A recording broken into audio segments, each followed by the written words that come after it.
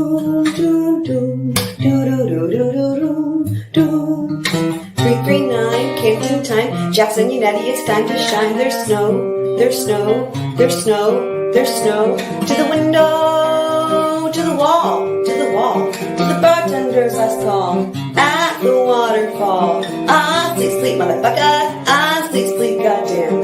Ah, sleep, sleep, motherfucker. Ah, sleep, sleep, goddamn.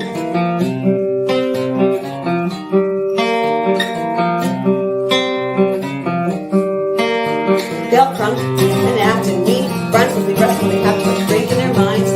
Everything's fine, but an after party gather about 50 damn times. To the window, to the wall, to the wall. The bartender's last call. At the waterfall. Ah, sleep, sleep, motherfucker. Ah, sleep, sleep, goddamn, goddamn. Ah, sleep, sleep, motherfucker. Ah, sleep, sleep, goddamn. Do, do, do, do, do, do, do, do, do, do, do, do, do, do, do,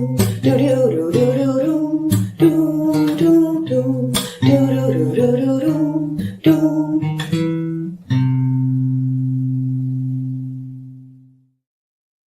And Mr. Alessi says he's living for the song. I'm so sorry that you're not included in the song, but I wrote this last summer, like during the trial or whatever, and you were not there with us, unfortunately, but we are so glad you are part of the team now. I mean, without a doubt, you're killing it.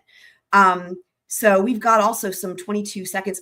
Twiz is saying he doesn't want to be a squirrel no mo. I don't know what that is about. Twiz, blasphemy. Yeah, the grow a girl, y'all. He says it's fine. Excellent. So we have the 22 seconds as well, as may as well do this the right way. Well, first, let's just hear this from LALLY. There's no evidence of anything in this case. Also, to celebrate you, Mr. Alessi, thank you for these wonderful moments. Hard as a rock, freeze thaw effects on penetrometer resistance. You know, his head's as hard as a rock. They don't even have evidence, let alone a preponderance of the evidence. Love it. I've got tons of clips of you already. So then we have, this is the one I was looking for here. That call is actually from Brian Higgins to you, isn't it? Yes. Obviously, you know how long 22 seconds is. What's that? You know how long 22 seconds lasts. Yes. So good. It is so good. Yay. Good. We're glad. We're happy. That's what we aim to make people blush here. Hard as... Yeah, Twiz, why did you say you didn't want to be a squirrel? That is ridiculous. So, so the other thing, for anyone who is newer here, here's the story, quick story behind the blunt force trauma. So I was messaging with Twiz, and I was, what was I doing? I was giving like a example closing argument. I don't even remember which case it was. I was giving an example closing argument thing, and I was using voice to text. Okay. And I said again, I don't even remember which case this was about, but I was saying da-da-da, and then I said heinous murders, and my phone with voice to text did penis murders. Okay. And then I realized it after the fact, and I was like, oh my God, penis murders. And then that's where the blunt force trauma came in, because we were like, hey, okay, penis murders, blunt force trauma. So then we were like, I told the story on the live stream after that. And then that's where we have the eggplant emoji for the blunt force trauma. So that's in reference to that. So everyone can be on the same page. We can totally message you. I'll send you a message, ABCs. I think you're in the Discord, right? You have to be in the Discord. By the way, so for anyone who's not and wants to be, don't want to be left out, here is the link for the Discord. I don't have mods, Kane. You know this. You know this. It's just me and Nightbot. Just me and Nightbot. Shout out to DSN. DSN is here. Oh my God, I'm so happy. I love you guys so much. Since we've got this going on, give me just one sec. Hey, he's got a bird in his mouth. This is a chicken. It's a guinea.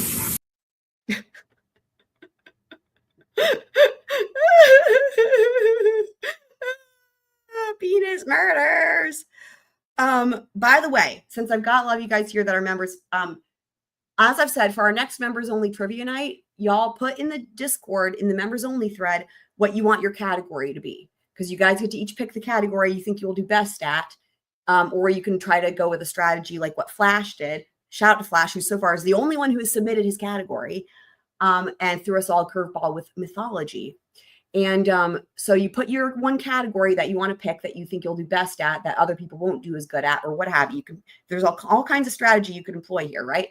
And I'm going to pick an even number of questions for each category. But because no one's done that yet except for Flash, our next members only live stream will be Never Have I Ever. We're going to do and I've already got a way I'm going to work it using my iPad, and we're going to do Never Have I Ever for the next members only live stream. So I wanted to make sure I noted that as well. So you can have that to look forward to, guys. ABC's expected a whole delicious lunch. Like someone else we know, huh? I ate a lunch, like I had a whole delicious lunch. My friend Elizabeth is a mortician. She's the prettiest mortician I've ever met. You guys, Andy's friend, the fucking mortician. What is happening? Victorine says she loves that game. I remember Candace before saying she's just going to watch and not participate. I love it. It's great. We're going to have so much fun. It's going to be fun to watch. If there's anyone who wants to watch, if you want to participate, you know, I've got a whole way I'm going to work it. So that even if people need to come and go or come in late, I've got a whole thing planned. So it's going to be super fun. And yeah, so the skirt clip. Yes, we have that too. With Glenn. I have that skirt. He's writing a book about Wendy, guys.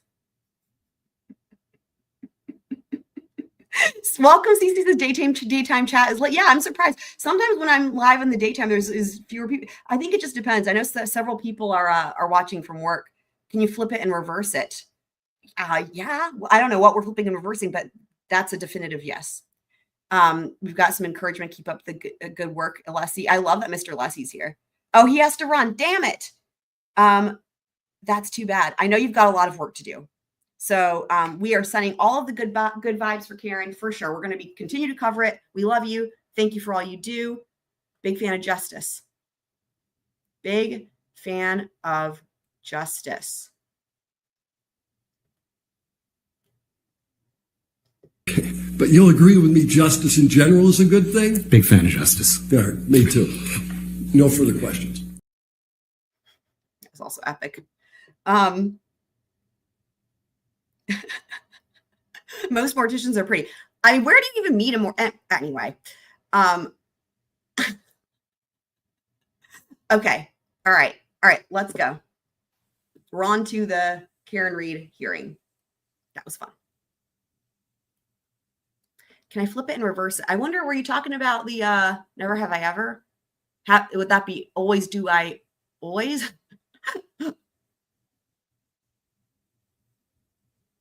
Got the only fan.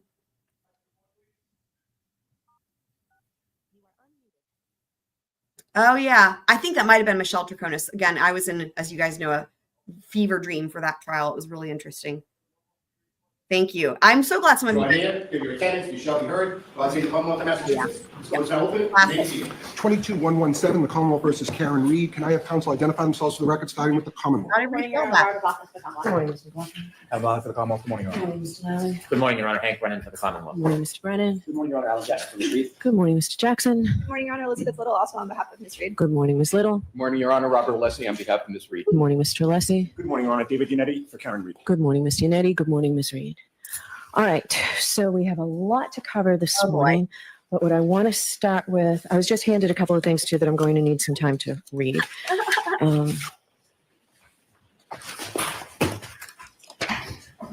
What I'd like to start with is paper 613 filed yesterday. Defendants assented to motion to continue trial date to a date on or after April 25th. Who's going to argue that? Because just because it's an assented to motion does not mean it's not likely going to happen. So I need to hear argument on why I should do this. I'll address the court with court's permission. Yes. As I indicated to the court the day before yesterday, there is an issue, a very ripe issue that is currently pending before the First Circuit. We believe very strongly that if the First Circuit were to take some action as to count 1 and count 3, just to reiterate what I've already said, but I can sort of clarify it and narrow it down. If the court were to take some action on counts 1 and 3, which is currently before the First Circuit, for instance, if it were to be remanded for either dismissal or something else, additional hearings, etc., then that puts the entire case in jeopardy. Once the jury ultimately is impaneled and thereafter sworn, jeopardy will attach. There will be, if in fact there is action taken on count 1 and count 3, we will be in a position where we will seek a mistrial. Jeopardy will have attached. She will be held once in jeopardy on count 1, 2, and 3, and we believe that puts the entire case in peril. The case that we're defending right now, very clearly, is a murder case, ultimately, along with All three indictments, correct? You're I said defending that, all three. But it starts with murder. That's the sun rises and falls. Oh on my murder. God, this just annoyed me so much with Judge Bev. Y'all, there's a lot. I just wanted to say that I did have a thought for the members only, since our next members only live stream will be the Never Have I Ever. And there's been jokes from you guys about doing like a strip version or whatever. Nobody's stripping, but what I was saying is like, it could be like a members only, like after hours situation, you know? Sky's the limit, right, guys? The case that we're defending right now, very clearly, is a murder case, ultimately, along with All three indictments, correct? You're I said defending that, all three. But it starts with murder. That's the sun rises and falls on a murder charge. And there's also the fact that she's like, you're defending all three, right? What type of dude? I have to pace myself for the goat's sake. Pace myself. Because like already. Y'all. For real.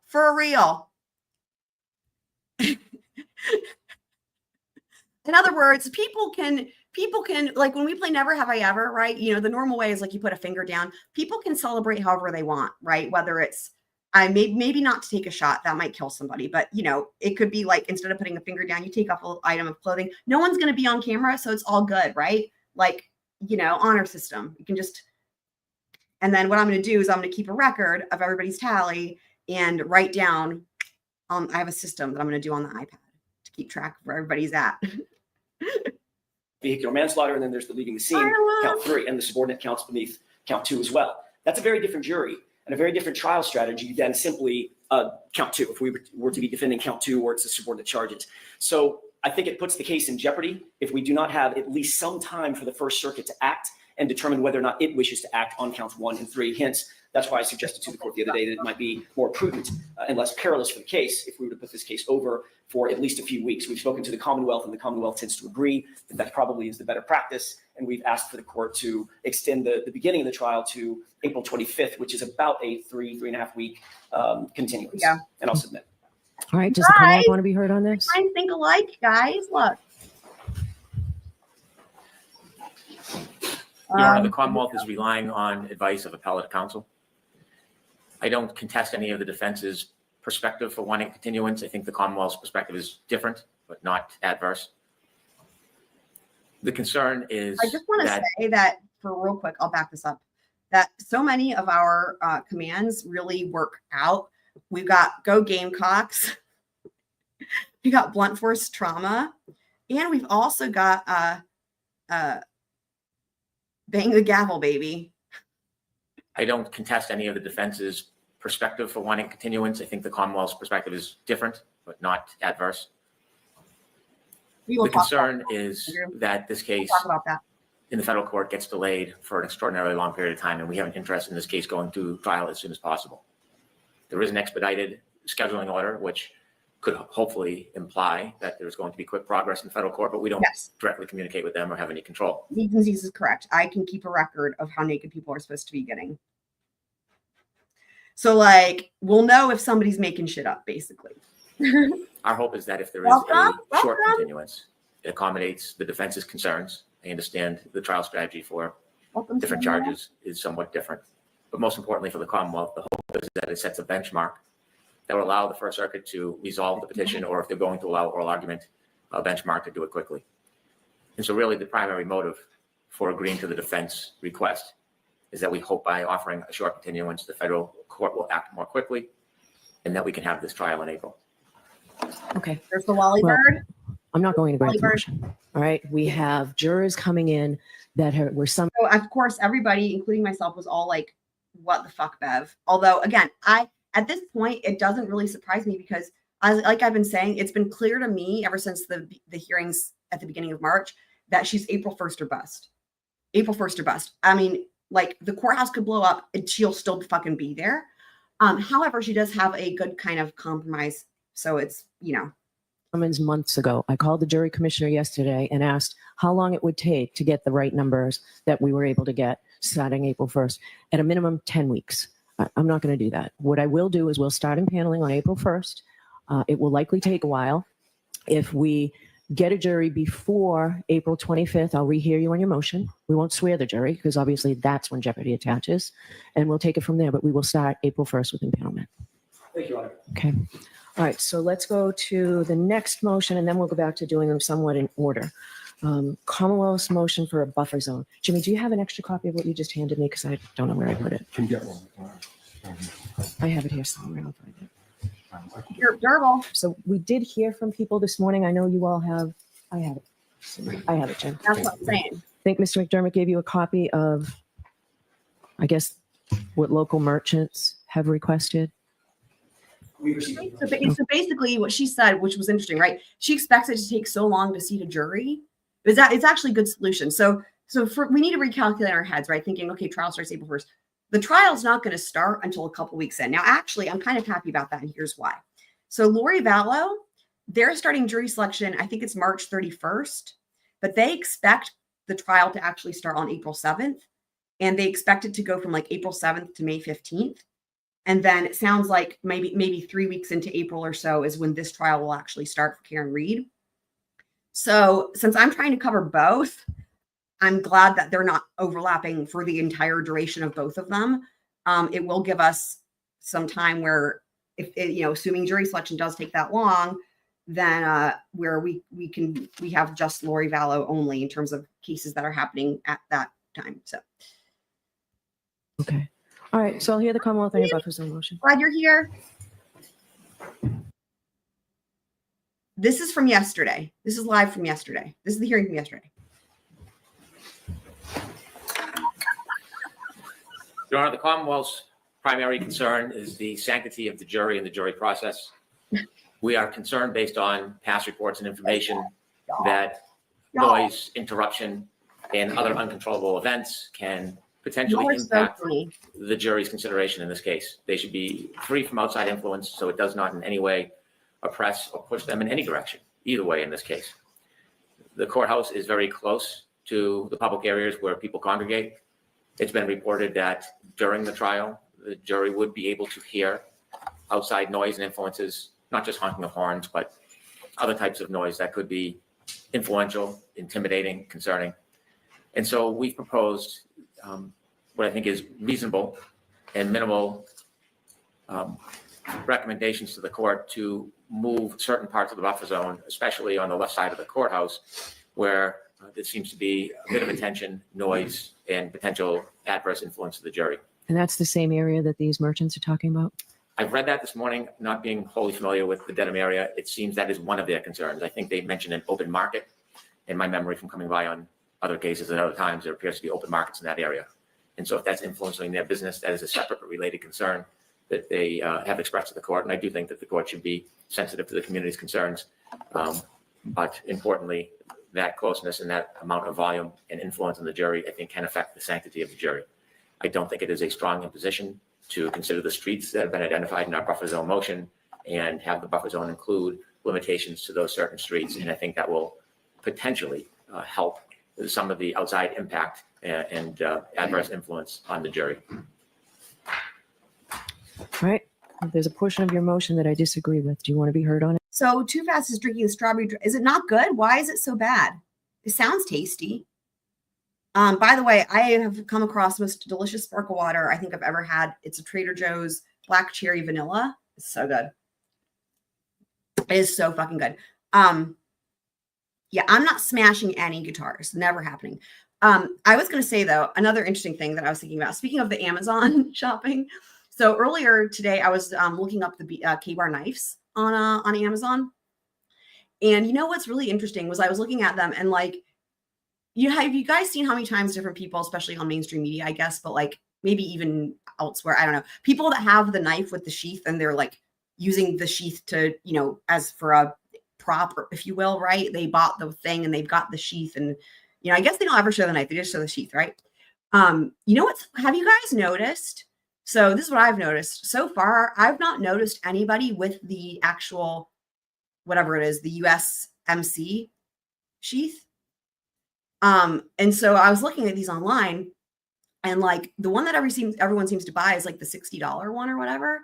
But the one that has the actual USMC, the one that, you know, that's what it says. Like that's what the sheath, it says that in the filings, right? It's the USMC. So it's the $100 one. So you know what is so funny is that it seems like everybody has just cheaped out, including mainstream media. I don't think I've seen anybody, because it's really, if you see it, it's like hard to miss. It's like covers the entire sheath. It's not like small, it's like huge. It's like, so instead of being accurate, they're cheaping out, seems like. So anyone else notice that? About the court enforcing the buffer zone? I don't believe the court has authority, nor should it be upon the court to enforce anything. Yeah. I think law enforcement should enforce the laws and regulations as law enforcement sees fit. And so I don't think that burden should be imposed upon the court. Thank you. All right, with that, does the defense object to the buffer zone? We take that position. Okay. All right, I'll take this under advisement.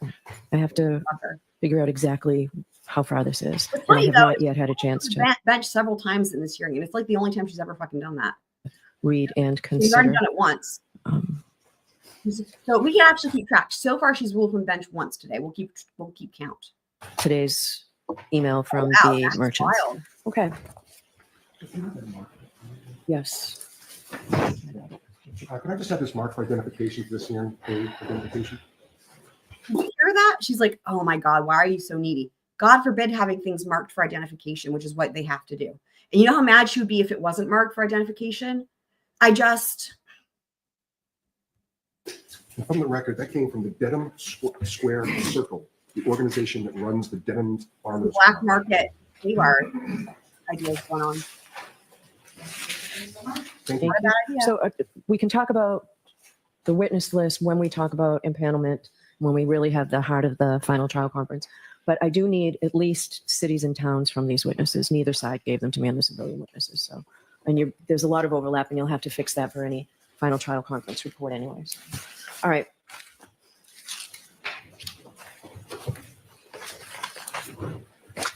I like that peanut box. Festive.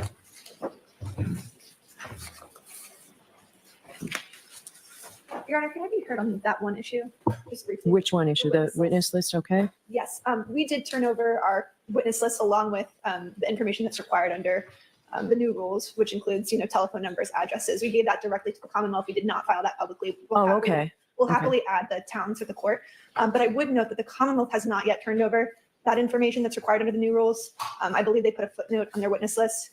I think, they can't shield themselves from their discovery obligations. It's mandatory under the rules. We'd ask that they comply with, the requirement that they provide us contact information for their witnesses. So there is a footnote. I'll hear you, Mr. Brennan. This lady's leaving over there. There's Lolly. Oh, Lolly moved. That's crazy. We haven't seen him move in any of these hearings. He finally moved his arm.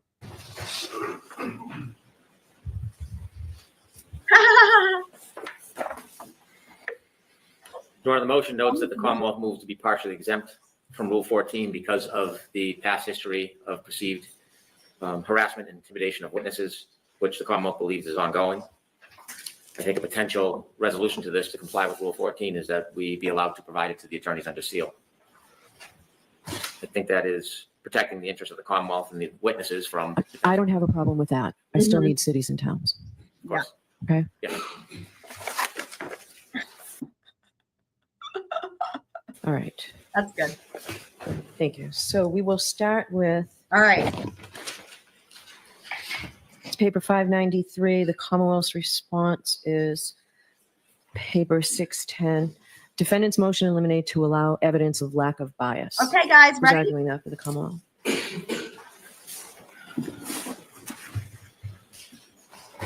The Commonwealth first, Your Honor. Oh, it's defendant's motion. The Commonwealth opposed it. You had asked who's arguing that for the Commonwealth. That's why I'm sorry, defense motion. Okay, that's fine. sorry, I apologize. I could go first if you'd like. This is so funny. I love that Mr. Yanetti called her out because she's the one that made the mistake here. The Commonwealth opposed it. You had asked who's arguing that for the Commonwealth. That's why I'm sorry, defense motion. Okay, Okay, that's fine. sorry, I apologize. I could go first if you'd like. Excuse me? I could go first if you'd like, whatever. I'm fine with going first if you'd like. Okay. BSN, that is fucking hilarious. For anyone who's never had a bird, this is really funny. Let me tell you why. Because if you have a bird and you have your bird, they're in their cage. The way that you get them to go to sleep is you put a sheet over their cage and they think it's nighttime. And that is hilarious. It's because of the LALLY bird. That is amazing. Yes. Let's just enjoy this together here. There we go. Excellent.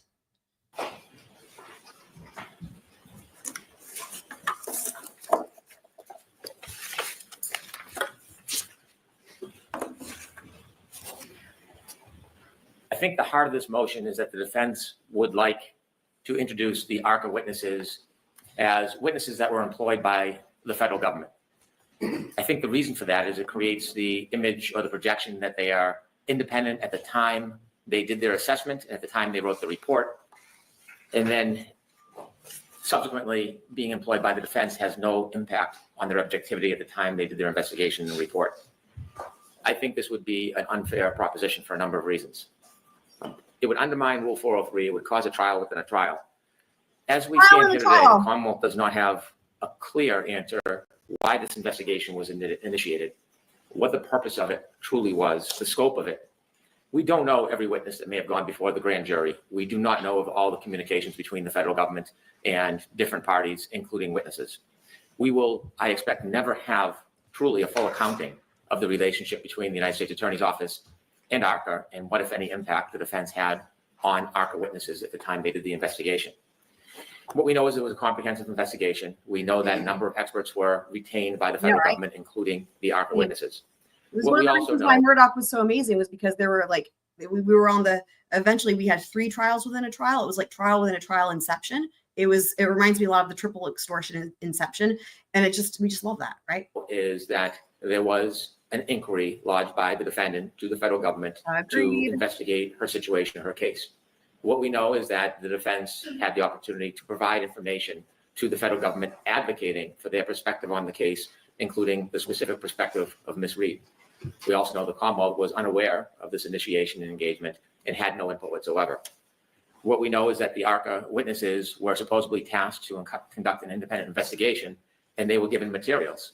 We do not know who decided what materials to give them. We do not know what materials in totality they viewed. We know many of the materials that they weren't given.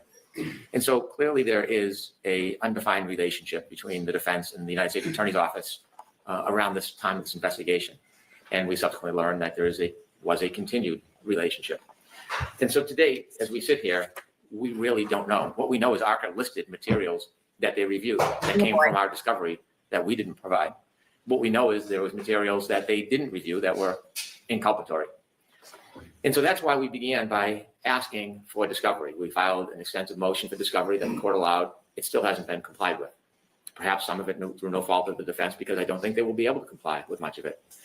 Other Rule 14 discovery He's wearing all gray. obligations have not been complied with. We've received no information since that production on February 13th, nothing. And we know just inherently from that information that there is more. There are more communications, there's more interaction. And so it would be misleading to have ARCCA witnesses get on the stand and then suggest that they were independently hired by the federal government and all of their attempts and efforts and report was wholly and entirely objective.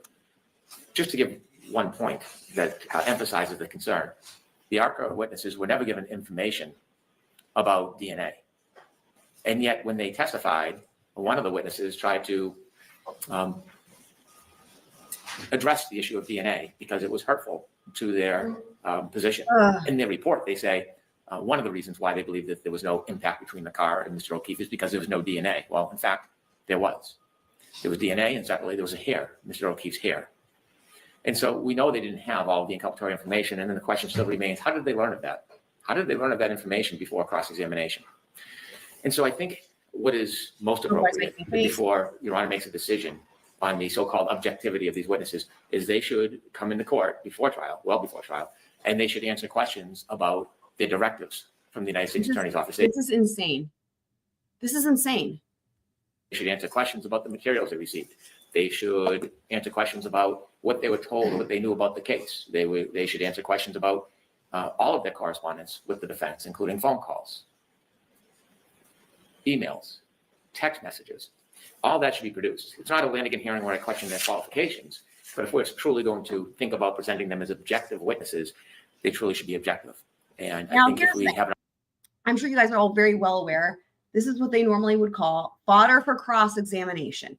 Let's bear in mind that at this point, remember, and where we are in this hearing, that Judge Bev has allowed Dr. Crosby, aka Dr. Crosberry, in, the dog bite dude. Well, he's really just a dog trainer. And there's still a motion for reconsideration on the table that they will argue later in this hearing. But let's just remember that, like, no voir dire of Dr. Crosberry, he can come in. And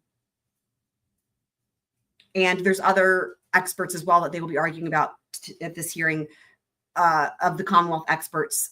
And the double standard is very, apparent. But anyway, let's just keep that in mind as we think about what Dr. Russell went through, what the ARCCA dudes went through before. I almost said ARCCA dudes went through before, which kind of made sense because they were showing up and that whole situation was crazy. But like at this juncture, right, when it's like 12 days before jury selection starts, there's still so much on the table. And it's sort of like, if you're thinking about if you're going to allow time for anything else extra, like anything evidentiary. So for example, an expert witness voir dire, right? For anybody between now and then, you're going to fit that into the schedule. It's like thinking about, if you were a judge here, like what should the priority be when you've got all these different expert witnesses that are still, there's still all these emotions on the table regarding their qualifications. And then you compare it to what Dr. Russell went through, and then that Dr. Crosberry is granted without any voir dire, at least at this juncture. And let's just keep all of that in mind for context purposes. an opportunity to question these witnesses, we will learn much more about the relationship. Inevitably, even if the ARCCA witnesses come in and question as they should go before trial, in my opinion. We do not have the opportunity to question the United States Attorney's Office. We resigned to 2 letters, which inevitably have been unhelpful. Experts are, well, there's an exception. That exception would be Murdoch, where everybody is allowed to be in court and watch the trial, and in fact expected to. Complete opposite of usual. But experts are not typically allowed to watch the trial. Normally what they do is they review the other experts' reports, and they review the discovery, whatever it is that pertains to their expertise, right? They review the documents, whatever they're provided, and the reports of the other expert that the other side has, but not to watch the trial. And so I think it sets a bad playing ground to have them get up and say they were hired by the federal government, because then the Commonwealth will be inclined to explain the inculpatory evidence, the role of the federal government, the limitations of the federal government, the fact that the federal government has closed this entire case in all related investigations, which implies something quite the opposite of what the defense would like to propose. So what he's basically saying is that by just simply saying who hired them, it's going to open the floodgates, right? Now, if you guys remember when we covered these court filings, my recommendation or my solution was this, and I thought it seemed pretty simple and logical, which is this. They don't have to say anything about any investigation at all. All they have to say is when it's like, who hired you? The DOJ. They could either say the Department of Justice or the U.S. Attorney's Office. That's it. That is it. The jury won't have to guess in that case. Like, that's the answer to who hired them, and that's it. There is absolutely no need to say anything about the investigation. So everything that he's saying, none of this has to happen, right? They can just simply say who hired them. The Department of Justice. Job done, right? And so in a vacuum, it would be misleading. I think what the court ultimately should do is they should present these witnesses as they did at the first trial. They were hired independently. And then subsequent to that, the defense retained them if that's what they chose to do. We still don't know that because we don't have any Rule 14 discovery. And inevitably at trial, we don't have any Rule 14 discovery. The hyperbole and the exaggeration that they do, that's not true. They may not have all that they want, which is not the defense's fault, but they don't have none. The credibility issue will be the information that they considered and the limitations on it, and ask them why they didn't ask for more information or why they didn't receive more information. Notably, we still don't have an answer to Mr. Klein, who was the third biomechanic person involved.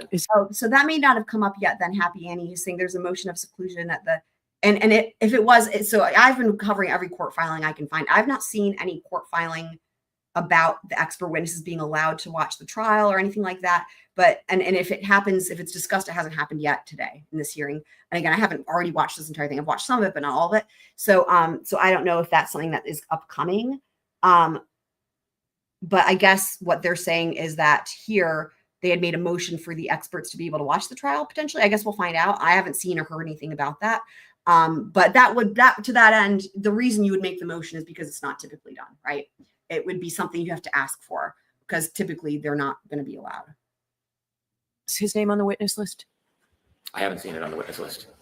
No, Your Honor. And we still don't know why the defense chose to call 2 of 3. As you noted, that report is vague. And so it doesn't identify or articulate which witness did what. So it's impossible for me to imagine how you would choose 2 of 3 of those witnesses. But more importantly, you can't effectively cross-examine a witness because, as we saw from the second witness, Dr. Rentschler, when he disputed DNA, which we don't know where the source of that came from, he is not held to the opinion in the report saying that we would have found DNA. He can simply defer and say that was somebody else. That could have been Mr. Klein, could have been Mr. Wolf. We don't know. So that report really is quite unhelpful. And I think we need answers to these questions before any of these witnesses testify. And I do not want to be moving during trial to exclude the defense witnesses for failure to comply, but we haven't seen compliance, and I don't think we will. So my suggestion is to follow the protocol of the last trial, but before that, these witnesses should be brought in so that we can obtain actual records, not just asking the questions and rely on their word. I think based on their past performances, that's insufficient. I think we should have a right to the records to demonstrate the relationship. Okay. Thank you, Ron. All right. So let's see what Mr. Yanetti's solution is for this. Your Honor, the Commonwealth and the defense certainly have opposite arguments when it comes to what the jury should be allowed to hear about how the ARCCA witnesses became involved in this case. Mr. Brennan speaks about the heart of our motion. The heart of our motion is that the Commonwealth wants to hide the truth from the jury. The defense wants the jury to know the truth. In the first trial, this court disallowed the ARCCA witnesses from testifying about who hired them. We were therefore forced to ask oblique questions, trying to show the jury that we didn't hire them, that we didn't provide them with information, that we didn't influence their opinions and conclusions. But we weren't allowed to tell the jury that the Department of Justice, the U.S. Attorney's Office, hired them. So the jury was left to speculate about how they became involved. I think the court will agree that it's ironic in a way that the court excluded mention of the Department of Justice and the U.S. Attorney's Office because the court rightly did not want the jury to speculate about a federal investigation. But by excluding mention of the federal government having retained ARCCA, the jury was left to speculate incorrectly about how they became involved. They were also instructed more than once not to speculate, right? But the point of the fact of the matter is, Your Honor, they did speculate. At least one jury. I'm having deja vu. Did I dream this or did this happen? Holy shit. See, now that he's saying this, I'm having deja vu. Did this happen or did I dream this? That one of the, that the juror that they're talking about spoke out. I don't think that happened. Did I dream that? I can picture the dude's face right now. That's really fucking funny. Let me know. Thought that ARCCA was hired by Ms. Reed's car insurance or home insurance company. And think about the implications of that. If Ms. Reed's insurance company had hired ARCCA, they would have had a motive to absolve Ms. Reed of responsibility. That clearly would have adversely affected their credibility in the eyes of the jury, and unfairly so. Let me ask you a question. If I allow, and I'd be very surprised if I did mention not juror Ronnie, a different juror. I must have dreamed it. A different juror. Did I completely dream that? Literally, I could picture his face right now. I must have dreamed that because I was probably thinking about this case when I took a nap yesterday or what. Oh, it happened. No. I'm not talking about that. I'm talking about this was something. Oh my God, this must have been a dream. This would have happened like last night. It was a different juror. Oh my God, I must have dreamed it. That is so fucking funny. that this was a federal grand jury and that the federal, how does that not open the door to all the testimony that Mr. Brennan just brought up that he'd be able to get into? Okay, so first of all, and this is later in my argument, we're not asking. So no, could you answer that now and then I'll let you say everything. Oh, you just said it's late. Hold on, you just said it's later in the argument. I know, but I said yeah, this is one of my favorite parts. I love Mr. Yanetti. I will just say I love Alan Jackson, but I between the two, no offense to Mr. Jackson, I love Mr. Yanetti, and I love how he handles her on this, because I would be fed up with her too. And honestly, it's just, she deserves to be called out. This is appropriate in my view. Testimony that Mr. Brennan just brought up that he'd be able to get into. Okay, so first of all, and this is later in my argument, we're not asking. So no, could you answer that now, and then I'll let you say trying to, Your Honor. Oh, you just said it's late. Hold on, you just said it's later in the I argument. know, but I said you interrupted me, and I was just about to say, but I'll address it now. Okay. Yeah. Excellent. It's so good. We are not asking that the jury be told that they're so good. Now, what's really funny is like I feel like if Jackson had done this, it might not have gone. I don't know what she would have done, right? But I mean, again, she deserves this. But I mean, he did. He shut her down like one more time. Like she's like doesn't try to fight back over it. You know what I mean? First of all, and this is later in my argument, we're not asking. So no, could you answer that now, and then I'll let you say everything. Your Honor. Oh, you just said it's late. Hold on, you just said it's later in the I argument. know, but I said you interrupted me, and I was just about to say, but I'll address it now. Okay, hold on. Sorry. One more time. Guys, watch Turtle Boy's face. I hadn't noticed this before, and it's kind of blurred because he's in the background. Watch his face. Watch his face. Oh my God, this is amazing. Okay, so first of all, and this is later in my argument, we're not asking. So no, could you answer that now, and then I'll let you say everything. Your Honor. Oh, you just said it's late. Hold on, you just said it's later in the I argument. know, but I said you interrupted me, and I was just about to say, but I'll address it now. Okay. We are not asking that the jury be told that there is or ever was a federal investigation. That is amazing. That phrase, federal investigation, never has to be part of this trial. We're only asking that they be told that the Department of Justice or the U.S. Attorney's Office hired these witnesses. That's it.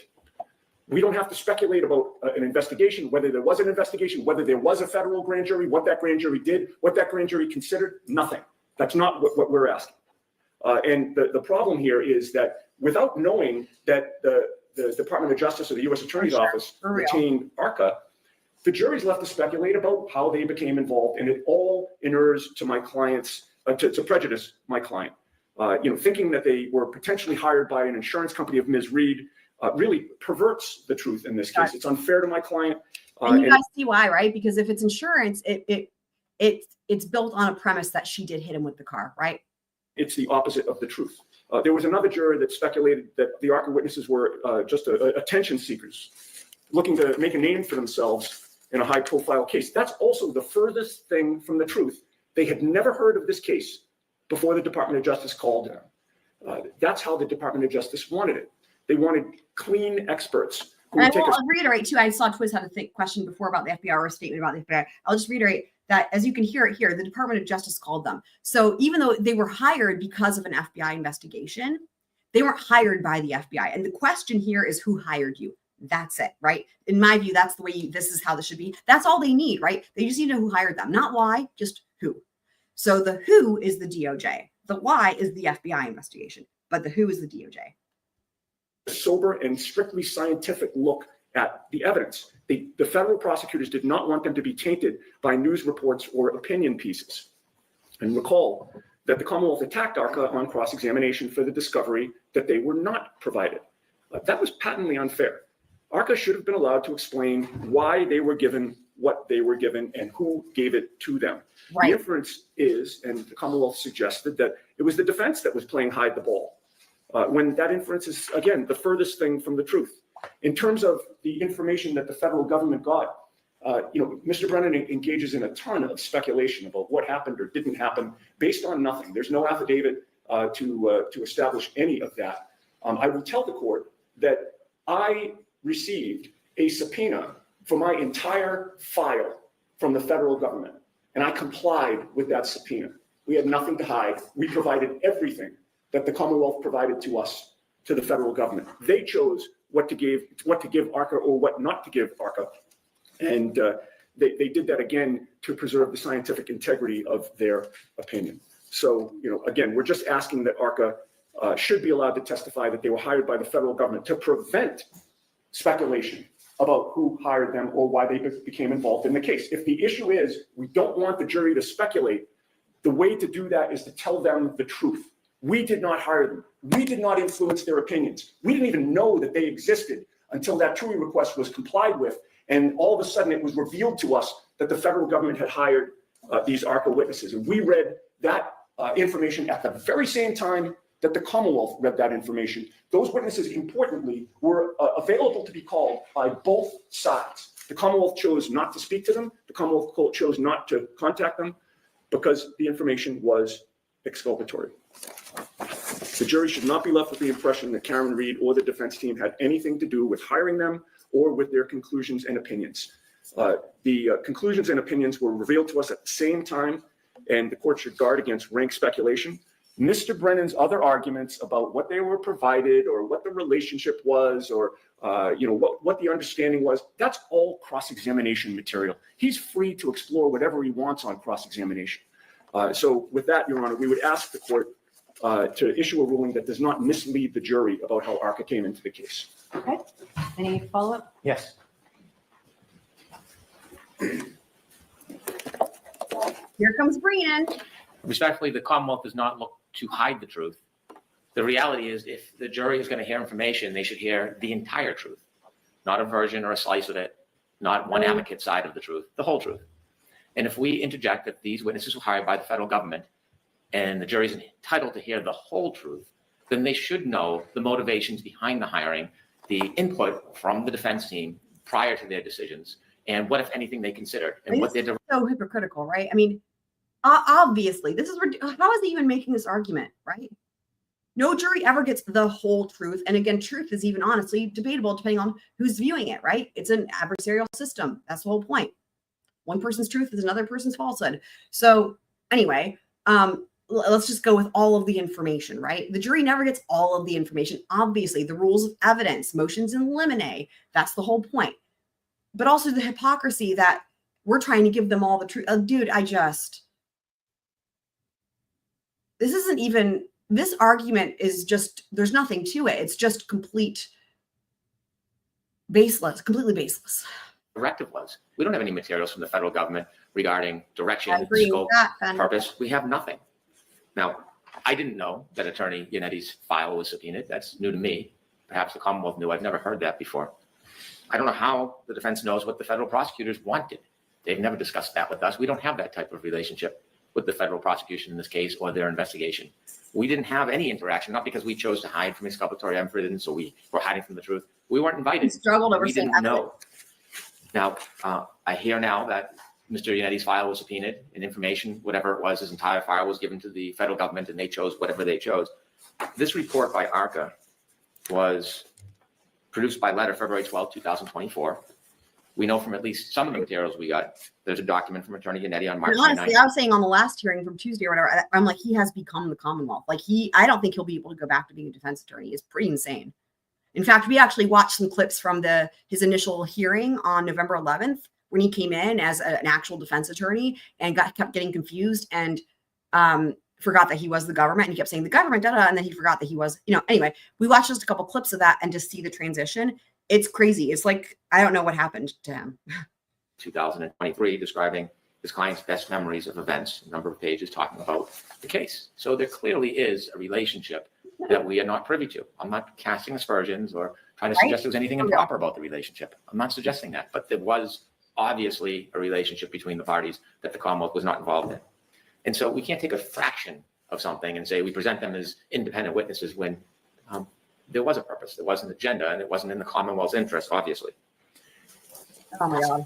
The ability to cross-examine a witness is only as good as the evidence information you have. As you've seen from the ARCCA witnesses, from my opinion, my perspective, respectfully, is when they answered questions, perhaps it was not perjury, but it was quite misleading, suggesting no relationship with the defense, talking about DNA with no DNA evidence. I do not think that cross-examining a witness, you should consider the witness a trustworthy guide unless they've established their credibility. I don't see that in these transcripts. So I will need materials to hold them in check and to hold them accountable for whatever it is their bias. And so simply cross-examining aimlessly is totally ineffective. It's a recipe for disaster, and that's not the type of examination we're going to engage in. If we're going to tell the whole truth, it has to be the whole truth. And I think that becomes a dangerous game. There'll be an entire I don't even know. Days, entire trial trying to advocate influence or no undue influence with these witnesses. It's unnecessary. It can be resolved through questioning these witnesses prior to trial and following the same protocol you did last time. All right. So if the defense intends to call the ARCCA witnesses, we need to have a voir dire next week. All right. Oh, thank you, Carla. We're going to move on. I'll take this under advisement. Can I just ask the parameters of that voir dire, the purpose of that voir dire? Wait, yeah, let's hear that again. Yeah, hold on. This is what I was saying, guys, right? This is insanity. Right? Like I said, of all of the things she's going to prioritize before trial, of all of the things to add in a voir dire, she still hasn't ruled on the motion to dismiss, by the way. So if the defense intends to call the ARCCA witnesses, we need to have a voir dire next week. All right. So we're going to move on. I'll take shocked. And she's like, we're going to move on. What? And then I love the part if the defense intends to call them. Like they're going to just choose not to. Take this under advisement. Can I just ask the parameters of that voir dire, the purpose of that voir dire? Unless Rule 14 is complied with, it will be for the Rule 14 information. Oh my God. We can discuss this later. Let's move on and I'll hear any objections later. Why? Why would you not hear them now? Is she going to do that thing? Because again, I haven't watched all this all right. Is she gonna, I bet she's going to do that thing. Whenever she does, okay, let me back up. Whenever she does this, let's move on. I'll hear it later. She never comes back to it. It's disgusting. Why would you not do it now, though? If you're going to do it later, it's the same amount of time either way. Why would you not do it now? There's only one reason you would say that, and it's because you're not planning on coming back to it. It's so fucking infuriating. They're allowed to put those, to make their objections and to put them on the record.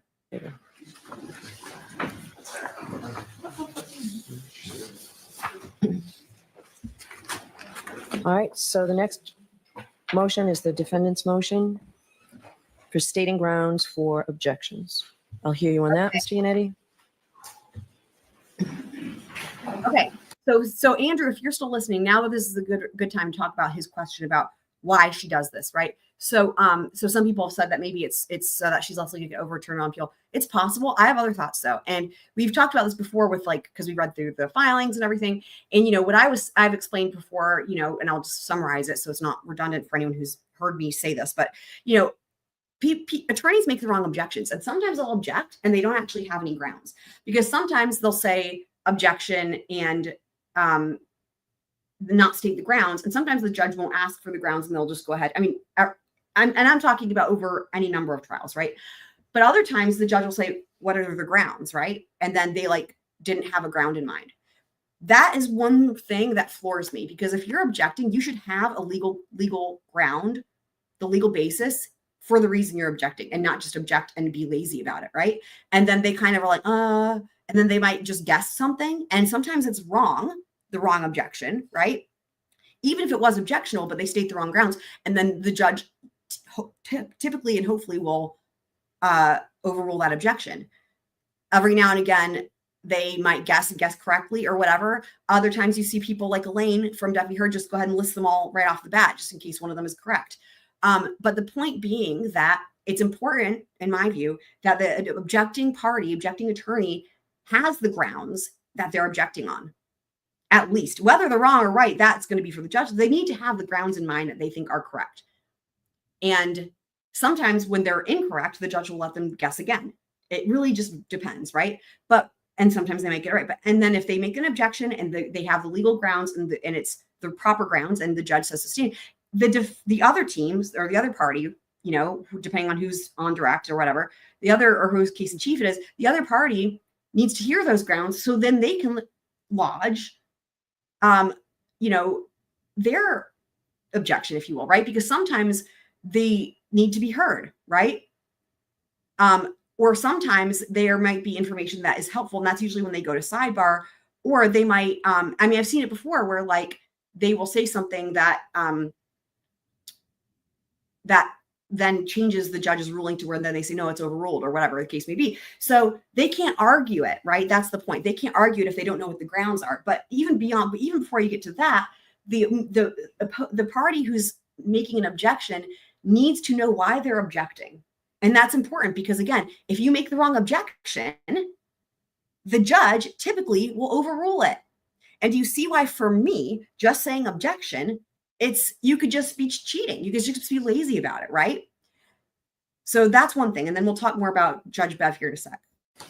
Yes, I believe my written submission essentially makes the argument, Judge. But okay. You know, during the last trial, as a result of our inability to state in, one or two words, the basis for an objection. Real objection. We had to go to sidebar far more often than we'd like to. And we're also conscious of the fact that, we have a jury sitting for weeks at a time away from their families, away from their jobs. And any, sort of view that one side may be delaying the trial could engender some hostility from the jury. So, there were many times during the trial, I won't speak for my co-counsel, I'll speak for myself, where an objection was made. I had no idea what the basis of the objection was.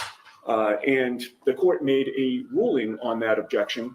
And I had no idea what the court's basis for the ruling was. We would go to sidebar, and the first thing the court would ask the Commonwealth is, what's the basis for your objection?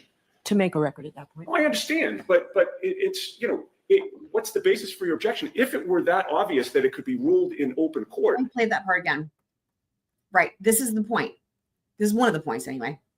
I had no idea what the basis of the objection was. And the court made a ruling on that objection. And I had no idea what the court's basis for. So this is exactly what I'm saying. Because so this is where my opinion comes in onto why Judge Bev does this.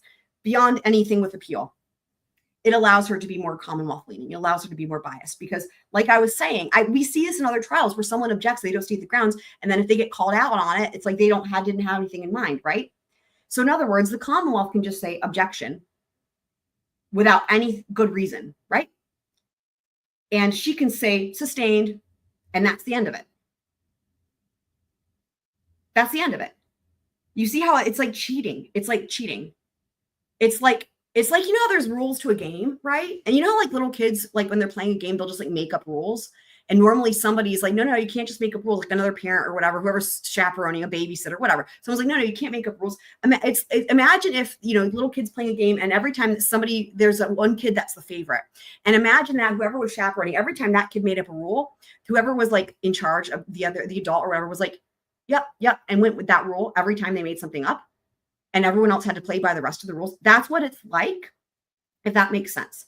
So it gives her a way to always be Commonwealth leaning, because here's why. If the Commonwealth, Breenan, or in the first trial, LALLY objects, and they have to state their objection or the grounds for their objection, and they either don't have one in mind or they come up with something and it's the wrong legal grounds, right? Which happens all the time in other trials, right? That's why you have to state, and it's the wrong one.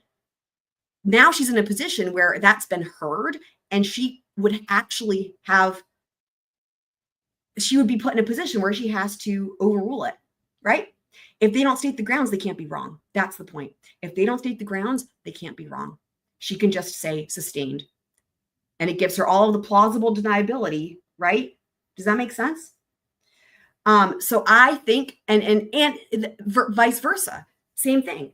When the defense when it's their case in chief and the Commonwealth objects, she can just say overruled. Same thing. It allows her to be completely biased to one side. So that's my opinion on it.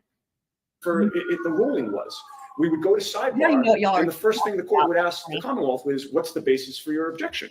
To make a record at that point. Well, I understand, but it's, what's the basis for your objection? If it were that obvious that it could be ruled in open court, we should have known the basis for the objection. I didn't know. Sorry, I need to back it up one more time because there's something that Judge Bev says here that I think is interesting. First thing the court would ask the Commonwealth is, what's the basis for your objection? To make a record at that point. Well, I understand, but it. Oh, all right. Listen, guys. Hold on. This is the thing. See how she says to make a record? No. That's her trying to save face here, because so what he's saying is this. He's saying that there would be an objection and then they would go to sidebar and she would say, not every time, some of the times. And then she would say, what is the grounds or what is the basis of your objection? What I was just explaining to you guys, it's because she didn't even think about it. She didn't even care. They didn't have to have one. She went ahead, and if it was the Commonwealth objecting, she would have sustained it, right? Without even thinking of a legal basis. That's the thing. That's it. So that's why when he calls her out, she's like, oh, it's for the record. Well, if you need it for the record, then shouldn't they be saying it out loud so you don't have to go to sidebar every time? Because they don't go to sidebar every time. They did not go to sidebar every time. Some of the times they did. So what about the record for the rest of the times? It makes literally no sense what she says here doesn't make sense. And that's why my point is this. She just goes ahead and sustains it if it's the Commonwealth without thinking. I would say maybe 95% of the time. And if it's the defense's case in chief and the Commonwealth is objecting, she's going to overrule or if the defense is objecting, she's going to overrule their objection. And if the Commonwealth is objecting, she's going to sustain, right? Like 95% of the time, it's going to be one-sided. And she doesn't even think about it. It's just whoever it is that's objecting. And so, but she's trying to say this to make it seem like that's not the case. But what she says doesn't make any sense, because if it's to make a record, then you need it on the record for every objection. Does that make sense, guys? The court made a ruling on that objection, and I had no idea what the court's basis for the ruling was.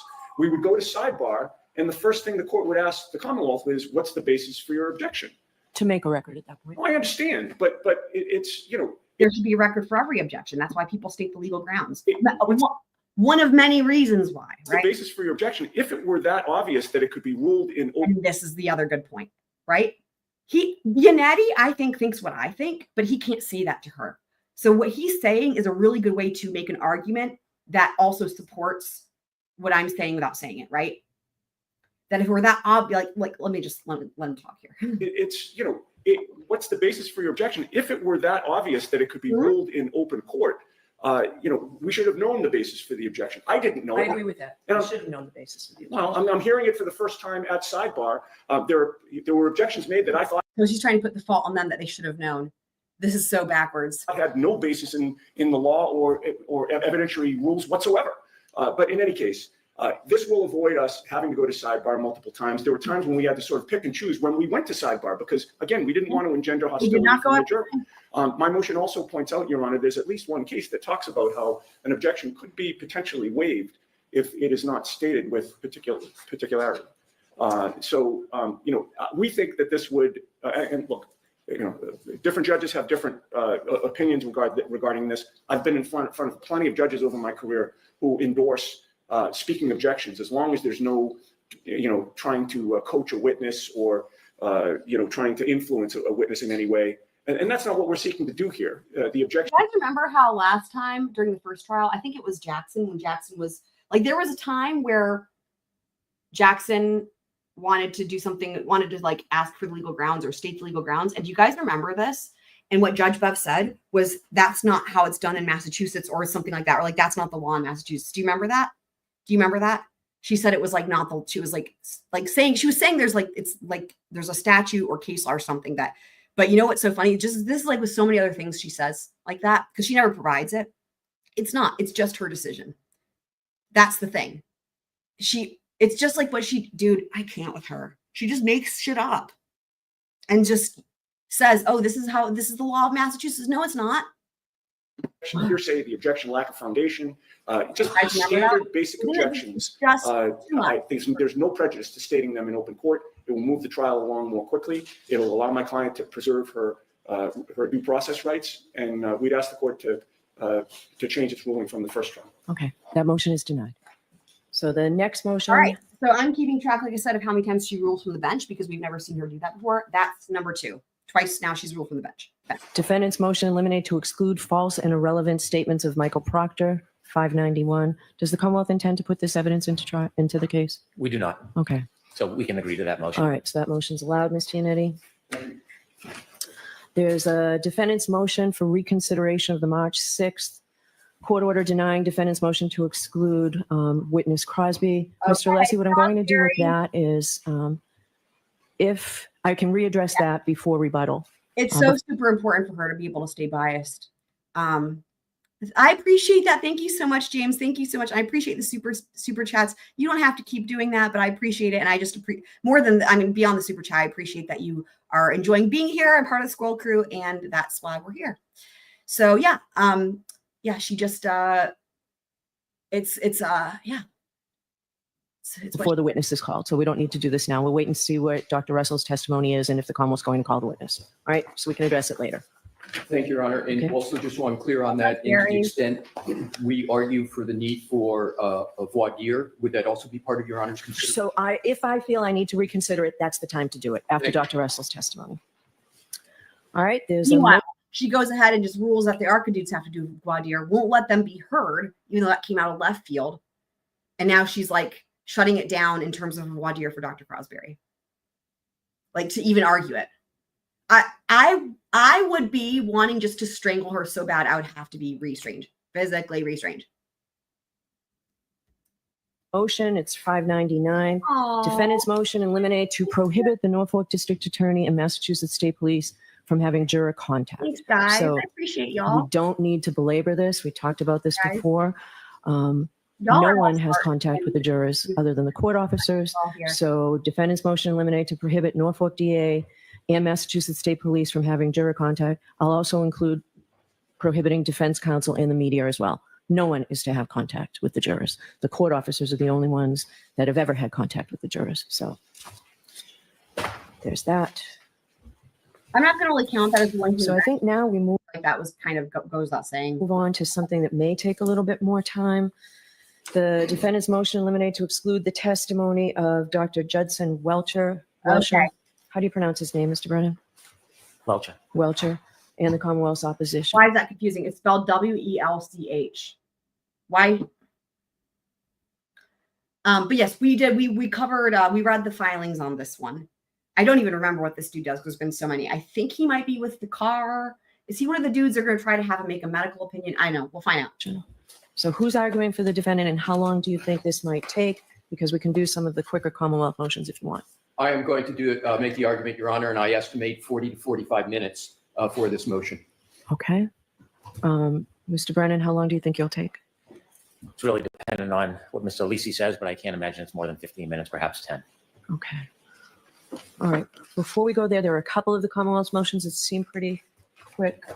And there's also the neurologist dude. Just wanted to know if the defense had objections too.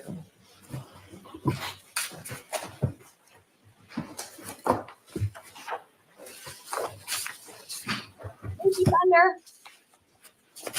To appoint a stenographer, we've already done that. Prevent identification of jurors and impound the juror names during trial. Why don't we do a few of these, then we'll take the recess around 11, and then we'll come back with the lengthier motion.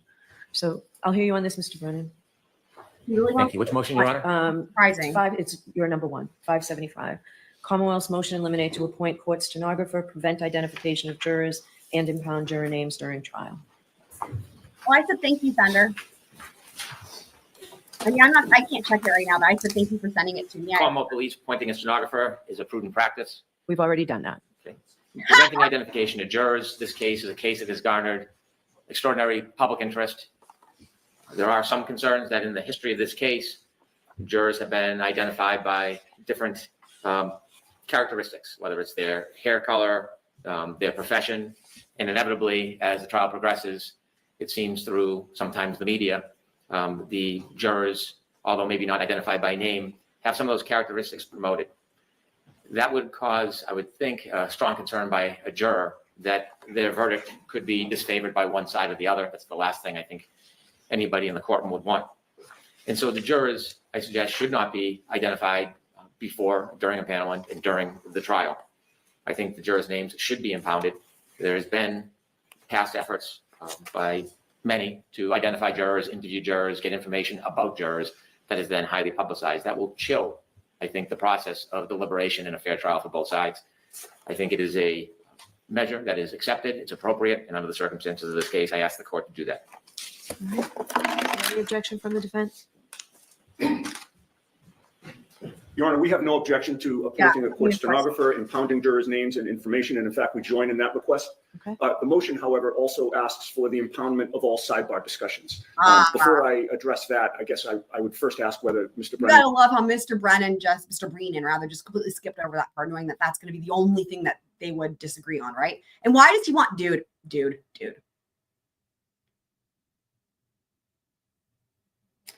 They should be available for the attorneys. It is crazy, dude. It's crazy. Is pursuing that part of the motion. I think that's a good question. Sidebar discussions regarding jurors.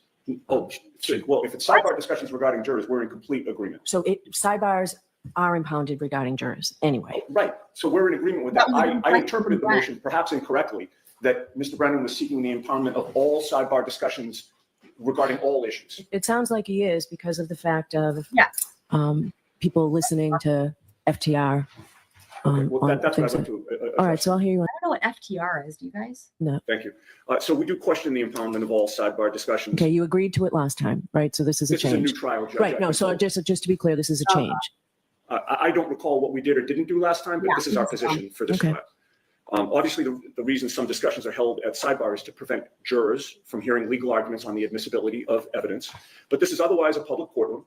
The public typically has a First Amendment right to know in Massachusetts what is going on in a public courtroom. And in fact, in Massachusetts, it's not just a First Amendment right, there's also a common law right to know what's going on in the courtrooms. And when justice is open to the public, it serves as a check and balance to the conduct of the parties and of the court. Consonant with these No, she doesn't want that, and that's the thing that's so sick. policies, in one of your recent rulings, Your Honor, the court recently cited to the strong presumption of Massachusetts law that a court would be open to the public. Therefore, there's both a state policy and a benefit to public disclosure of courtroom discussions and rulings. Of course, if there's something that is discussed at sidebar that involves information subject to a protective order, portions of sidebars can be impounded. If there's some other reason for a sidebar conference to be impounded, the courts can so rule at the time. But a prophylactic blanket impoundment covering all arguments made at sidebar would sweep too broadly over these important rights and policies. There's a lot of publicly available information about this case already in the public domain. There are commentators who write and speak about this case every day on the internet. Sidebar discussions become yet another source of information, but the court's able to guard against the jury being influenced by extraneous information outside the courtroom by instructing them every day, as you did during the first trial, that they're not to read or watch or pay attention to anything about this case outside the courtroom. And in that sense, sidebar discussions are no different than the daily news about this case that is discussed incessantly. And for that reason, we believe they should be generally made public. All right. So last time they were sealed, and that was by agreement of all the parties. So this time there's an objection. What is the authority for me sealing or impounding sidebars? Oh my God. I forgot this. He doesn't have anything. I forgot about this. This is crazy. I don't have an answer to that. It's something I'll need to look into because it is a legitimate concern of the Commonwealth, but there needs to be authority. And I can't say right now I have authority for it. I can tell you the concern is that many of the sidebars help vet out information that should not be heard by the jury. It's not the community that's the concern. Even the most diligent of juror in a trial of this magnitude and this Okay, I'm going to pause and answer this question. So the impoundment, it can be either or, because they've had filings previously dealing, like, I remember this from even like the first trial where it was, everyone was surprised to learn. It's like, I guess it's a Massachusetts thing, but I remember everyone was surprised to learn that when they say impoundment, it can mean from everybody, right? And they have to actually ask for the attorneys to be able to see it. Because that came up, that came up last year as well. So, but it sounds like this time that what Breenan was asking for was, and I haven't seen that document yet. It hasn't posted yet. So I guess what Breenan was asking for was impoundment from the public, but not the attorneys, based on what Mr. Yanetti is arguing. But as we've learned, Breenan is not clear in his papers. Like, he'll argue something different than what's in the papers. So I don't know. And even Mr. Yanetti was like, maybe I'm misunderstanding what he's asking for. So anyway, but what Mr. Yanetti was arguing just there sounds like he's like, the public should be able to have the sidebars. But typically the impoundment, as we learned, was for everybody, including the attorneys. So I don't have an answer to that. It's something I'll need to look into because it is a legitimate concern of the Commonwealth, but there needs to be authority. And I can't say right now I have authority for it. Wow. I can tell you the concern is that what are you doing? Many of the sidebars help vet out information that should not be heard by the jury. It's not the community that's the concern. Even the most diligent of juror in a trial of this magnitude and this length may hear extraneous information, whether they're looking at news reports or not, whether they're simply getting lunch. If there's evidence that is deemed inadmissible and prejudicial to the jury, there runs a real risk if the public hears the promotion of sidebar conferences. It's not an attempt to stifle First Amendment. It's not an attempt to deprive the community. Okay, to stifle. There's the word. That's the one, stifle. So is anyone else thinking back to like incisors? Which one's more annoying? You guys let me know. This is the vote. You guys can vote. Which one's more annoying, stifle or incisors? What, the stifle part? Yeah, I can totally clip that. I assume that's what you refer, like stifle. Incisors, which one's worse? Of the full value of the public trial. Rather, it is the concern that this case, unlike most or any, seems to have a political event component to it, and factions and sides and heavy promotion That's to bringing cottage in industry people. in ways, unfortunately. And that creates an enormous amount Okay. of social media and media I'll do attention, it. which I'll do I both. embrace for the First Amendment, but we want to keep the jurors from hearing information that would be prejudicial or extraneous. And given the length of the Besides- trial and the heavy scrutiny in social media, that's the government's concern. But I agree the government should have a legal basis if you give me an opportunity. It should be incisors, and he said incisors. That was a few. I don't remember. That was at some point. And then stifle, not stiffle. So we had MCAT weigh in. Yeah, that's the government's concern, but I agree the government should have a legal basis. If you give me an opportunity, we can offer the court whether we have that basis or not, but I can't tell you that now. All right, so I am taking a lot of these motions under advisement. I'll give you until tomorrow afternoon. Thank you very much. Interesting. Is there an objection to, it's 577, it's the Commonwealth's Exhibit 3, Motion 3, Commonwealth's motion for in-court identification. Is there any objection to that? No objection. All right, so that's allowed, Mr. Clerk. Interesting. And the next one, Commonwealth's motion to eliminate to admit the victim, one photograph of the victim, 2 photographs of the victim's injuries as observed by medical providers during the autopsy. Is there an objection to No that, Ms. objection. Little? That's allowed. 578. Thank you. Oh, Riger was So a the good manner one. of Riger was a death, good one. so that is on the death certificate. So this is your number 5, Mr. Brennan. Okay. Paper 579, Not Commonwealth's wanting to give, I forget if it's cause or manner or both, but from the Commonwealth. motion to eliminate to preclude reference to and redact the manner of death contained on the victim's death certificate. I'll hear you on that. Yes. Crazy.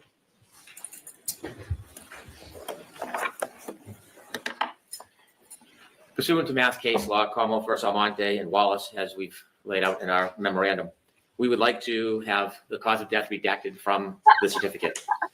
Certainly, He the said defense stop. cross-examine You're gonna make me any follow witnesses that are up. called regarding the manner That of is a death. good thing. But this,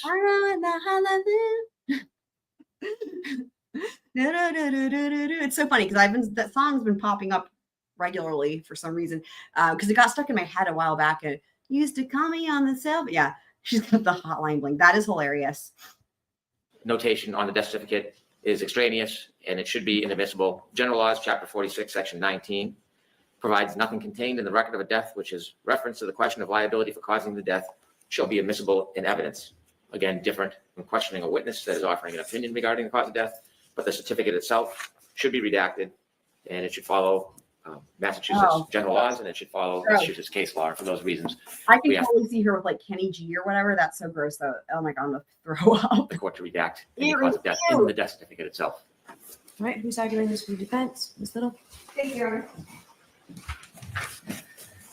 In this case, the medical examiner who completed the death certificate concluded that the manner of death was undetermined.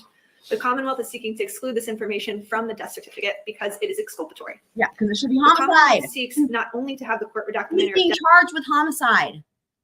death here, but they're also not calling the medical examiner in this case, which creates certain issues. Oh my God. All of the cases cited by the Commonwealth in this matter deal with the issue of whether it was error for the Commonwealth to admit a death certificate listing the They're manner. not calling the wait. Let me back that up. They're not calling the medical examiner, Dr. Squirty Bello, from the death certificate because it is exculpatory. The Commonwealth seeks not only to have the court redact the manner of death here, but they're also not calling the medical examiner in this case, which. Huh? Is that for real? I mean, we went over the witness list. I'll pull it up. I guess I assume she was on there. Let me double check. Creates certain issues. All of the cases cited by the Commonwealth in this matter deal with the issue of whether it was error for the Commonwealth to admit a death certificate listing the manner of death without redacting the word homicide because it violates a defendant's constitutional right under the 5th and 14th Amendments to the United States Constitution. That is not the situation that we're presented with here. None of the cases cited by the Commonwealth that were just referenced by Attorney Brennan stand for the proposition that a death certificate listing the cause of death as undetermined should be redacted. If the court looks closely at even the cases cited by the Commonwealth, specifically Commonwealth versus Ellis, I'd urge the court to carefully read that opinion because what it says is that the SJC identified the words that best practice dictates should be redacted from a death certificate. And what the SJC said is this, and this is dicta, it's not even. So Dr. Squirty Bello is on the witness list. So is Dr. Stonebridge. True case law. The better and safer course is to exclude from a death certificate the words homicide, suicide, or accident in a criminal trial. Notably missing from that is the word undetermined. And that's because undetermined is not a finding of liability. That is what the whole statute was meant to protect from. So there is no case law that suggests that the word undetermined should be redacted from a death certificate. The Commonwealth bears the burden of proof in this case. They have to prove beyond a reasonable doubt that a homicide occurred. And the Commonwealth's own medical examiner has opined that she was unable to make that determination in this case. That finding is relevant, it's exculpatory, and it should not be redacted from the death certificate. So you say the medical examiner is not testifying? I believe the medical examiner is not on their witness list. Oh, I thought I saw Dr. Scordy Bello. Is this the part where he said she messes it up? Because she is on the witness list. That's what I was just double checking. Is that what you were referencing there, MCAT? Oh. Not on their witness list. Right. No. She's on the list. I just looked it up. Is that what you were referencing, MCAT? Okay. Yeah, she's on. I just pulled it up while she was talking there. She's on the witness list, but it looks like the Commonwealth doesn't even know that. Like, they're like not even correcting it. Like, they didn't pay enough attention, I guess. Who was on their list? Just number 81 on the Commonwealth witness list. Oh, there it is. Never mind. All right. I'll take this under advisement. I'll take a quick look at Ellis again. I would just note, I apologize. I know Attorney Brennan did represent at one point. They are not likely to call the medical examiner. So that was my impression. Okay. Perhaps I'm incorrect. That's fine. Thank you. All right. One last, hopefully quick one. Commonwealth's motion to eliminate to introduce certified records from the registry of motor vehicles. Is there an objection to that, Ms. Little? No objection. Okay. Probably one more quick look. So that's paper 580, Jim?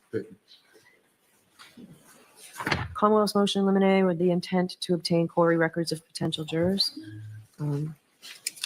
That's allowed as long as it doesn't disrupt the trial in any way. Maybe we heard on that. Sure. Yeah, that would be a good one. Although Potential jurors are asked when they fill out the jury questionnaire whether they have a criminal record. They're also asked if they know anybody in law enforcement. They're asked if they've ever been a victim of a crime. And for every other answer on the questionnaire, the parties must accept. Right, I agree. She did well. Yeah, she did. So she wanted to make the reason is because, right, this whole thing with the candor. And that's why she wanted to say, I'm sorry, I didn't mean to. I wasn't trying to mislead the court. Or I mean, I'm paraphrasing, right? But she did really well to recover there. And you could see that Judge Bev wasn't even concerned about it, right? Like, she was like, that's fine, you know. So she could tell, I guess, in her view, it was an honest mistake. And I mean, the thing is, it took the Commonwealth quite a bit of time to even answer that question. So it seems like they weren't really clear. But again, they have said that they aren't calling her. So the potential juror's answer, which that juror is giving under oath on the form itself. In fact, there are times when a court may deny an attorney from inquiring further about a clear answer on the jury questionnaire, precisely because the answer was clear and it was given under oath. It is solely through the issue of a past criminal record that the Commonwealth seeks to question whether potential jurors are telling the truth. If someone claims not to know law enforcement, the Commonwealth is content with that answer. It does not ask for permission to conduct any further research. If someone claims never to be a victim of a crime, again, the Commonwealth is content with that answer and is not curious about whether the potential juror is telling the truth. In other words, it is the potentially hidden, if the potentially hidden information benefits the Commonwealth in their viewpoint, they're fine with that. The only way to make this process fair to both sides, therefore, with regard to this motion, would be to release to the parties the jurors' questionnaires in advance of trial so that each side can do their own independent research and investigation to vet the potential jurors in the pool. I know that there is case law to support the invasion into a juror's privacy regarding a check on the existence or not of their criminal records and a vetting of potential jurors' truthfulness. But it is interesting that the very first case the Commonwealth cites, the Hampton case, stands for the proposition that criminal records of prospective jurors are not an indispensable or necessary means to the selection of an impartial jury as a matter of federal or Massachusetts constitutional law. That was a case in which the defense had sought a query check of potential jurors, and the judge denied that request. And the SJC said it was fine to deny the defense's request. That means, Your Honor, that you would be justified in exercising your discretion to deny the Commonwealth's request to be allowed to invade the privacy of potential jurors, because pursuant to Hampton, it's simply not an indispensable or necessary way to select an impartial jury. Having said that, Your Honor, if the court is inclined nonetheless to allow the motion, We ask for an order that every bit of information turned up by the Commonwealth in their investigation of jurors be turned over to the defense. I think that's the common practice of this office. What do you say to that, Mr. Brennan?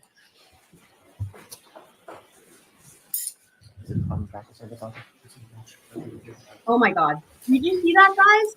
Your Honor, He had to ask Lolly for help. That's how you know you're not in a good spot, when you need Lolly's help. Oh my God. Mr. Brennan. Did you guys hear? He goes, is it common practice in this office? Holy fuck.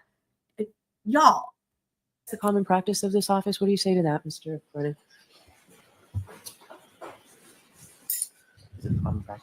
Unbelievable. I will say, I love that Lolly didn't answer him. He's like, it's in the motion or whatever. I love that Lolly didn't just give him the answer so that, because dude, Lolly could have totally bailed him out there and he didn't. Point for Lolly. You'll never hear me say that again. 1 point for Lolly on that one. And DSN, you could also be right. He could also just not know. That's a good point. That's a good point. Oh my God. Your Honor, is the court's question common practice Nobody of giving knows. everything, or is it common practice of running queries? It actually seems to be both. I believe I've been informed that it is the common practice, and that is the practice we would follow to give everything What? to He the didn't defense. say that. Oh my God. I think the assumption that the Commonwealth would not want somebody with a criminal record on the jury might be misplaced.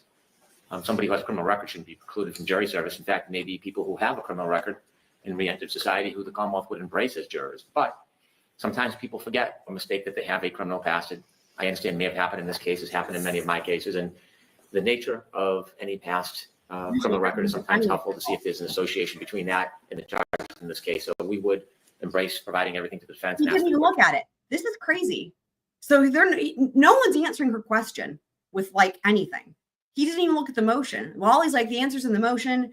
He didn't even look at the motion. He's like, I've been informed that it is. This is craziness. We'll allow our motion. All right. If you remember, I give a catch-all too to the jury that sometimes we're in a hurry Fine, whatever you say.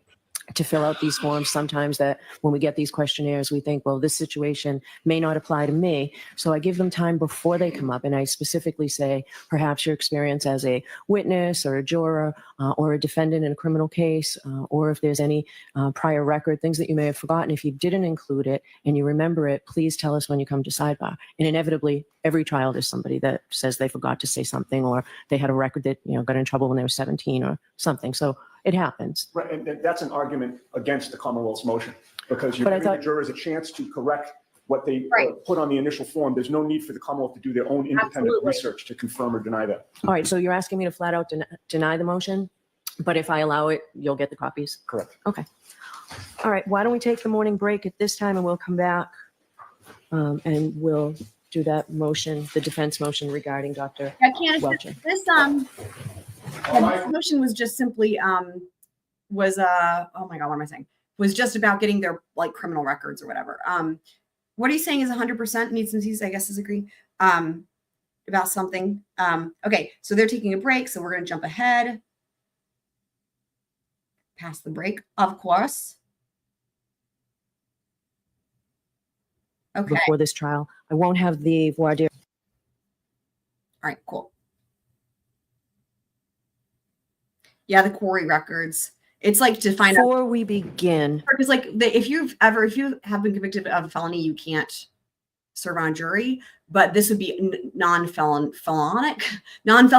So like if you've ever been, if you have a criminal record or whatever, that's what they are talking about. Because that's not standard. Yeah. Realizing how much everybody has to do before this trial, I won't have the voir dire of the ARCCA witnesses next week. We'll have it before they testify. We'll do it the day before they Oh my God. I was like thinking, oh, she's come to her senses. Oh wait, no, she has not. testify. And we'll give you until then to comply with all Rule 14 discovery and see where we stand. So we don't need to bring them here next week unless you made arrangements. No, I didn't make arrangements. I just want to make sure that we're very well defined on what issue is before the court that would justify a voir dire. I just want to make sure. I don't think that's been clearly articulated. I just need to know what the parameters are. Okay. We need to know. I think Mr. Alessi. And she said they would come argument back to it. in She said they would come back to it. substance, but I need to know what are we dealing with for a voir dire. Okay. All right. So what I need you to do beforehand is make sure that all Rule 14 discovery is complied with. And if it is, then we'll see. Okay? So it's basically Yes. defined on Rule 14. Yes. Got it. Thank you. Does that work for the Commonwealth? My concern is if we have questioning of the witnesses the day before their testimony, and part of that includes the production of records, and they don't have the records with them, they're going to be unable to produce them because they would have to return home. And so having. So we'll need that, Mr. Alessi, okay? Well in advance. Yeah, understood. That would be part of the Rule 14 discovery. If they comply with Rule 14 discovery in advance, you'll have all of that. That was exactly my understanding, what Your Honor was suggesting, and we will comply with that. So see where we stand. If we need to address it, we'll address it before then. My discovery motion extends beyond Rule 14, and the reason why is it includes the communications between the parties, which is necessary to understand. So it's not simply Rule 14. Oh my God. We have a court-ordered discovery motion that we filed that includes the request for this information to show bias, and I don't want that to be overlooked. All right, so talk to Mr. Alessi in advance. All right, and I'd like you to be able to tell me before we start the trial where you stand with that. Okay? Yes, Your Honor. And what you still think you need, Mr. Brennan.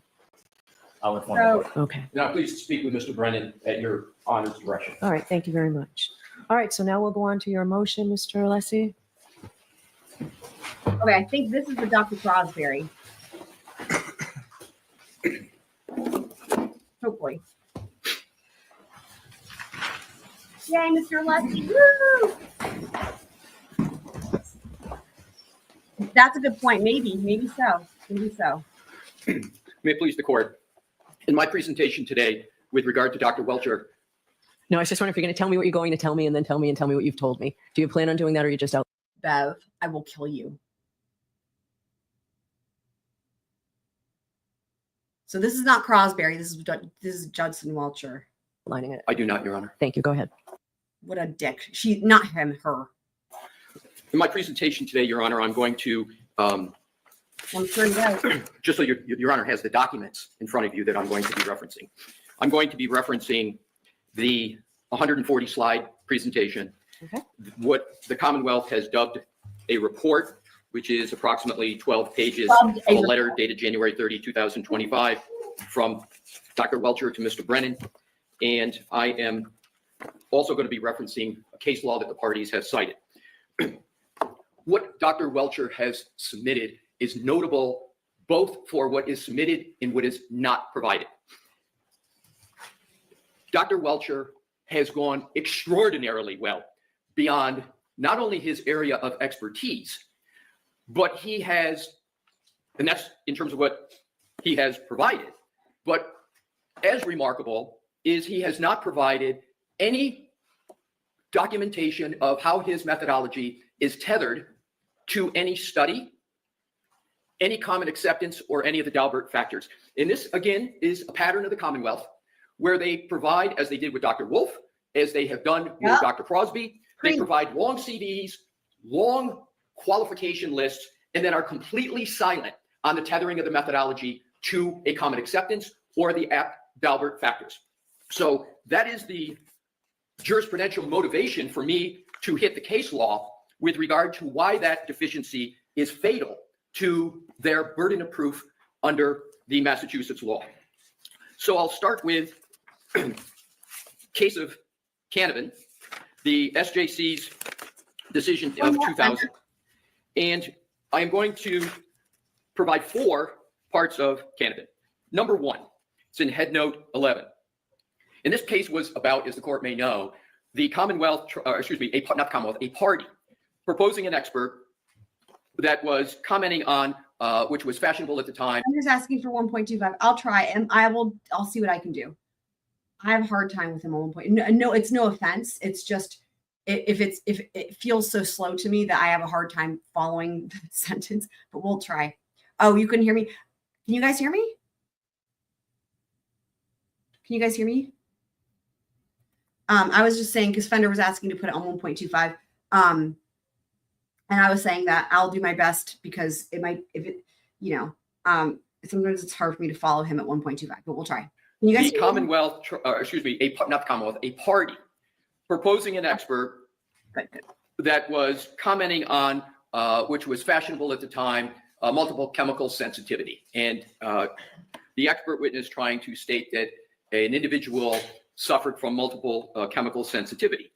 Here's what the SJC stated in response to the expert that was proffering that testimony And it's extraordinarily close to what is happening with Dr. Welcher, what happened with Dr. Wolf and Dr. Crosby.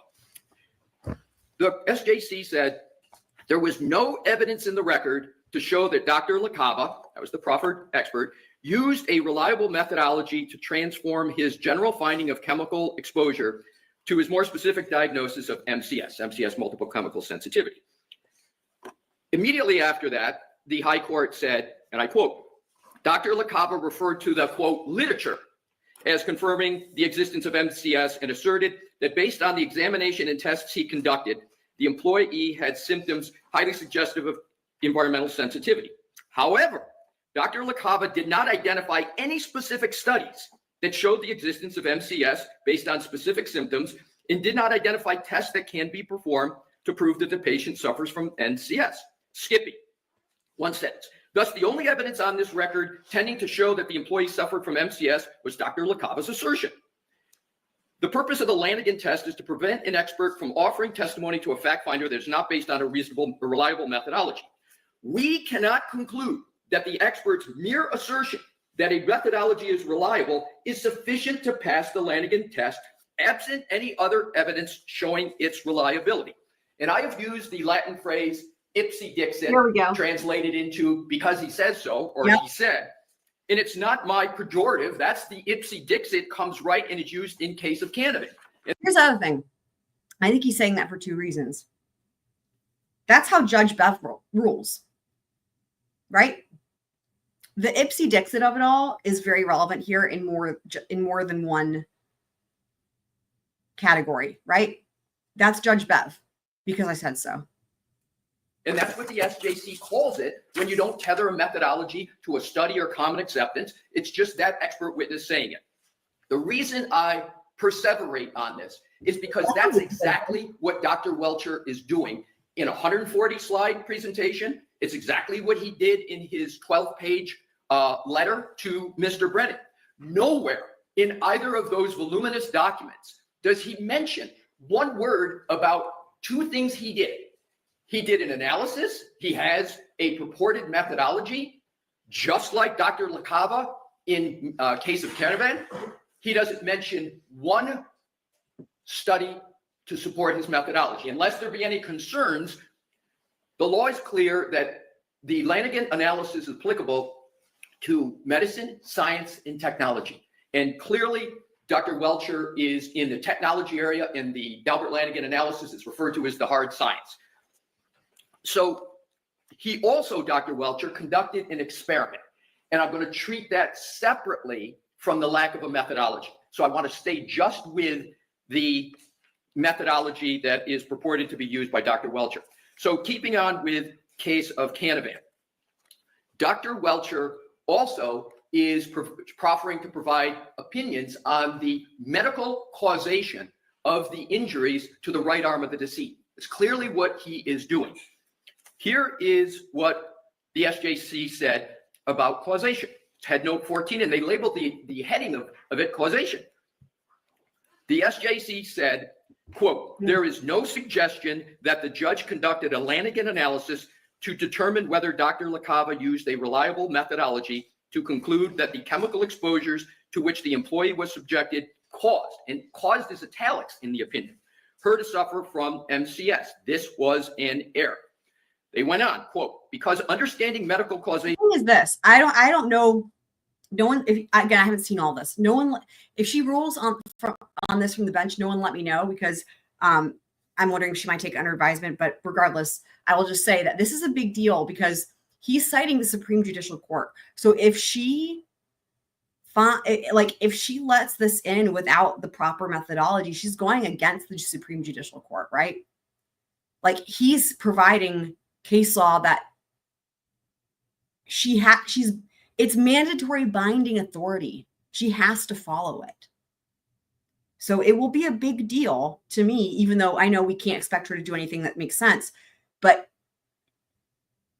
I mean, just because of the fact that he's giving this case law from the Supreme Judicial Court, which is the Supreme Court of Massachusetts, and it's speaking directly to this whole thing about the methodology and having nothing to corroborate it, I will be very, I mean, this is, it's clear, right? To me anyway. I know I don't want any spoilers on, because I don't know she rules on this one. So I didn't get to hear all of this. So. Is beyond the knowledge of the ordinary layman. Proof of it must rest upon expert. I mean, I guess the fact that that Fender asked that question means she probably rules from the bench and just denies it.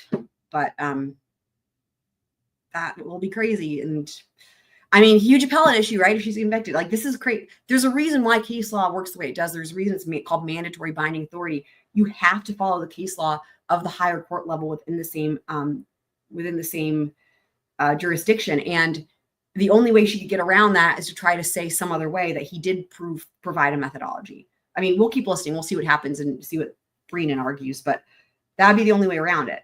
So medical testimony. Because and I'm skipping several sentences, because the judge below did not conduct a Lanigan analysis to determine whether Dr. LaCava relied on a reliable methodology to determine that chemical exposures caused the employee's MCS, it was an error to admit the opinion. In the concurring opinion of Justice Greene, he added an important point. I quote, further and perhaps more importantly, the application of the standard will make little difference in how an appellate court decides a hard science. The issue was, what was the standard of review? Is it going to be abuse of discretion? And the concurring justice said, in hard science, it really doesn't make a difference. But here is apt for what we're here for today. The goal of Lanigan, as was the goal of the preceding tests, is to keep unreliable or so-called junk science from fact finders, thereby reducing the prospect of the return of verdicts or the rendition of decisions with dubious validity. So I rehearse apt provisions of the case of Catavan because the SJC sets forth what the burden is of the proponent. And I know Your Honor has heard me make this argument before, but I am now providing the SJC decision for direct support, what I've said with regard to the experts, Dr. Wolf, Dr. Crosby. In other words, it's like I've laid this out already and it's common sense, but since that doesn't work for you, let me provide the case law that you are supposed to follow. Dr. Welcher. Next case I provide is Commonwealth v. Meeks, and that is another SJC decision. And if I'm not mistaken, I think all of the cases that I'm providing in my oral argument are cases cited to by the Commonwealth as part of this motion. I'm not 100% sure with regard to Meeks, but I think it's a decision that they cite as well. And oddly, all these decisions favor the defense. So here is, I'm only going to need to read one part of Meeks, even though it's a very long decision of 2006. It states at 2006 Westlaw 2819423, and this is on page 53 of the Westlaw copy. Quote, at trial, this court will require the Commonwealth's firearm identification witness to provide on direct examination, et cetera, et cetera. Yeah.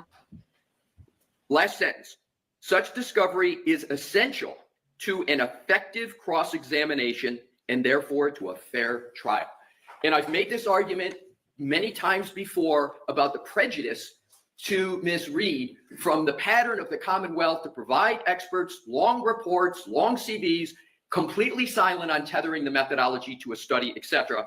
And the SJC points out that that information is essential to an effective cross-examination and therefore to a fair trial. And with regard to the last case that's really more apt to the experiment that Dr. Welcher apparently performed, not apparently did perform, it is the subject of his slide presentation. And this is, there's various experiments, but the most prominent of which is painting someone's arm blue, painting a hand yellow, and then trying to use the results of that experiment to support some wayward theory as to how the SUV made contact with the decedent. There's no doubt that's an experiment. So it's important when I get to that experiment, what the legal standard is before such an experiment can be admitted in evidence, and what's the test under the Commonwealth v. Davis and Lanigan as to how an experiment could possibly come into court. So you've heard of the case, and I know Your Honor knows of Rintala. We basically cited it for the proposition of qualifications, but substantively, we haven't talked about it. And I know Your Honor is well familiar with it, so I'm just going to summarize what's apt for our motion.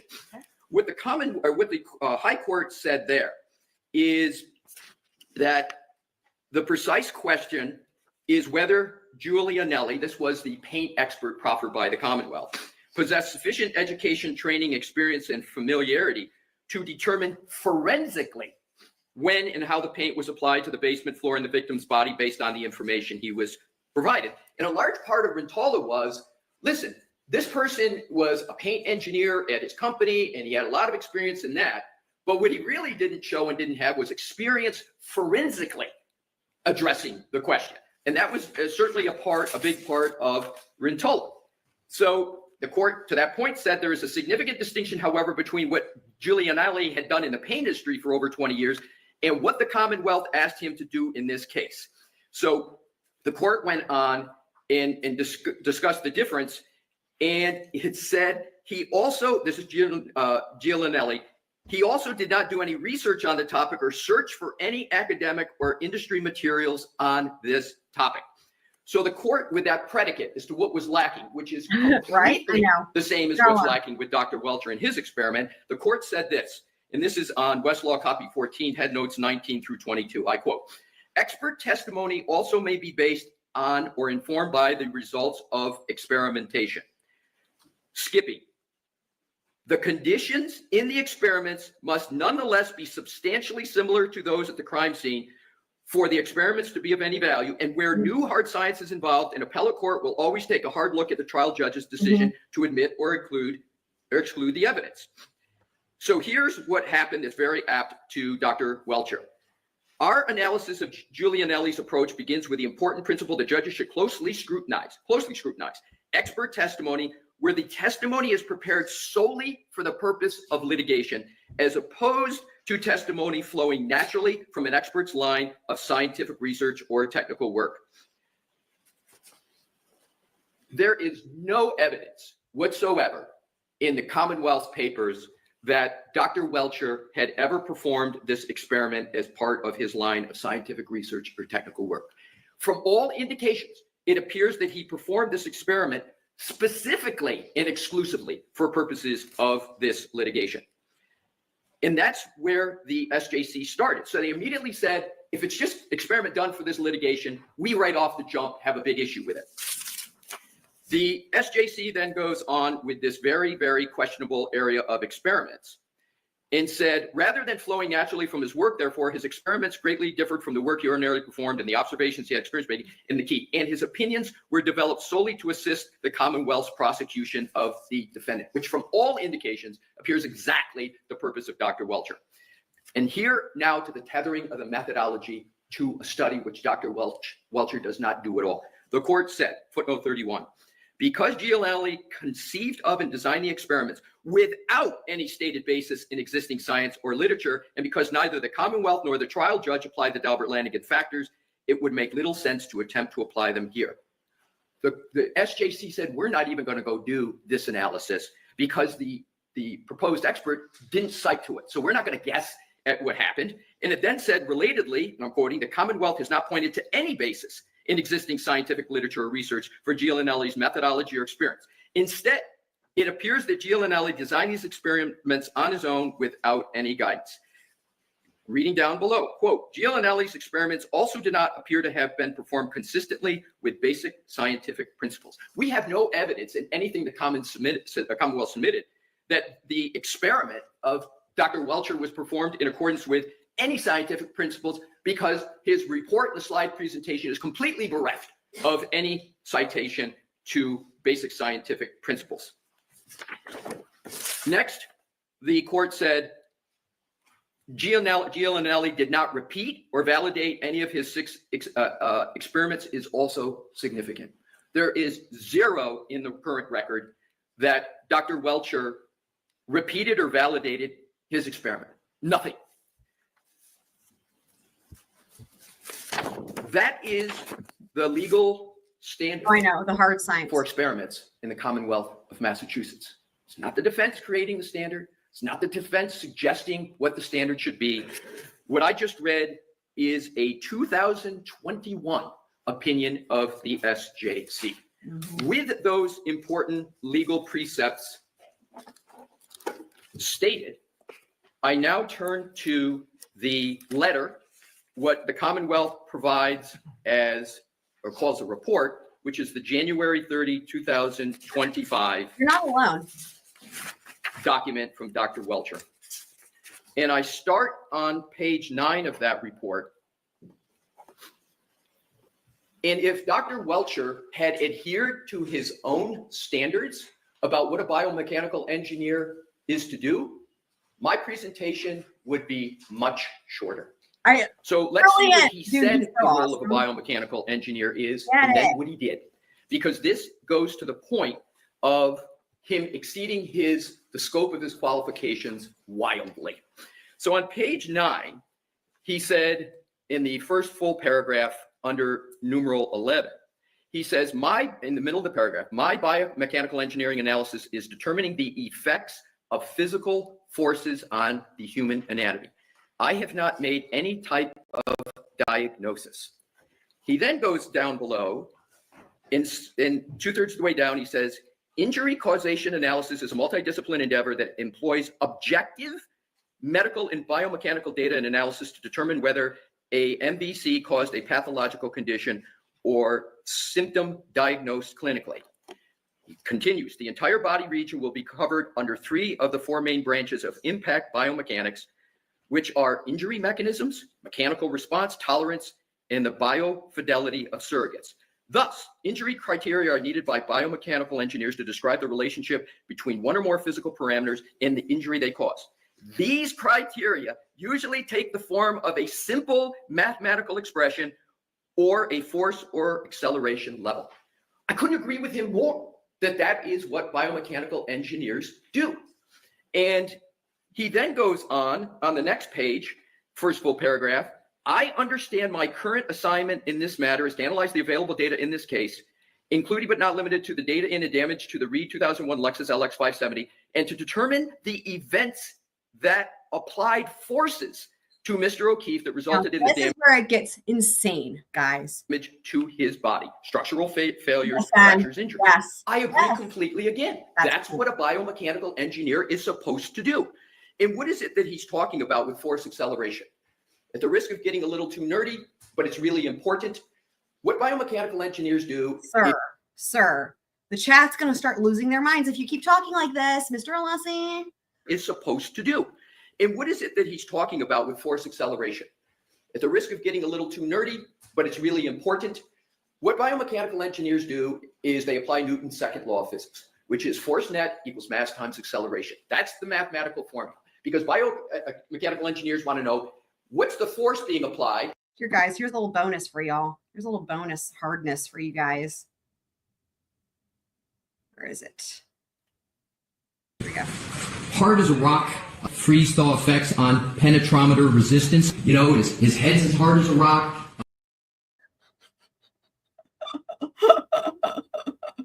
Oh my God. And when you do that, then you can then say, okay, is this force capable of causing this result? And if that's what Dr. Welcher had done, again, my presentation would be very short. But that's the setup that he says are his guardrails, his boundaries. Now let's see what he actually did in this case, is where we have great objections. It's his conclusions and opinions, which take up about 1.75 pages only on page 10. Let's see what he did and how he honored or didn't honor his own standard. And I'm going to, hopefully to assist the court, identify what I believe should absolutely be disallowed from him opining on. Conclusion opinion number 1. I'm not going to talk about things that we aren't contesting. I want to go to the things that are clearly wayward and improper. 1C. Wayward.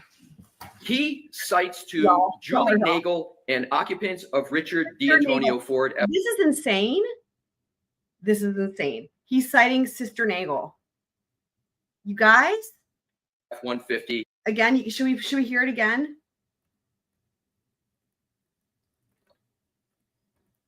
Okay.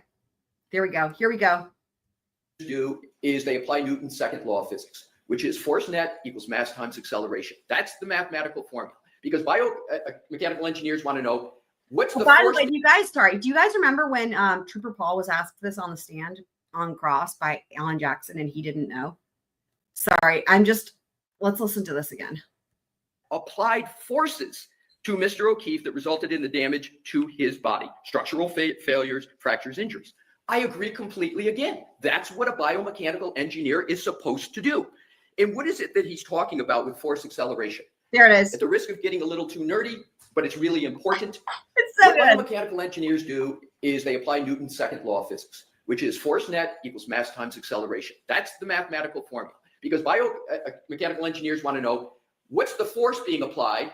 And when you do that, then you can then say, okay, is this force capable of causing this result? And if that's what Dr. Welcher had done, again, my presentation would Which forces and which results are we talking about here? Exactly. be very short. But that's the setup that he says are his guardrails, his boundaries. Now let's see what he actually did in this case, is where we have great objections.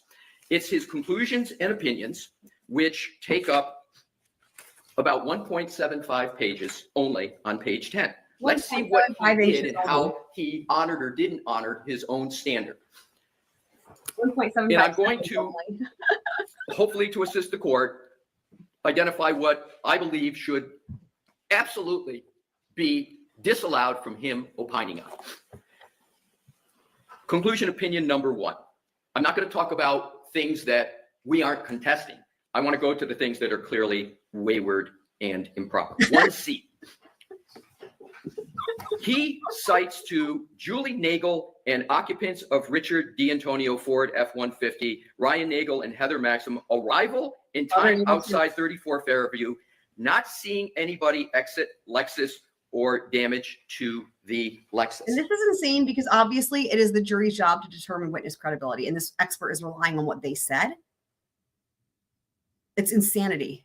What he is doing is he is not only using, but he's trying to credit contested testimony. So let me find out. Do you intend to introduce that? I believe you are testimony, new. Mr. Brennan, through this Welcome, witness? your Duckery. I intend to introduce that testimony prior to Dr. Welcher testifying. If it's not in the record, he would not be able to testify. This is insane, guys. This is insane. And he says he's going to intend to introduce, it just blows my mind. To the Lexus. What he is doing is he is not only using, but he's trying to credit contested testimony. So let me find out. Do you intend to introduce that testimony, Mr. Brennan, through this witness? I intend to introduce that testimony prior to Dr. Welcher testifying. If it's not in the record, he would not be able to testify to it, but if it is in the record, he can refer to it as part of his opinion. Unbelievable. Unbelievable. All right. That's a very apt question, and Mr. Brennan's answer underscores the issue.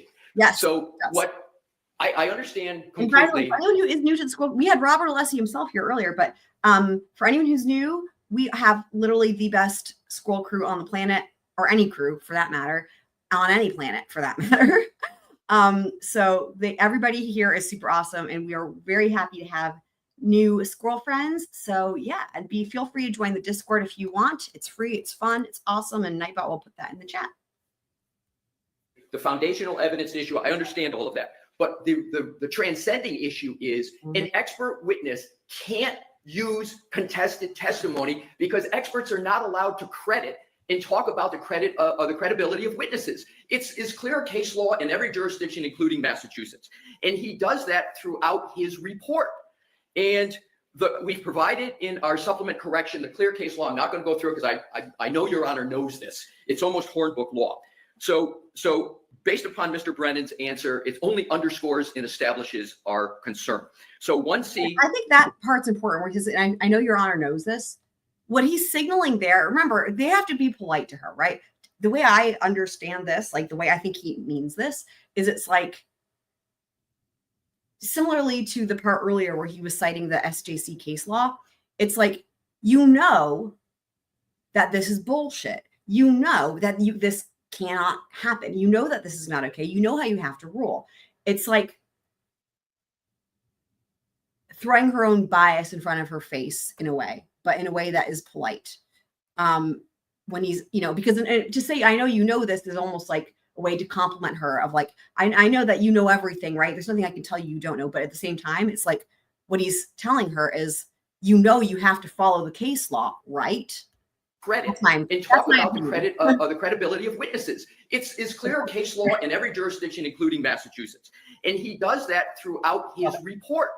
And we've provided in our supplement correction the clear case law. I'm not going to go through it because I know Your Honor knows this. It's almost hornbook law.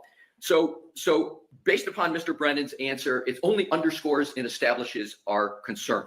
So 1C should be excluded. Now to 2. 2A Romanettes 3 and 4. Romanet 3, 2A3. No evidence light was broken at 1 Meadows Ave. When does a biomechanical engineer get to testify about a contested issue and say no evidence? That's not for a biomechanical engineer. And when he set up his own boundaries, he didn't talk that he was going to be looking at. What this sounds like to me is that he's being a mouthpiece for Brennan. What he's saying is like something that would be reserved for closing argument. It's crazy. They said that, you know, when they talk about a hired gun, this is what I think it would be an example from what I can tell so far, right? Not just biased or whatever. I don't even know that you could call it that. It literally just seems like he almost, in a way, let Breenan put whatever he wanted in the report, and it's just submitting it, which is really ironic, right? Because remember, there was that time where Breenan was almost accusing, I guess, I don't remember if he was accusing Jackson or Yanetti. It might have been Yanetti of writing something for some, I can't remember specifically what it was, but it's for an expert, was like accusing them of almost having done it. I can't remember what that was, but you know, like literally, it's like, I'll say whatever you want me to say, right? That's what this sounds like to me. Evidence. Romanet 4, 2A4. No fragments of taillight on or in snow behind O'Keefe Chevrolet. That's an evidence, collection of evidence, preservation of evidence, etc. It's not for a biomechanical engineer. Then he goes on to 2C. Testimony of Jen McCabe. Oh my God. That's his heading. That's reliable. Karen Reed stated to her. Wow. etc., etc. In other words, given Jennifer McCabe's testimony, and then he talks about what he believes Ms. Reed knew. It's twofold. It pisses me off twofold. First of all, you can't rely on the testimony, right? Like this, like,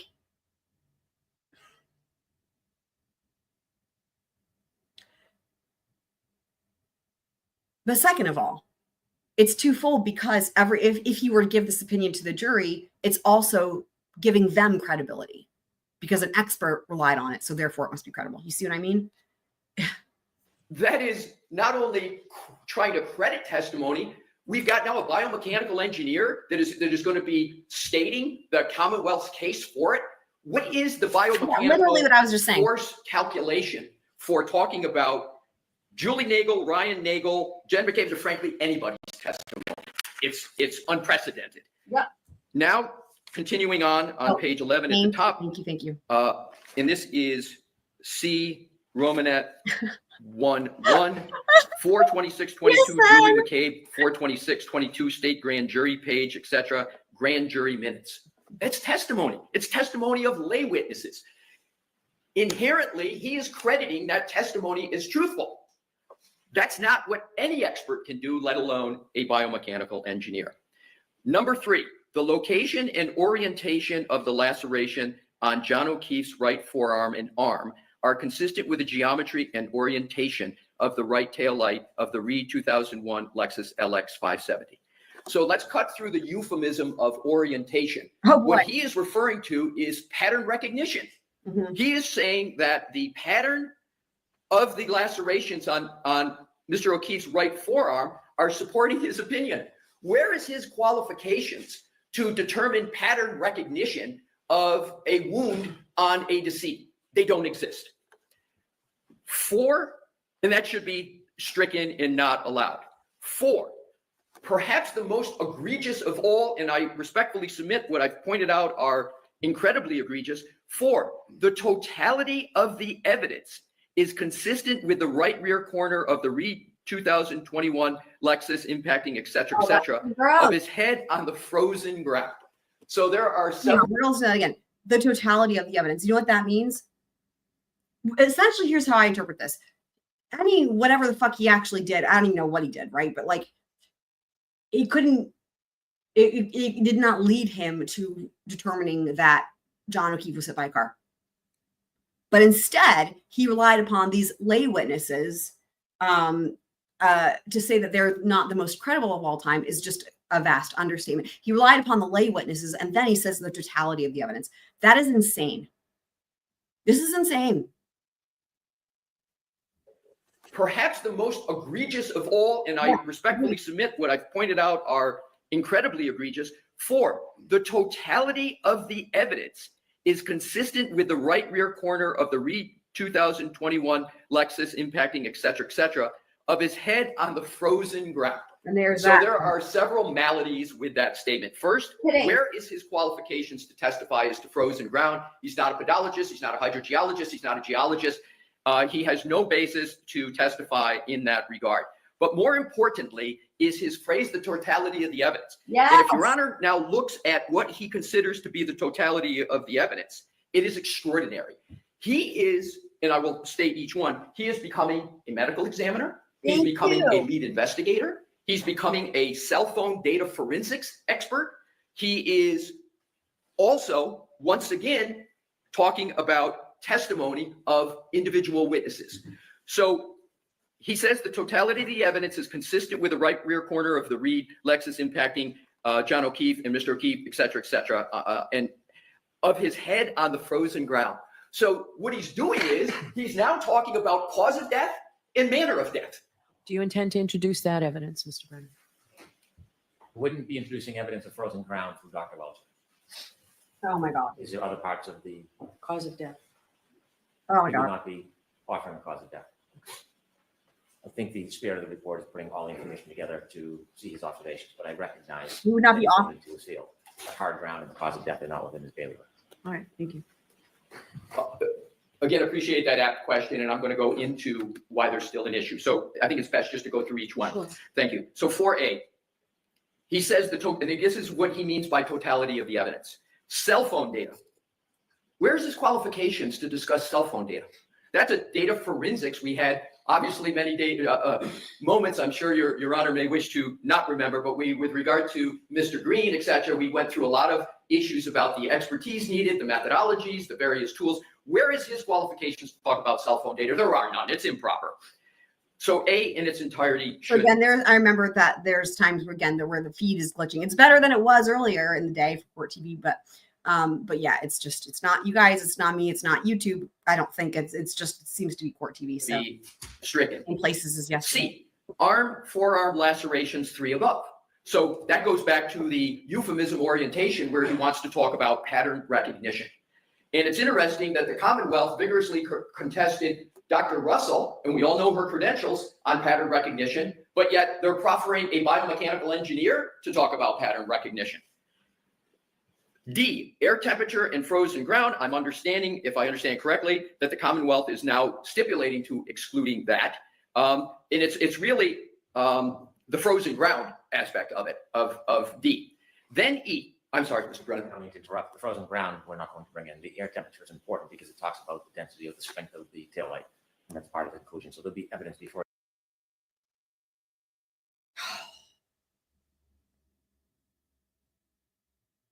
Oh my God. Oh my God. He testifies about the weather we expect. Okay. And you can rely on that to talk about how that might affect the taillight. But frozen ground, we agree that would not come in through Dr. Welch. We have no objection to the air temperature testimony of Dr. Welcher. Okay. E, hat line and fracture location consistent with fall and posterior head strike.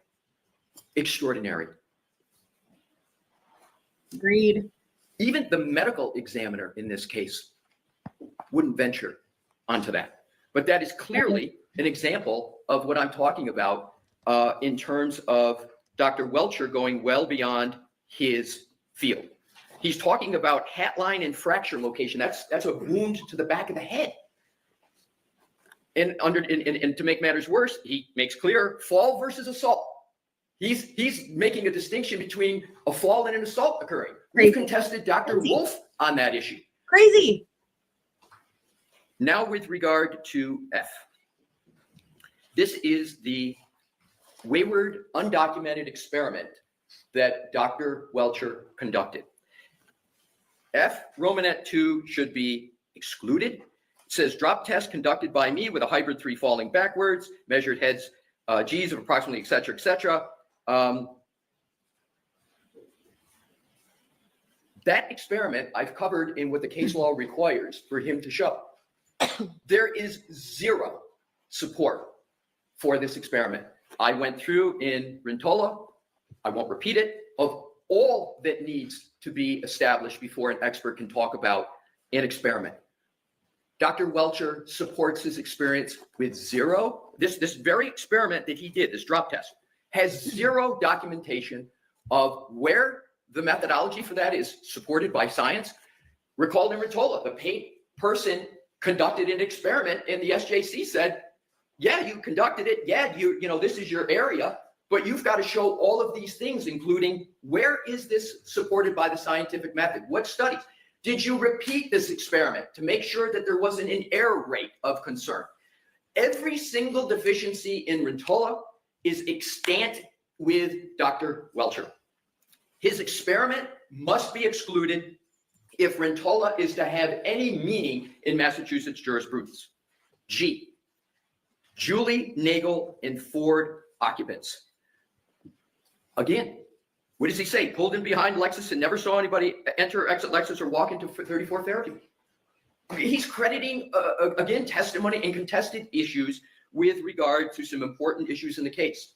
Unprecedented, the biomechanical engineer gets to come anywhere near that. And we provided, again, the clear case law where in Massachusetts that's not allowed.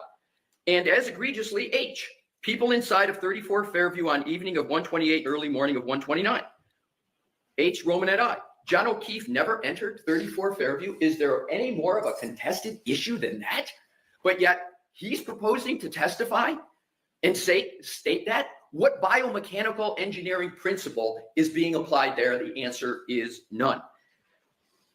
Except for Karen Reed, everyone at 30 and outside 34 indicated John O'Keefe did not enter 34 Fairview. Even more egregious than H. Romanet I.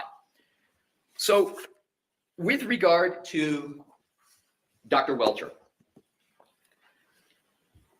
I have, again, genuinely tried to assist the court with regard to blue penciling his report to make clear, based upon the case law, what is within his bounds and what is not within his bounds based upon his own stated parameters.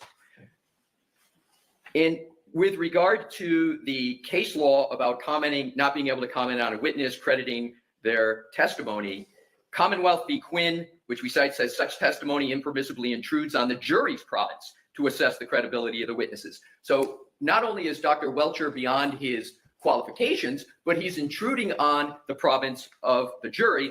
And the Massachusetts courts state such testimony, the kind where an expert witness assesses the credibility of another witness, could substantially influence the jury's decision about whom to believe.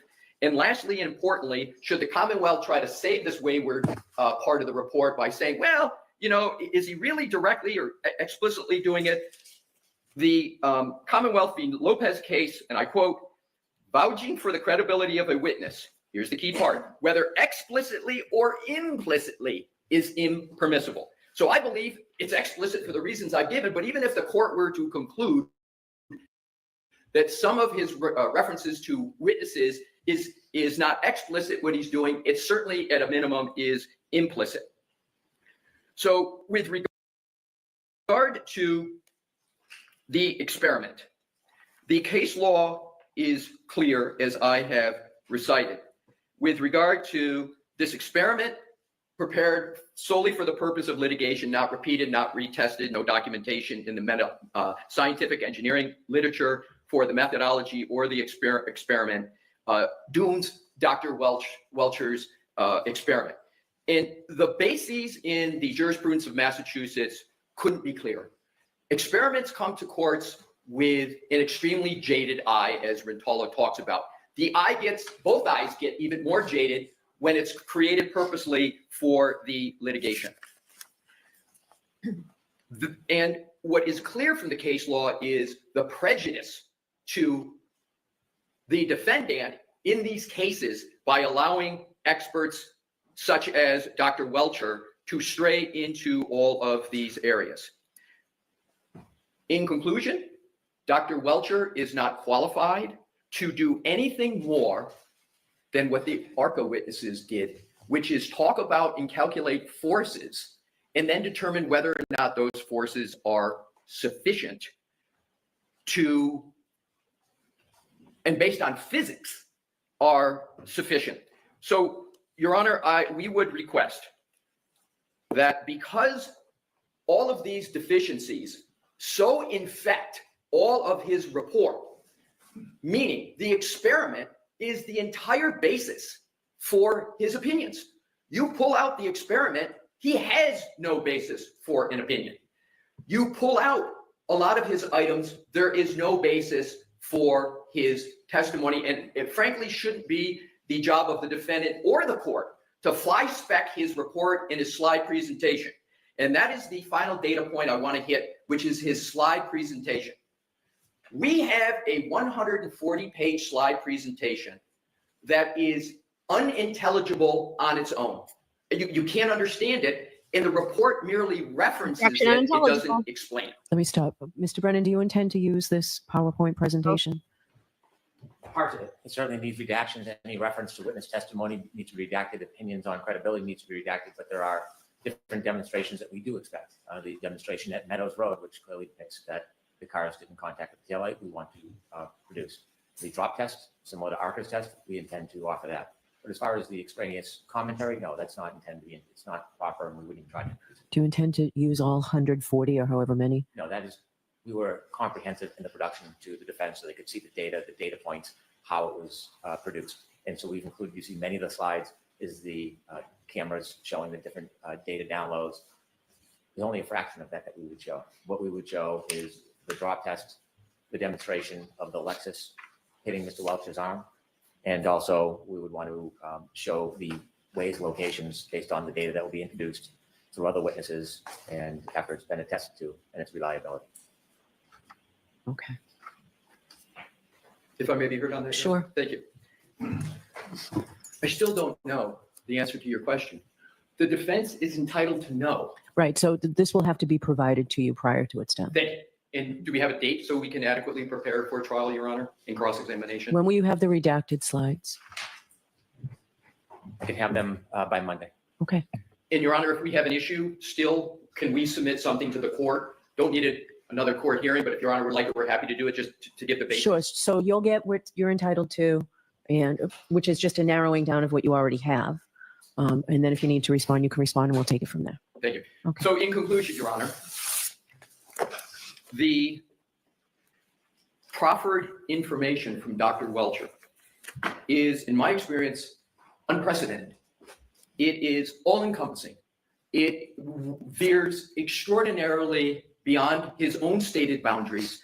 And even if he didn't state his boundaries, it's clear he's trying to perform roles, even with regard to what the Commonwealth has just said they're stipulating not to produce, still getting in extraordinarily to other disciplines for which there's no documentation.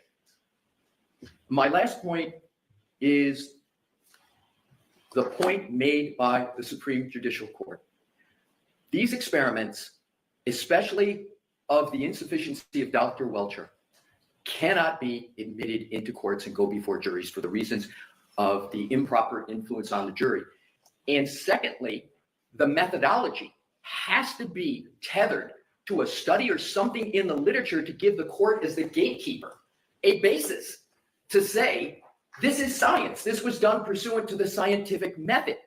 And Dr. Crosby, Dr. Wolf, and now Dr. Welcher are completely absent with regard to that tethering. And as the SJC says, that deprives the defendant of cross-examination and a fair trial. And I don't know why the Commonwealth, I've been saying this for months, literally, as to why the Commonwealth doesn't produce it, either in reports or in their responses to our motion. I am left with one conclusion, Your Honor, and that is they don't want to provide it, and they want to, as the Commonwealth's favorite phrase appears to be, do trial by ambush.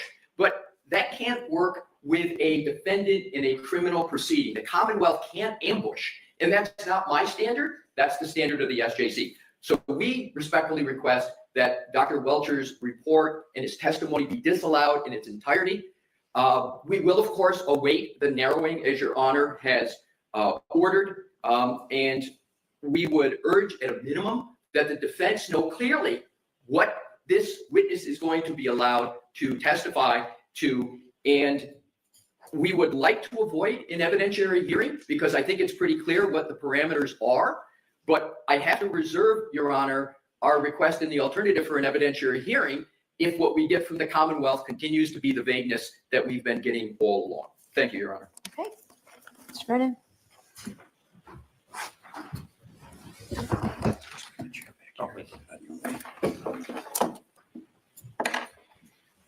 I'm particularly disappointed that Mr. or Attorney Alessi sees this as some type of trial by ambush.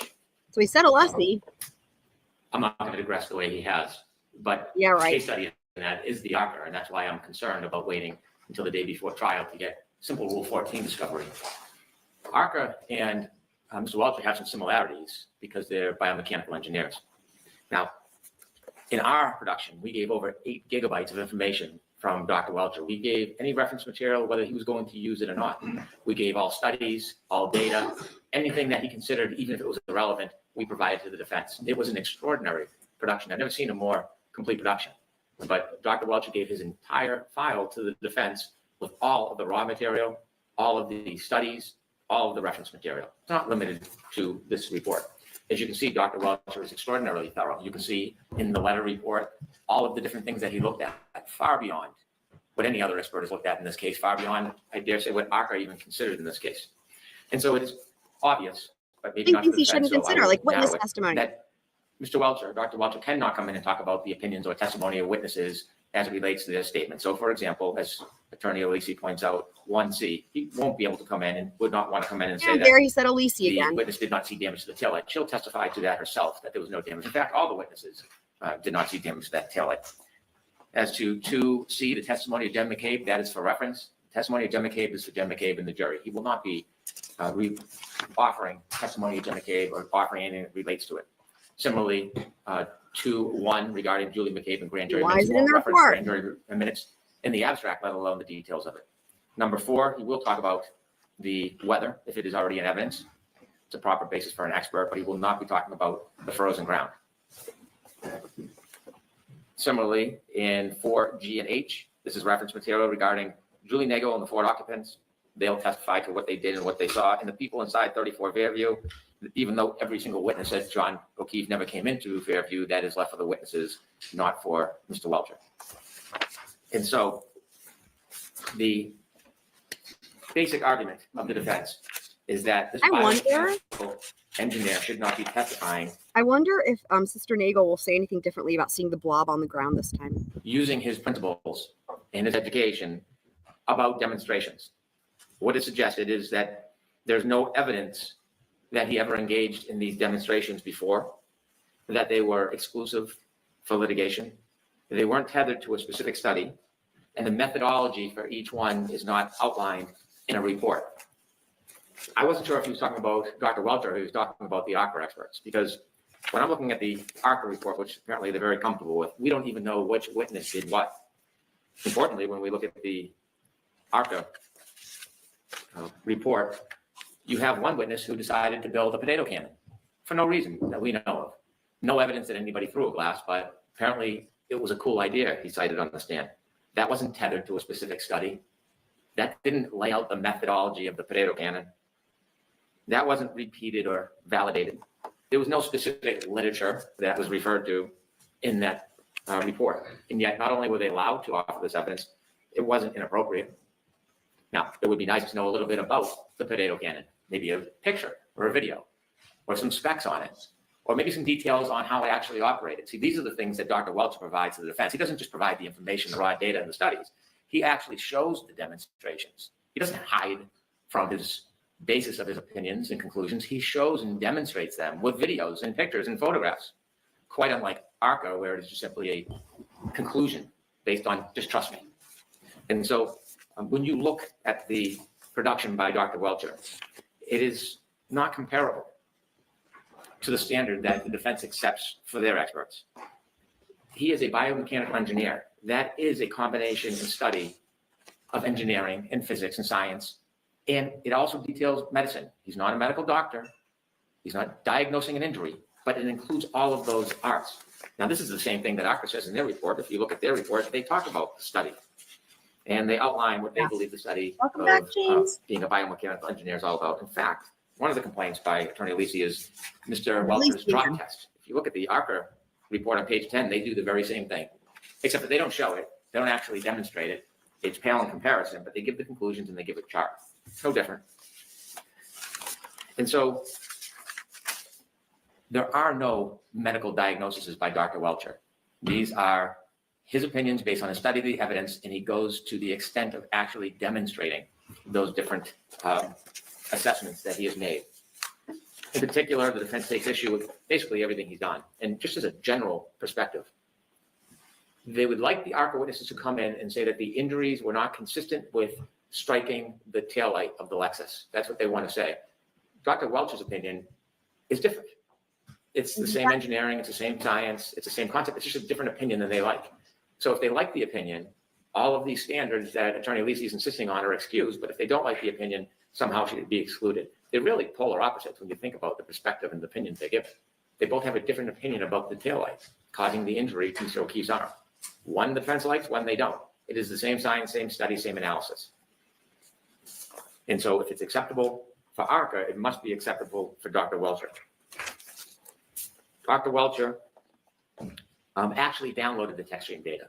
He didn't ignore it. He didn't know that it didn't exist. He didn't fail to consider it. He actually downloaded it himself. He is experienced. He looked the material, studied the material. The text stream data is critical in this case because it shows time and place with the new information that we have. So we know from the Waze information exactly where that car went from the waterfall to the flagpole.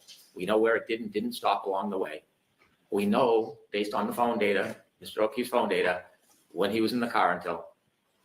We have all that evidence, and as a bioengineer, he can consider all of that technical data, which will be introduced through other witnesses at trial before he testifies.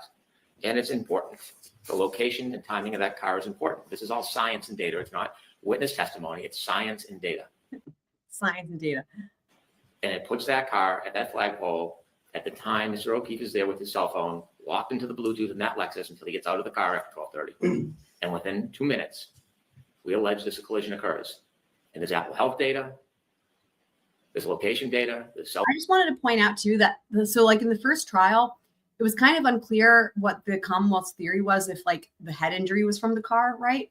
It wasn't really until Trooper Paul took the stand and in a disastrous way suggested, you know, the whole thing with the pirouette where like the car hit the arm and then he hit his head on the grass or whatever, right? But I just want to point out that the injuries to the arm did not cause his death, right? So if they are going to have these experts that are going to come in and say, you know, yeah, so the hitting of the ground caused the head injury or whatever.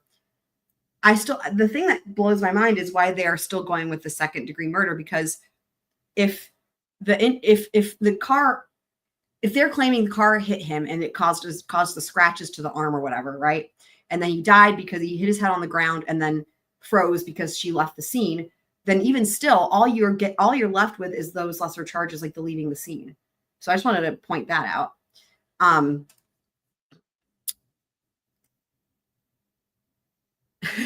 Have a bug. Thanks for the super chat again, James. Cell phone, battery temperature, it all coincides. He should be able to consider these things in his study. This is what he does. The demonstration at Meadowbrook, John O'Keefe's house, is depicted by measurements which has been provided, science and data, by the ring videos, which will be independently admissible. And we see the gentle nudging of that Lexus into Mr. O'Keefe's car. And there has been allegations, claims, suggestions that that's where the taillight may have broken despite the other contrary evidence.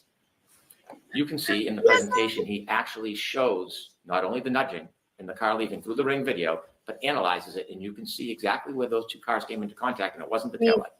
You can see, I do agree that he was a clown. through his demonstration or through his study of the materials he presented, that the snow is on the back of Mr. O'Keefe's bumper until the nudge, and you can see the exact spots where the snow comes off. This is science and data. This is an opinion. This isn't witness testimony. And the jury That's the should see fourth that time you very said- evidence. It'll be That's the admissible, fourth time he said science and data. not only through him, but through independent witnesses.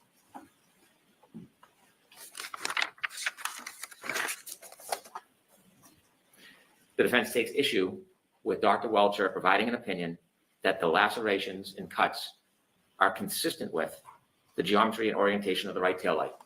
There has been many claims about alternative sources, which the All right, Commonwealth disagrees with, got the as to street those round. abrasions. Yeah. But if you've seen the PowerPoint that's been presented and provided to the court, will be presented to the jury, it shows the symmetry of the arm and the location of the That's a arm, good the point, Liz. height of the broken tail light, and it shows with great continuity the height, location of that broken Shiny. tail light, and how it relates to a bent arm. And that is based on engineering, biomechanics, the same things that ARCCA Science employed. and data. Again, I mean, if they want to even try to prove that with the arm, you know, you're looking at charging someone with, honestly, be more of a civil case, right? Like causing them like an injury. I mean, no one would even sue over that, I don't think, because even though they didn't give treatment for the arm because it wasn't necessary, because why would you do that?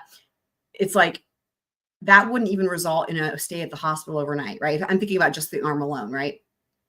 It would be like, here's some Neosporin and some Band-Aids. So They just didn't do this. And so that's not witness testimony. That's not beyond the bounds of anything. That is powerful evidence, and we intend to introduce that. And then, as I mentioned, finally, the drop test. This is the same information that ARCCA proposes in their report. For some reason, I don't think that was offered at evidence at trial, but it's clearly within the bailiwick of this expert. And so we will file on Monday a PowerPoint presentation redacting all the inadmissible parts of it, which is witness statements. And we expect to present the demonstrations to support the opinions as corroborative evidence of those opinions rather than just naked opinions.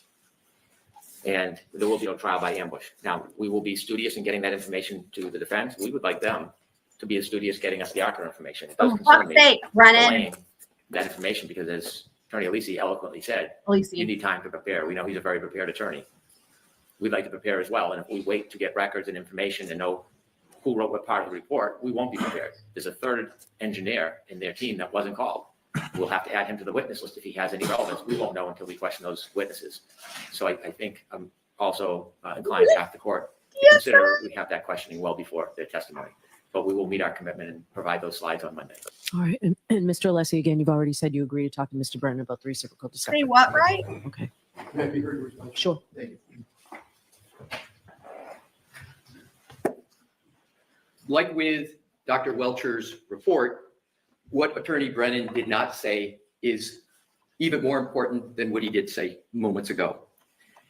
Breenan. He didn't state or even address where is the methodology employed by Dr. Welcher tethered to a study. This is great. It's like after all that, it's like he didn't address the actual main problem that he just ignores it. Amazing. The scientific literature. Breenan. He kept using the phrase, it's science and data.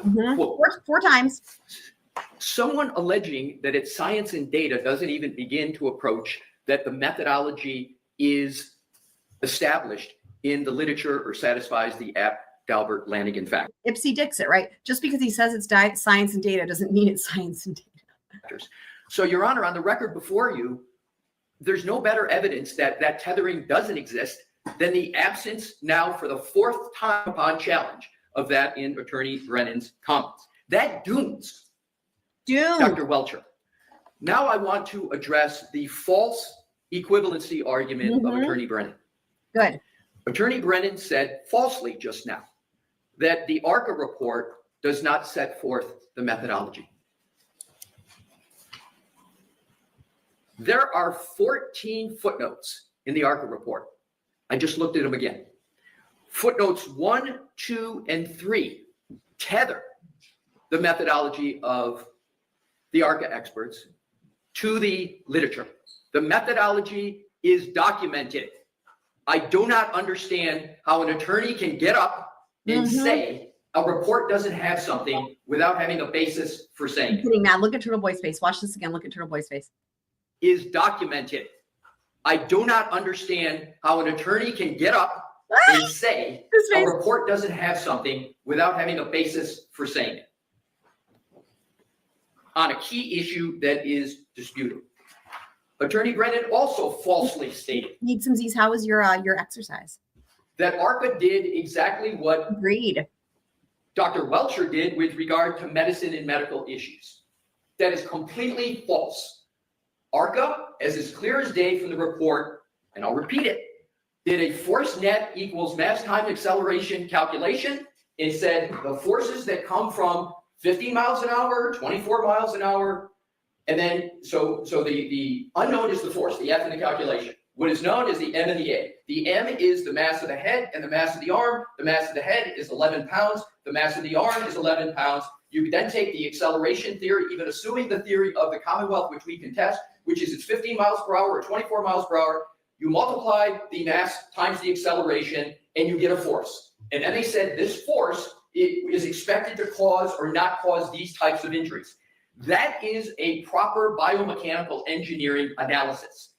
The ARCCA experts didn't get into pattern recognition with regard to the wounds, the orientation, etc. But most importantly, there is no equivalency between what ARCCA did and what Dr. Welcher did. With regard to Mr. Brennan stating, quote, this is what he does, referring to Dr. Welcher. The question is not, is this what he does? The question is what he does rooted in science. Thank you. And what it means is not just any science, it has to be a commonly accepted, his methodology commonly accepted. Say it. Say hard science. Or satisfying the Dalbert factors. And Mr. Brennan did not contest one aspect. He didn't say, Your Honor, here is where what Dr. Welcher did can be found. It's commonly accepted either in court opinions, which the court could take judicial notice of, or in peer-reviewed literature, because it's not there. And with regard to the 5 non-exclusive Dalbert factors, I covered that in my presentation in the beginning. I'm not going to repeat it, only to say that Mr. Brennan didn't address any of those 5 factors to show a proper foundation for that. With regard to what Mr. Brennan called arm experiment, relating to a By the way, just real quick, speaking of soft science, so one of the other incredible moments, you guys, when we were doing the on the most recent BK live stream with the blow up dolls and all that we were talking about, it led us to a book called How to Live with a Small Penis. So again, definitely worth going back if you missed it. And again, that section is time stamped, not the small penis part, but it's in the blow up doll bit. It's pretty great. bent arm relating to injuries. Mm-hmm. I understand what Dr. Welcher did. The question is not what did he do, but is it accepted in the medical literature? So with regard to the arm experiment that Mr. Brennan just went through, he talked about it, but he didn't mention once where that's rooted in the literature. He finally concluded by saying, this is within the bailiwick of Dr. Welcher. Yes. I don't know what this is, but bailiwick is a tautology.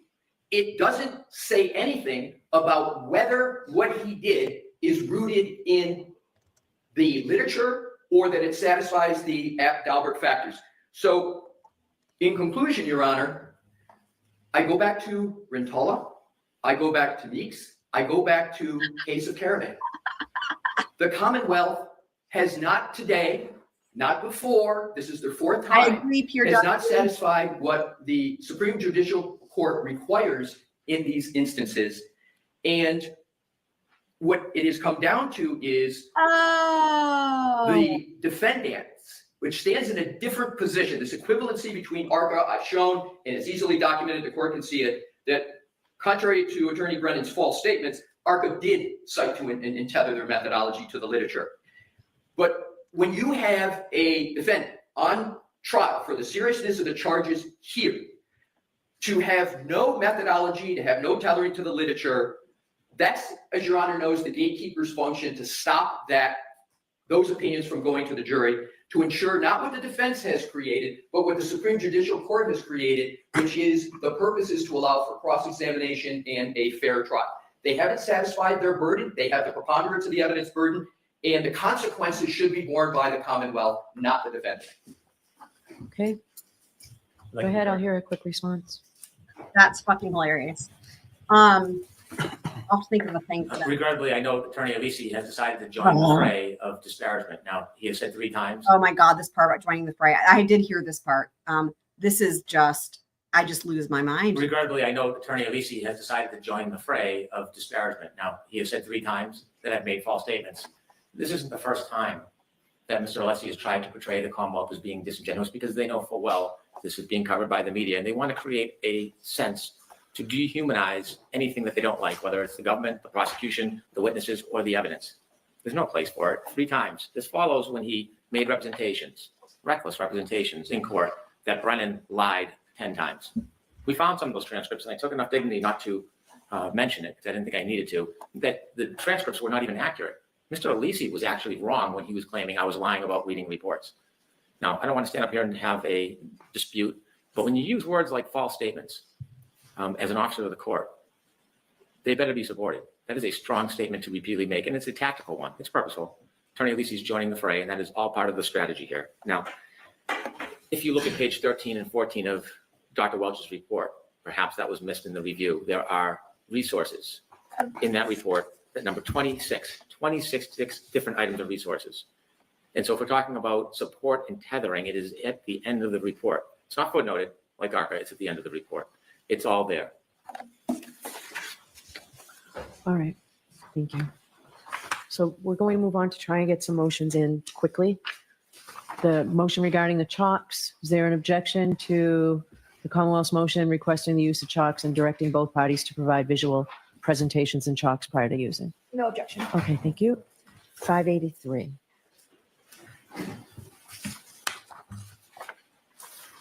Is there an objection to the Commonwealth's motion in limine to allow the expert celebrate demonstration? We had it before. Is there an objection to that from the defense? Yes, Your Honor.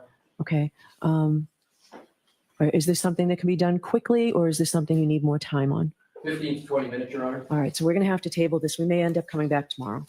I can do it unless you tell me what. No, let's see what we can get before the luncheon break. The paper number 585, it's the Commonwealth's number 11. Motion in limine to admit the victim's out-of-court statements relating to John O'Keefe's state of mind, the quals, bins, types of cases. Okay, I made a So bud. is there an command. objection You guys from the let me defense know- on that? If there is, I'll I made, hear it. hold on. I made a bud command. So so these emojis, here's what we have to represent this from that inside joke from the live stream. All of you guys have to watch this so you can all be on the same page.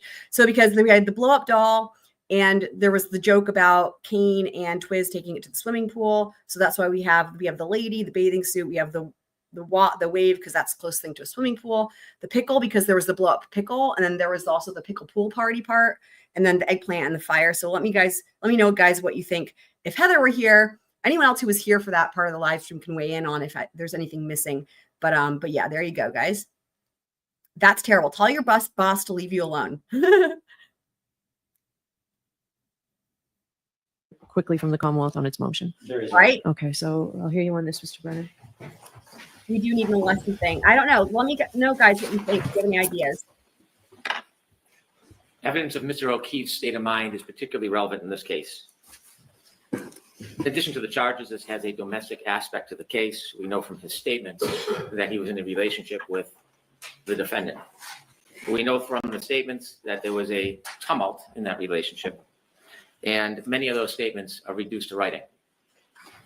The state of mind of Mr. O'Keefe is reflected in those statements. There was no time or reason to fabricate. You can tell by the content and the volume of them that there is a legitimacy to them. And it is clear, based on that and other testimony, that he was in the course of attempting to end the relationship with Miss Reed. And so his statements, especially over the course of the day of this incident. All right, so what's the time frame? It's so over the course of the day, I realize that the Aruba incident is too remote and you're not using that, but what's your time frame for me to be able to evaluate As this? far as his messages, Or the statements, or the evidence that you're trying to put in under this doctrine? His niece would testify, as she did in the last trial, about the tumult in the relationship. Okay. And we'd introduce the same text messages that we introduced at the last trial, reflecting Mr. O'Keefe's state of mind about the relationship. Okay. And there would be nothing different from the last trial, other than the fact that we are not going to pursue the Aruba information. So it is actually a narrower time window than before. Okay. All right, I'll hear you, Mr. Jackson. Thank you, Your Honor. I may be a little more brief given that explanation by Mr. Brennan than I intended or anticipated. I will say that Where the Commonwealth's motion fails is in its explanation as to the relevancy and how it comes in under a state of mind theory. These are obviously hearsay statements. In some cases, they are multiple hearsay statements, or potentially multiple hearsay statements. John O'Keefe's state of mind is irrelevant unless there is a specific admissible evidence that he communicated those statements, and we'll have to sort of take them as they come, given I don't have the full breadth or an understanding of the full breadth of the information that is being sought. Mr. Brennan just indicated it's going to be consistent with the last trial, so that gives me some target range. But without knowing more, under a normal hearsay or even state of mind analysis, it's irrelevant unless there's a specific admissible point that he communicated that, or point at which he communicated that state of mind to Ms. Reed. She was aware of his state of mind, and very importantly, that the information that was communicated to her was of such a nature that she would have acted on it in a manner that's consistent That's with. what we were talking about, the bins, calls, those points that need Correct. to be made. And that's what I'm getting to. With that last point, and to drive this point home, that's preposterous. The idea, there is no evidence to support that last point, that this type of information, let's say, for instance, it's information that he wanted to break up with her, or he was mad at her, or he was angry at her about something, some incident, some specific thing having to do with feeding the kids donuts or not feeding the kids donuts, or they had what was considered, what was testified to in the first trial is a very normal row or argument about something as insignificant as that. The fact is, the state of the evidence is that on the night in question, it's uncontroverted by even the Commonwealth that the two of them were getting along extraordinarily well. The facts are borne out in both videos that are uncontested. They're borne out in witness statement that went uncontested, that they were affectionate, they were happy together. They were described by basically everyone on the Albert side, the McCabe side, as well as individuals who also saw, that were not related to those families, who also saw Karen and John interacting throughout the evening. And they all said that they were getting along very, very well. One person described them, the court may remember this phrase, as lovey-dovey. I think that it's pretty clear that through this testimony, or through this rubric of bringing in John O'Keefe's state of mind, the Commonwealth really wants an opportunity to call one or more or several witnesses who will basically say he wanted to break up with her, she was not a good girlfriend, he didn't like her. That is an assassination of her character. He can couch it in whatever terms he wants, but that's really what it is. These witnesses will have no corroboration, we expect. I'm leaving the text messages aside. If there are text messages between John O'Keefe and Karen Reed, that may be a different analysis, but certainly where it comes down to the witnesses, like the niece, they'll have no corroboration or no documents, no writings, no recordings, no videos, no audios, nothing but their word. And to allow a witness to walk in and to say negative things about I've got an Alessi command. It's just exclamation point Alessi if anyone wants to try it. Ms. Reed with no way of verifying those statements is highly prejudicial. It's not just prejudicial, it's far more prejudicial than it would ever be probative in this circumstance. Even if the evidence was that he had discussed breaking up with other people, there are two major impediments to the Commonwealth's request. First, there is no evidence that, for instance, from the niece, I don't believe that there will be evidence that was imparted, or those specific conversations were imparted to Ms. Reed. The state of the facts very clearly show the opposite. If we look at the circumstantial evidence, the videos of Ms. Reed at both C.F. McCarthy that night, as well as at the waterfall that night, show the two of them getting along, completely inconsistent with two people who were talking about breaking up.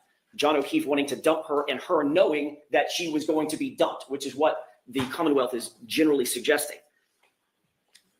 And second, there's absolutely no evidence that even if she thought that John O'Keefe, if she was aware that John O'Keefe was unhappy in the relationship, that he might want to break up or in the relationship, that would have been a catalyst for murder. And that's where the rubber meets the road in this analysis.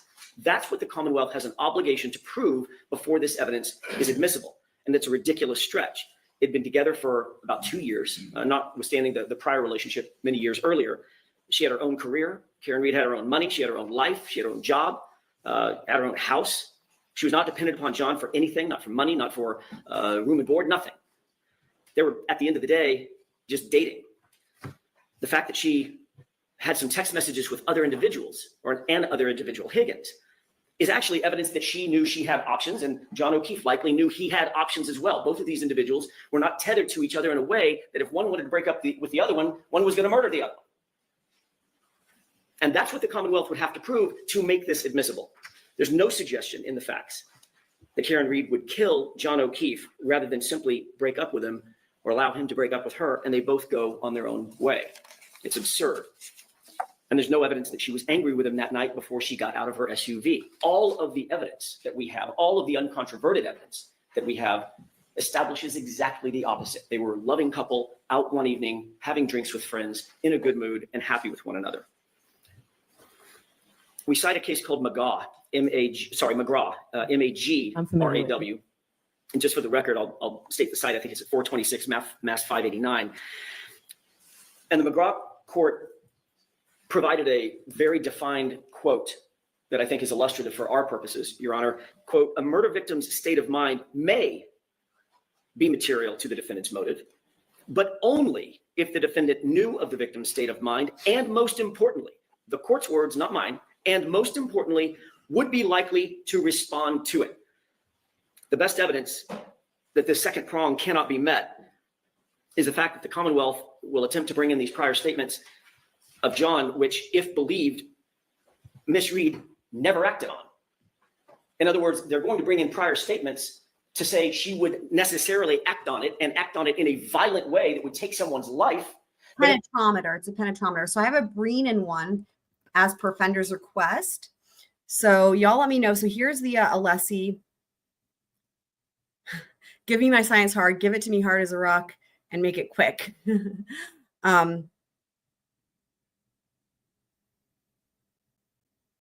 Yeah, the penetrometer, that's what he references here. Oh, by the way, the Breenan command is !BRE. Hard as a rock, freeze thaw effects on penetrometer resistance. You know, his head's as hard as a rock. There you go.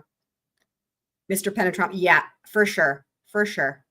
I should update the command to say, like, I am Mr. Penetrometer. Let me add that part. And y'all let me know how you like the Breenan one.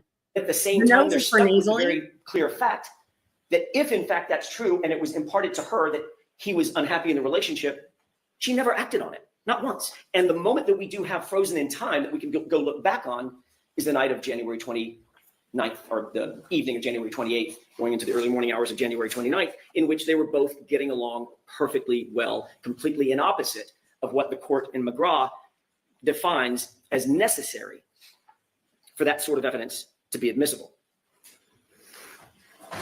The reason that the Commonwealth's theory for admission doesn't make sense is because it's not really their theory for admission, I suspect. I suspect that it's more that they would like to have someone or some people get on the witness stand and assail Miss Reed's character, make her look bad, and say that she was either a bad girlfriend or that John was not happy with her.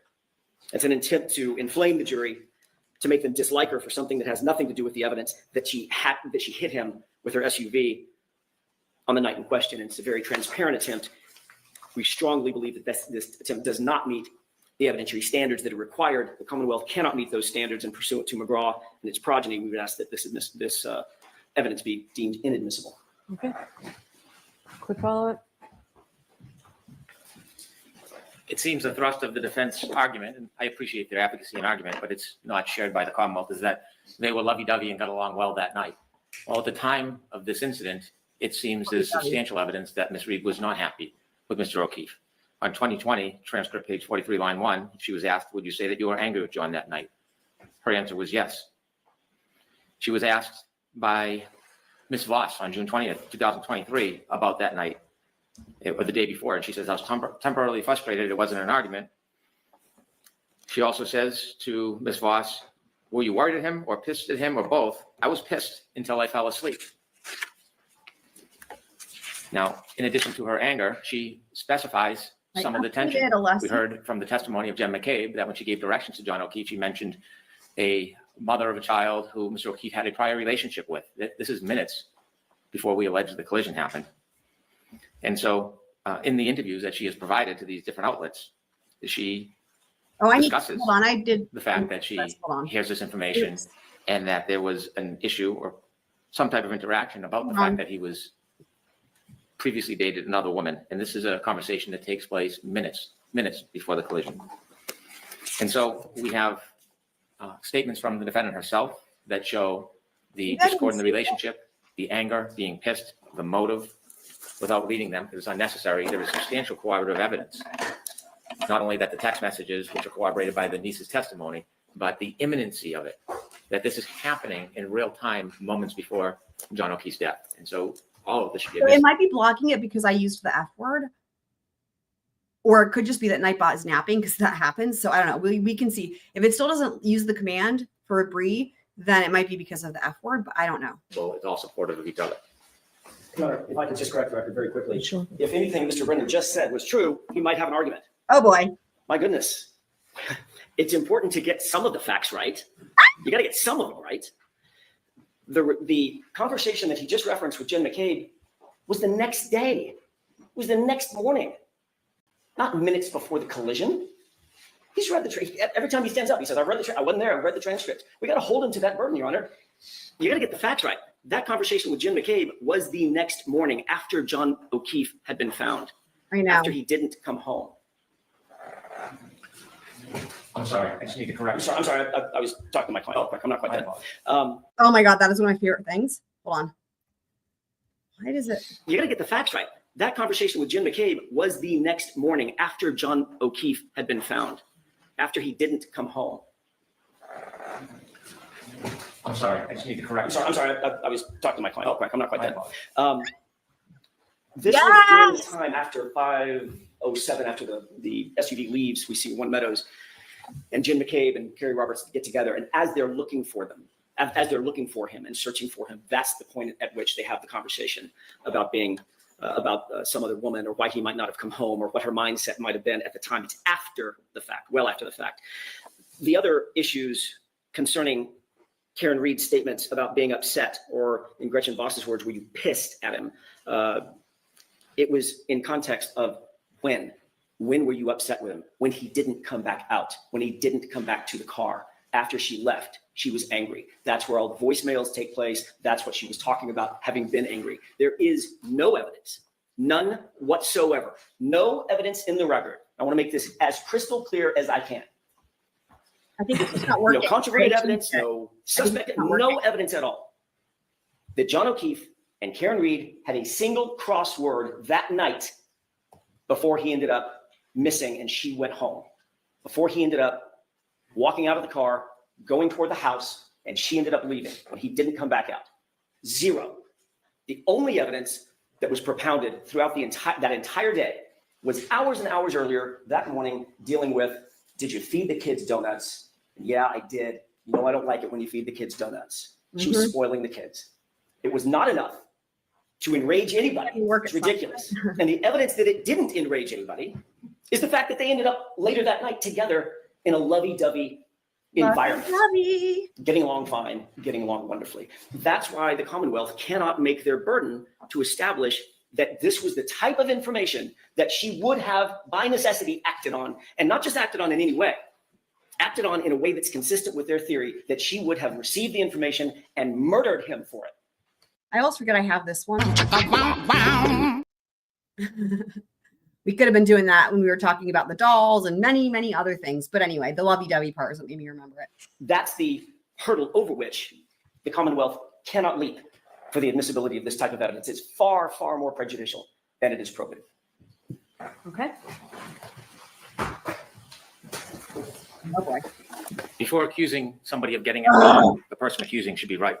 I know that Mr. Jackson, Attorney Jackson, was present during the Voss interviews, but apparently they haven't listened to the interviews or read the transcripts. Page 88, line 22, not the next morning. When Jen was navigating John to the Alberts, she said it's near Ashley's house. Ashley and John had hooked up prior to John and I dating. Similarly, page 92, line 1, totally contrary to what you just heard. The mother of the Bella child. There was a woman who was a mother to kids that were close to John's kids who lived very close to the Alberts. In fact, when Jen was navigating John to the Alberts, when I was driving, she said it near Ashley's house. Ashley and John had hooked up prior to John and I dating. She broke up briefly with her husband. Not my words. All right. Great. So we're going Wonderful. break. We've got a lot of ground to still cover. I suggest that we take the personal attacks completely out of this. Hold on. Both sides. Both sides. I want to get through these motions today. If we don't, I'll bring you back tomorrow. I'll bring you back Monday. Let's get through these motions. Leave all the attacks, all the falsehoods, all of that. Leave it all aside. Let's focus on the motions and get through this. So I'll see everybody at 2 o'clock. Your Honor, if I could say one more thing. Right now. As the court, ponders this last issue. I'm not even thinking about it for the next hour. Let's leave it.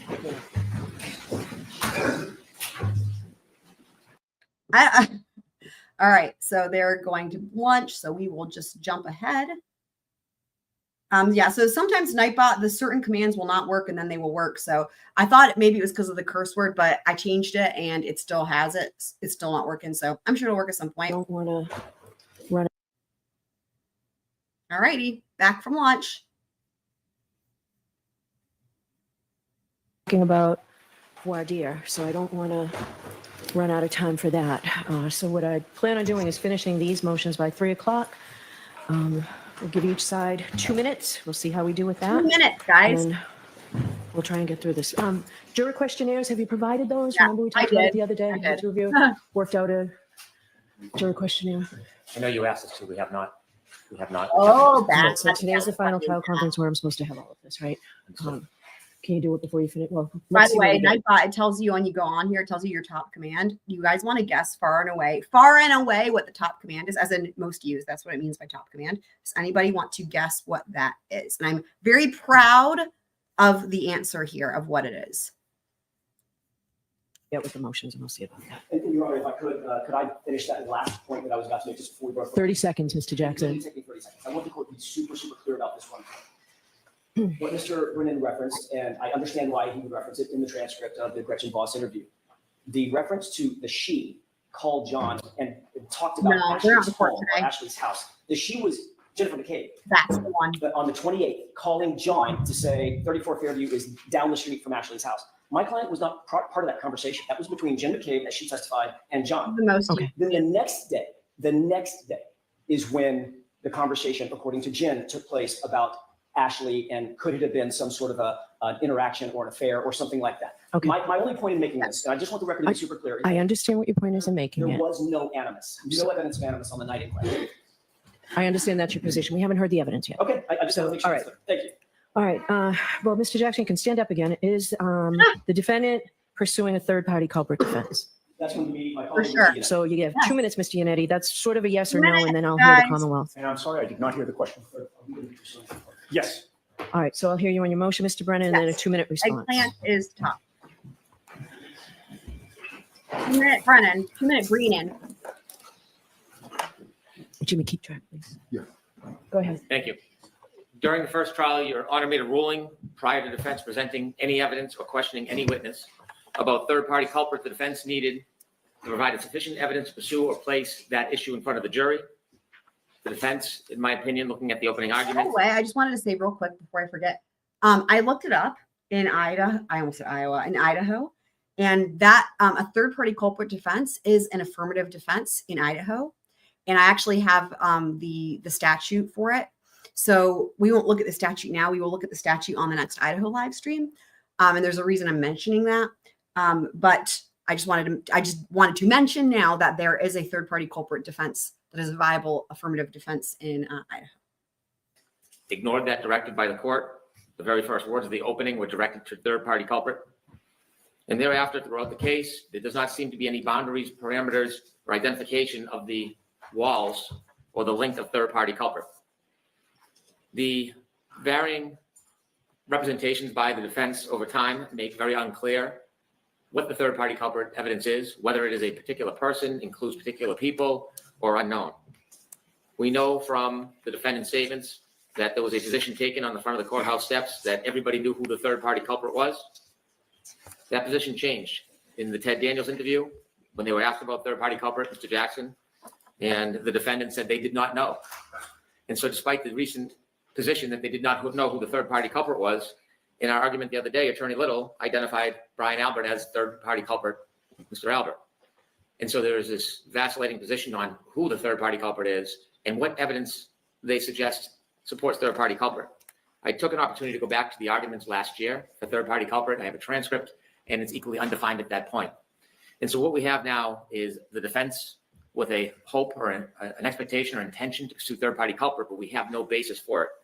The court has been very clear on third-party culprit, and they can't just come in and start accusing people arbitrarily of committing the crime of murder. Section 1105 of Mass Rule of Evidence makes clear that evidence that a third party committed the crime charged against the So defendant. I will read again the Mass Guide to Evidence. I'm familiar with the law on third-party culprit. Your time is up at this point. See, I've read your motion. I've read your memo. okay. Or the pleadings. Thank you. All right, Mr. Yanetti. Jim, why don't you stand when it's done? Can you stand when it's done? Your Honor, I can't do this in 2 minutes. Well, then we'll hold it. We'll That's hold fine. it to the end. That's fine. All right, Mr. Alessi, I'm going to hold you to 2 minutes. I've got the Commonwealth's motion on the Celebrate demonstration. I'll hear you for 2 minutes on Oh, that. that's hang on, that's what she said. That's a big one. I'm gonna have to clip this. I'm gonna have to clip this. So Stand when it's done. Your Honor, I can't do this in 2 minutes. hold on, let me just back it up a second. I'm gonna clip this. The pleadings. Thank you. All right, Mr. Yanetti. Jim, why don't you stand when it's done? Can you stand when it's done? Your Honor, I can't do this in 2 minutes. That's what she said. Well, then we'll hold it. We'll hold it to the end. That's fine. All right, Mr. Alessi, I'm going to hold you to 2 minutes. I've got the Commonwealth's motion on the Celebrate demonstration. I'll hear you for 2 minutes on that. Twins. My 2 minutes start when I get to the podium. Yes. Thank you. Oh my God. But see, here's the thing about Mr. Alessi. Here's the thing about Mr. Alessi, right? He's like, I can. Hold on. Demonstration. I'll hear you for 2 minutes on that. Here it is. My 2 minutes start when I get to the podium. Yes. Thank you. You can do it. He's a 2-minute man. He's a 2-minute man.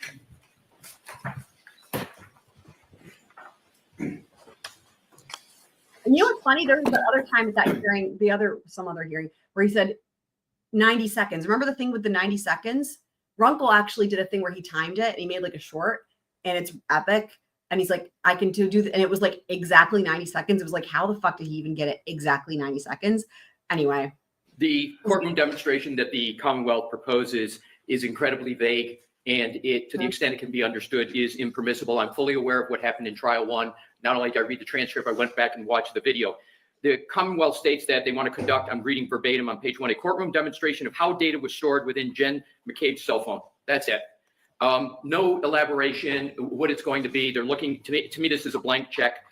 Similarly, with regard to Jessica Hyde, we'll use a courtroom demonstration to show jurors information and data on both the phones to explain concepts and to illustrate particular information of importance. Vague, again, we have no idea what it's going to be, nor does the court. And there are similar statements, and also on page 2, they concede they want Mr. Whiffen to use the highly disputed extraction reports to demonstrate Celebrate software. It says this demonstration would closely mirror the actual Google searches, but we don't know how. It's obviously not going to do it. And lastly, with regard to the law, section 1006 talks about the witness presenting the summary is not permitted to state deductions or inferences. That's right in the note to the rule, and that's exactly what they want them to do, is to give the deduction and the inference that the 227 timestamp means it came to at 6:30. It's in direct violation of the rule. It's secondly under 1000. Yeah, I'll put him on normal speed. So he's talking faster because of the timer. So yeah, so I'll back it up. Yeah, he's talking fast, isn't he? Okay.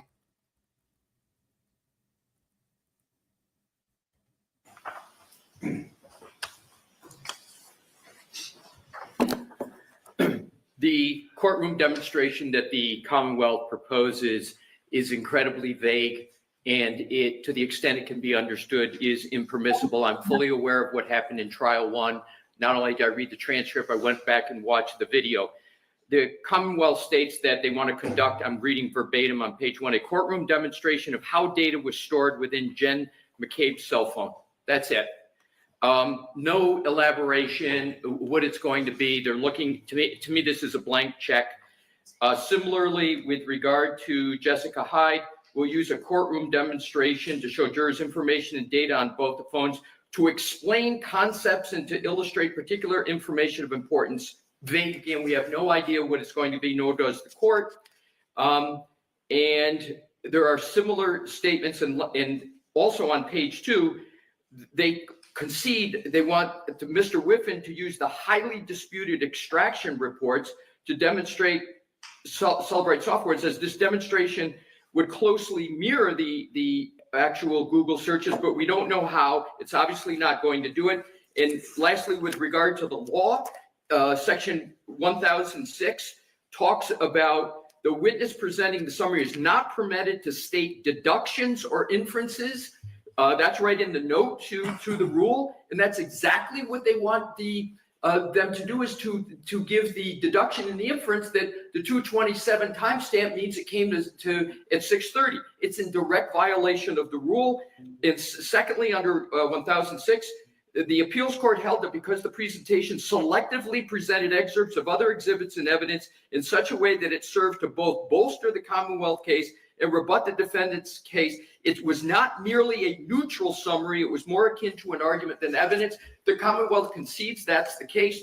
And with regard to Commonwealth v. Sosa, page 14, the only thing that was allowed in Sosa, the case they cite, it says the complete video footage contained several camera angles of the property, and the condensed video merely was a compilation of that which already existed. They just shortened it down. What they're proposing to do is anything but that. All right. I appreciate your brevity too. Thank you.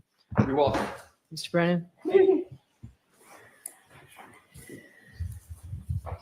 They're Breenan. The demonstration we would be asking Ian Whiffen to engage in is the same demonstration as he did at the first trial. No different, based on the same qualifications, based on the same experience. It is essential that the jury understand and be able to see the data in action so they can appreciate the legitimacy of how the data is stored and how those windows are opened. As far as Jessica Hyde, we've provided a number of different reports.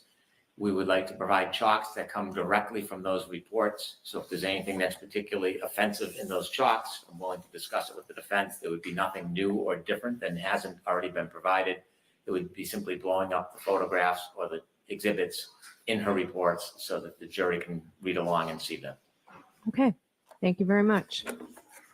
I'll get a decision quickly to you now. Thank you so much, James, for the super sticker. Does the defense intend to bring up any bad character or misconduct of Put it up. John Bump it up. O'Keefe or any witness? No, bad character evidence is inadmissible. Right. To the extent that evidence could be used for like motive, opportunity, all the Thank you, alternatives. James. You're super. Under proposed rule 404, Good night, Thunder. we We reserve love the you. right, but we would approach sidebar before introducing any such evidence, and certainly not against John O'Keefe. What do you say, Mr. Brennan?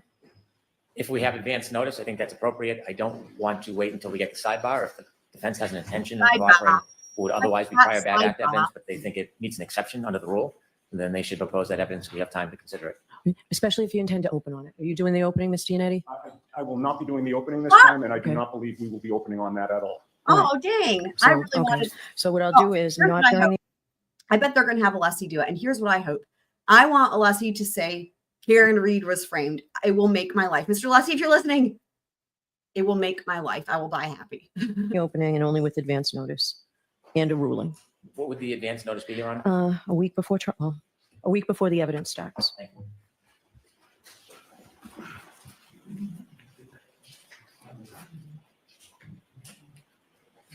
Okay, that's paper 587, Mr. Clark. Thank you. Commonwealth's motion for an offer of proof regarding calling. And I mean, the thing is is whoever does it needs to see Karen Reed was framed. That was why y'all know, I did not know anything about this case. I was tuning it out because of the toxicity.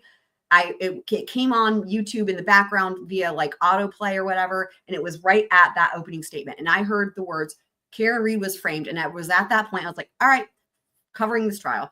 And so I just hope somebody does it.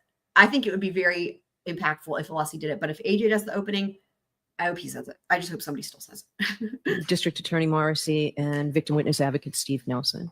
And it also includes a request to exempt from sequestration. Your Honor, with regard to this motion, we have on principle, we have no objection to an offer of proof as I said necessitated I said by good night. the court's I said good night to Fender because Fender's in India and it's nighttime and she's going to bed. guidance. Yep. The issues do go strictly to trial strategy and attorney work product. So any such offer of proof, we would ask, we make that ex parte. I can tell the court, just to kind of streamline things, we would not be seeking either of these individuals in our case in chief. They would be merely impeachment if necessary. Okay. Certainly we could make those offers of proof at the appropriate time. Okay. Thank you. All right. I'm satisfied with that. What's the Commonwealth's position? You satisfied with that? I am. I would like the victim witness advocate to be able to. Yes, the victim witness advocate, he'll be able to come in for trial. I wasn't worried about the sequestration aspect of it. I should mention that. Okay. Thank you. All right, so they're both exempt from sequestration. Okay. It's entirely possible. I did not hear the word framed, but you know what? I'm typing in the chat and also managing the Nightbot commands, so it's entirely possible I missed it. So I will back it up. How about that? I don't remember hearing that. Does anyone else? There was the misconduct. No, I don't know if they were talking about the bad character evidence, right, against the victim or whatever. And then let me see. We would like to provide chalks that come directly from those reported different than has, so that the jury can. It's the defense and thief or any witness. Under proposed rule 404, we reserve the right, but we would approach sidebar before introducing any such evidence, and certainly not against John O'Keefe. What do you say, Mr. Brennan? If we have advance notice, I think that's appropriate. I don't want to wait until we get to sidebar. If the defense has an intention of offering what would otherwise be prior bad act evidence, but they think it meets an exception under the opening, Mr. Yanetti? I will not be doing the opening this time, and I do not believe we will be opening on that at all. All right. Okay, hold on. Mr. Let's Yanetti? make sure it's clear. Hold on. evidence, we have time to consider it. Hold Prior on. bad act evidence, but they think it meets. Prior bad act evidence. So that's like, I would imagine that is like Trooper Proctor. So I think the question here is, are they going to bring up Trooper Proctor in their opening? Exception under the rule, and then they should propose that evidence. We have time to consider it. Especially if you intend to open on it. Are you doing the opening, Mr. Yanetti? I will not be doing the opening this time, and I do not believe we will be opening on that at all. Trooper Proctor. Right. I think it's Trooper Proctor. Prior bad acts. Yeah. So what I'll do is just to make the record clear, Karen Reed was framed, I think, still on the table. during the opening and only with advance notice and a ruling. What would the advance notice be, Your Honor? A week before trial. A week before the evidence starts. That's true.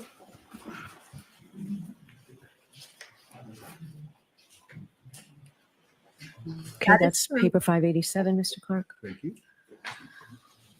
That is definitely true. Commonwealth's motion for an offer of proof regarding calling District Attorney Morrissey and victim witness advocate Steve Nelson. And it also includes a I will just say request. to that end, right? Like, I think they can prove it, right? And maybe they thought that last time, and maybe they think that this time that they can prove it or did prove it.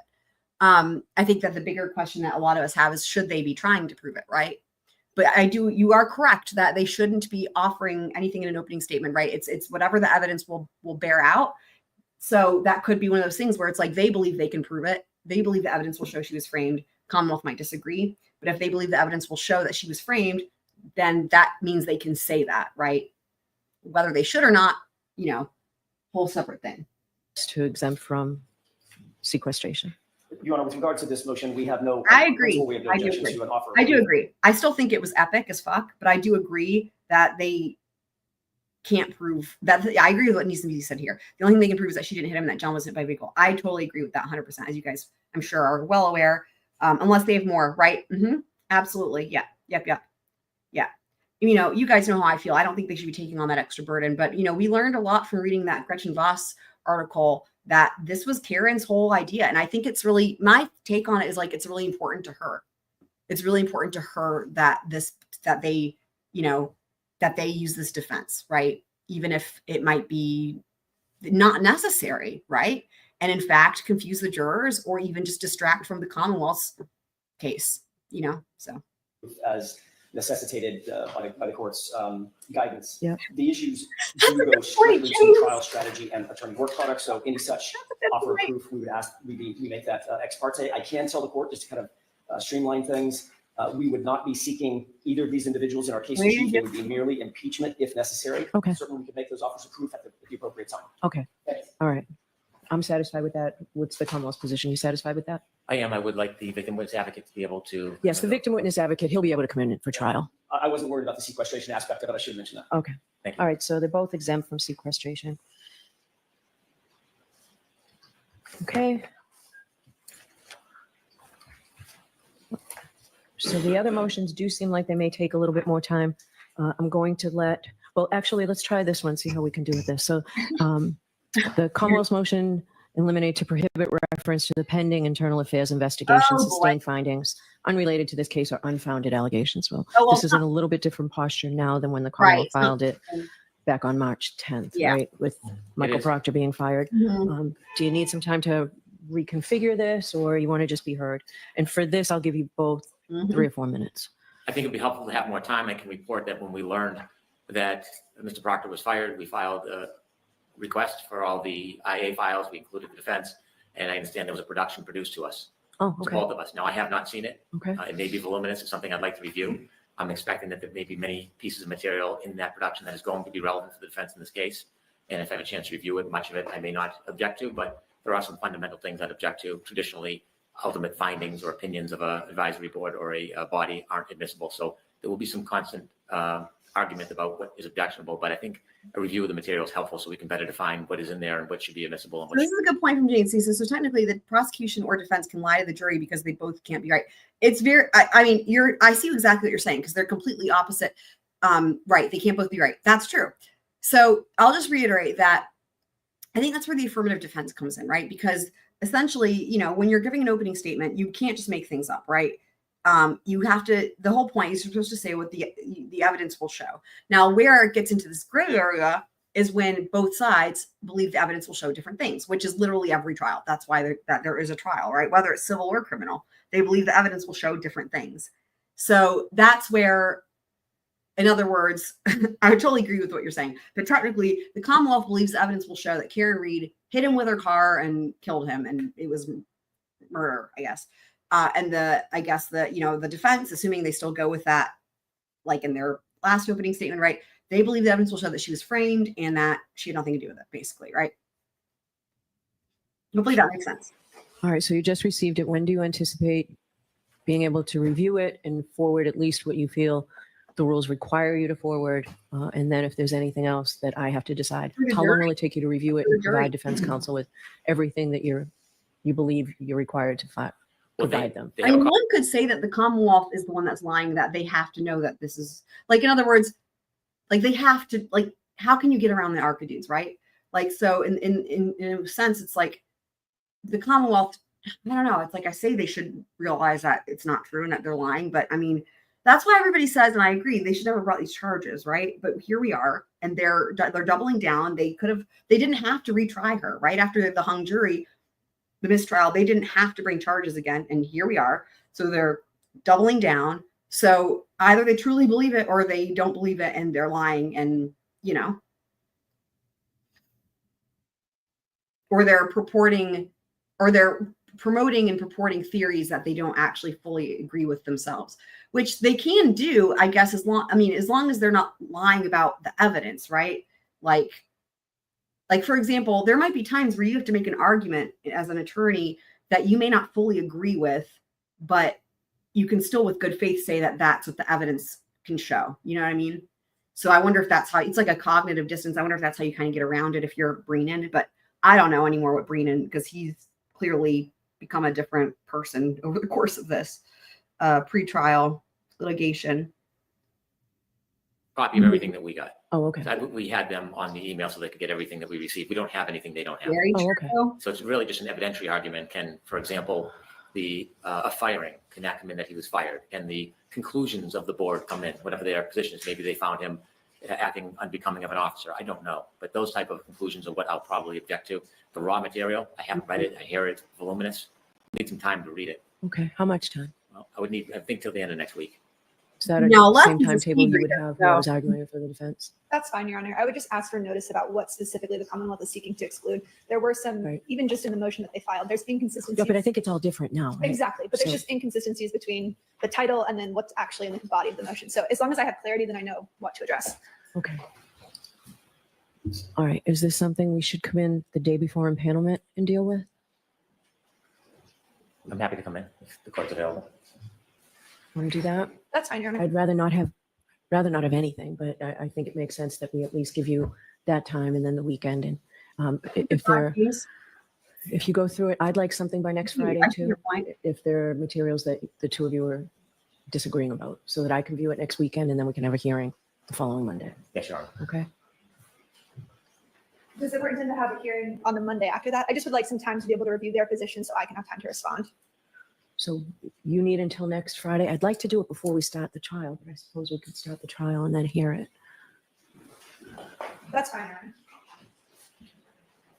Can you I'll move have, as quick as I can. I have a lot of Okay. obligations over the next week. I'll try to facilitate it. I just don't know. Let's take a lesson from Mr. Alessi. all right, without knowing how much is in dispute, Ms. Little, you have no idea how long it will take you to address that, right? So, Correct.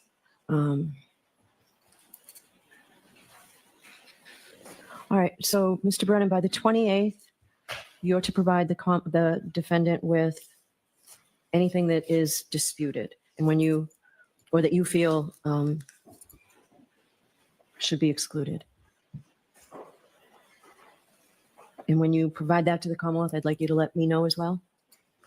I will. All right, and then Ms. Little, why don't you tell me on April 1st how much time you need to finish up? It may be nothing, you may have it, and we can do it. So I guess we won't meet on the 31st on this? Thank you, Your Honor. I appreciate that. All right, so on the 1st, you'll tell me how much time you need.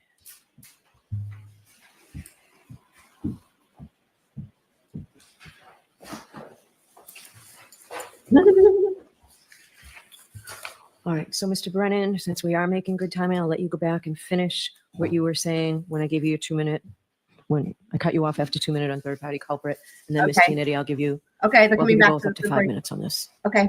5 minutes is a long time, Ms. Yanetti. Your Honor, Let's see how you do. If the court's inclined to admit the evidence, then I don't need to speak at all. But if Well, you're, last time I said I wasn't excluding it, you just couldn't open on it. Right? So that's where I'm at this point, and I'll hear the different sides. So Hold on. That might be what Needs and Sees was thinking about. Let me hear. So we hadn't gotten to it yet. Let me hear that again. last time I said I wasn't excluding it, you just couldn't open on it. Right? So Oh. that's where I'm at this point, and I'll hear the different sides. That might be what Needs and Sees was thinking. Are you still listening? Because that's interesting. Janetti.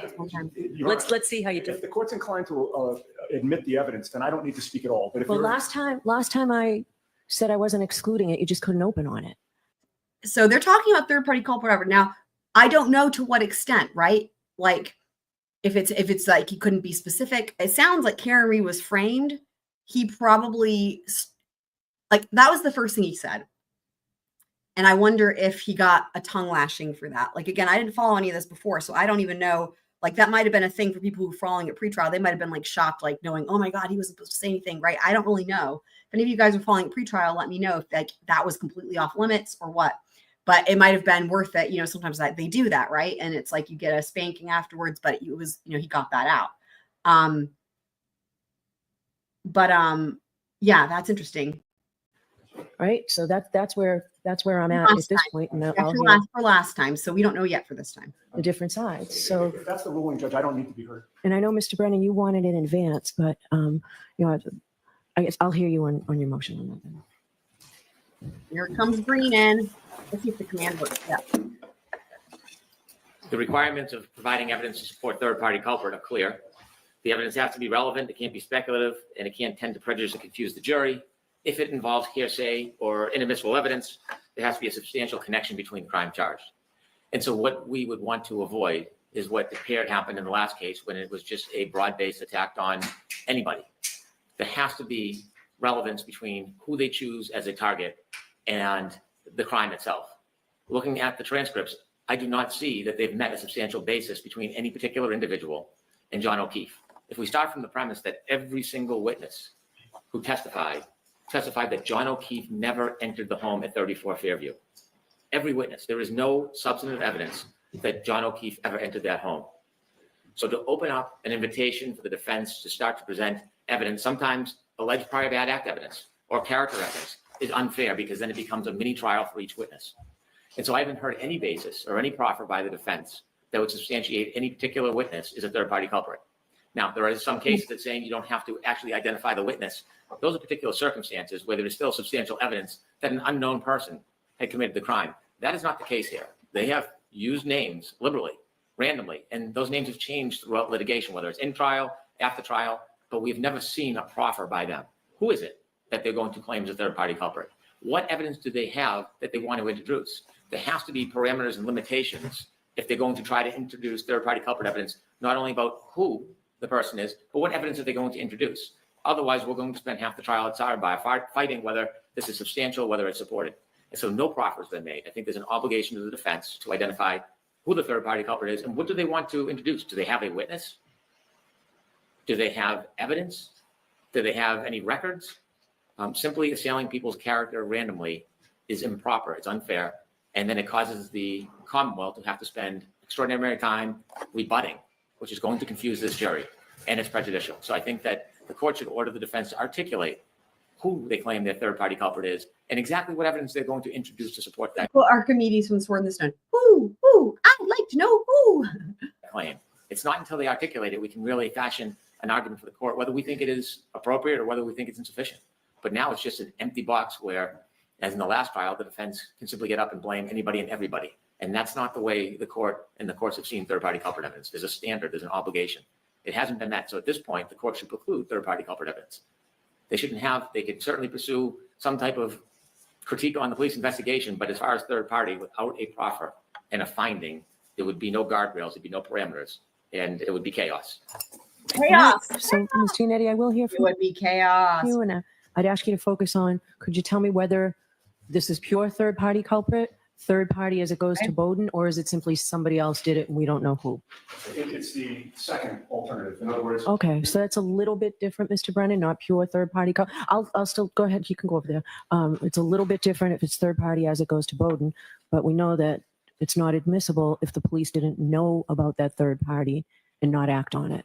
So are you going to tell us who? Last time you told me you don't have to prove that, but can you make it's an still our offer? position that we don't have to prove or narrow it to one potential third-party culprit. Are you saying it's several? Three, yes. Okay, so can you tell me the three that you say it is? Sure. So the potential third-party culprits that we have identified are Brian Albert, Brian Higgins, and Colin Albert.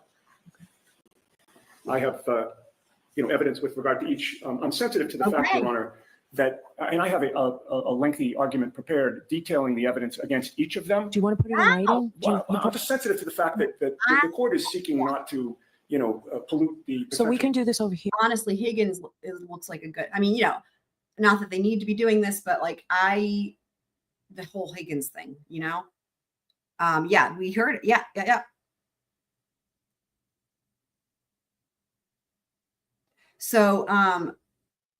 So the question is, do they have more? So the thing is, in terms of what they have now that they didn't have, we know they have more with Higgins, right?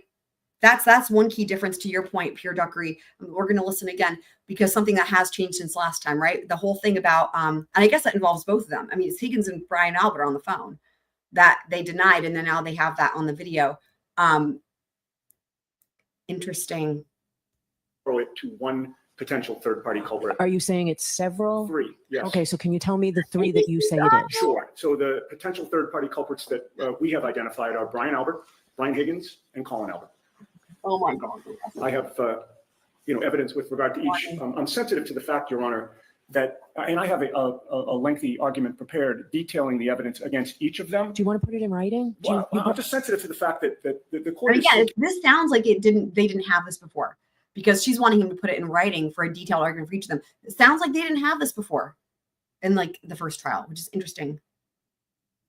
Not to, pollute the. So we can do this over here. It's up to Your Honor. Why don't I see you preliminarily over here? Oh, wow, that sucks. Why are you doing that, Bev? No. What? Dude. She does not want. Okay. Well, so the argument, the waterfall video. So the defense interpreted their interactions. You can't hear them, right? You can just see them. They interpreted it as arguing when they're like wrestling, like in the song, right? The Bryans both wrestle when they have too much to drink. The Commonwealth said it was play fighting. I think that's been, I don't know. I didn't really buy that they were practicing their fighting moves or whatever. I thought that was a bit of a stretch. I don't know if they were fighting or not. I'm talking about the video that they have of Higgins outside the LALLY port on his phone. That's the video that they have that's new. They might have more, but that's what we learned about. They got that from when all the other LALLY port was turned over. They have Higgins on his cell phone. And that's at the time when those calls were made, the butt dials, right? And everyone denied it, him and Mr. Albert anyway, right? And they have him on his phone. So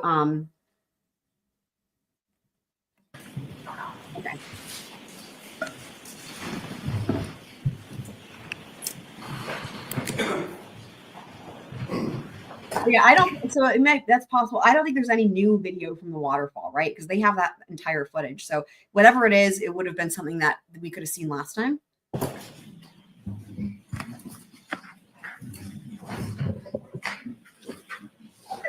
Unless there's like a different camera angle or something. But I don't think that's the case. We would have heard about that. Oh, okay. Thank you, ABCs. Okay.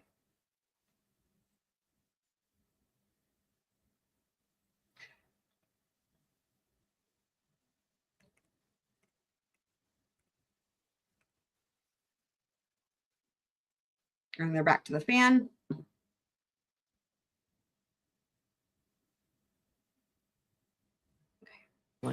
So.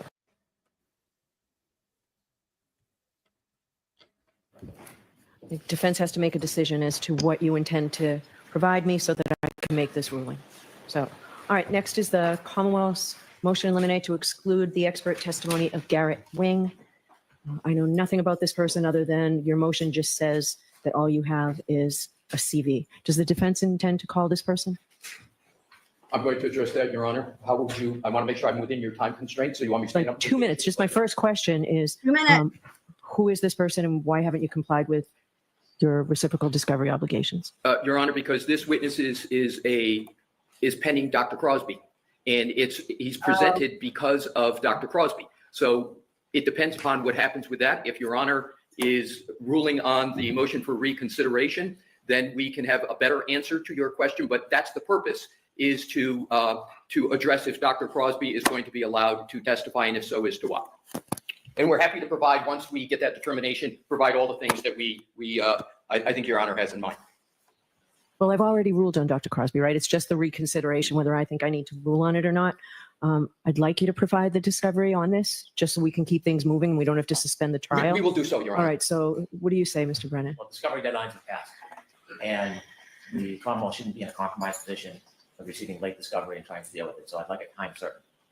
You probably have it, Mr. Alessi, right? You're very well prepared. Do you have all your reciprocal discovery that you need to give the Commonwealth on this witness? I do not, and not only do I not have all of it, I need to go take a look at to make sure, in light of recent events, that I provide everything to the court. So I can meet a fairly short deadline, assuming I can communicate 3 days. Can you do it by Monday?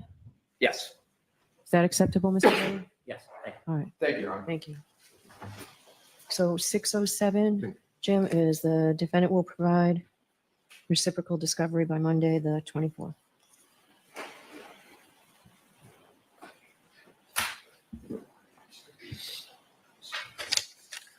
All right, the Commonwealth's motion eliminate to exclude defense expert Michael Easter's opinion of the investigation. So I'll hear you on that, Mr. Brennan. I figure this is probably lengthier than the others. I'm sorry, Your Honor? I figured this might be more than 2 minutes, might be lengthier than the others we've had.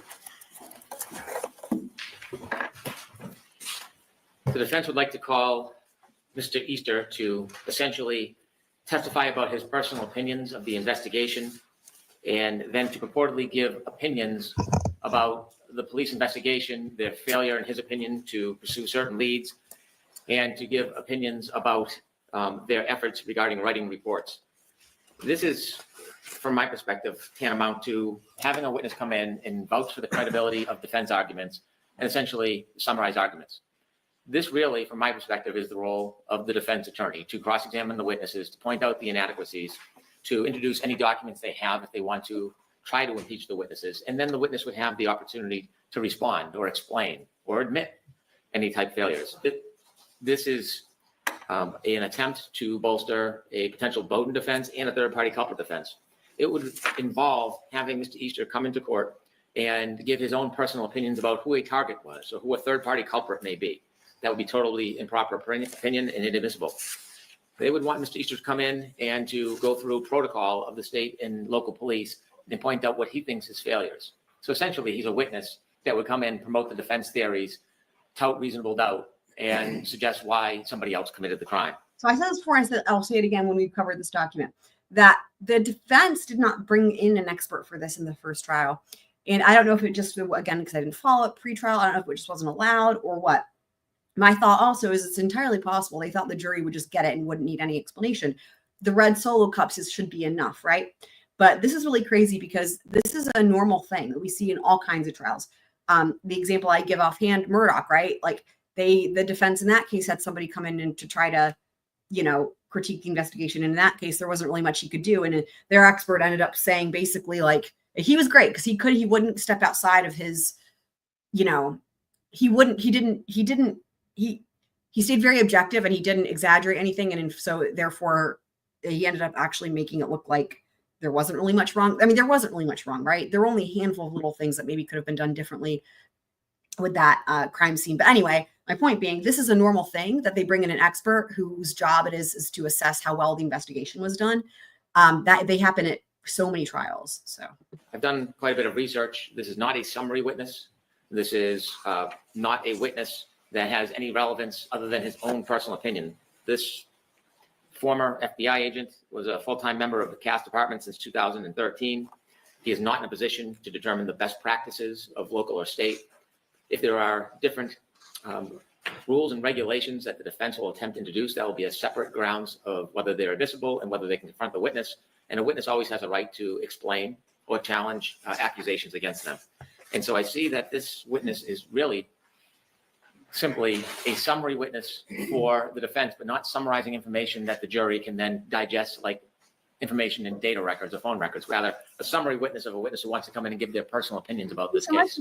I don't see any grounds for admissibility for Mr. Easter to come into this case and give his opinions regarding whether he thinks the police investigation was appropriate or not, or whether he would have directed somebody to do something different, and inevitably whether he thinks somebody is a suspect that was not pursued. That is all in the province of the defense in their case and in their cross-examination. So I don't see any relevance whatsoever of Mr. Easter.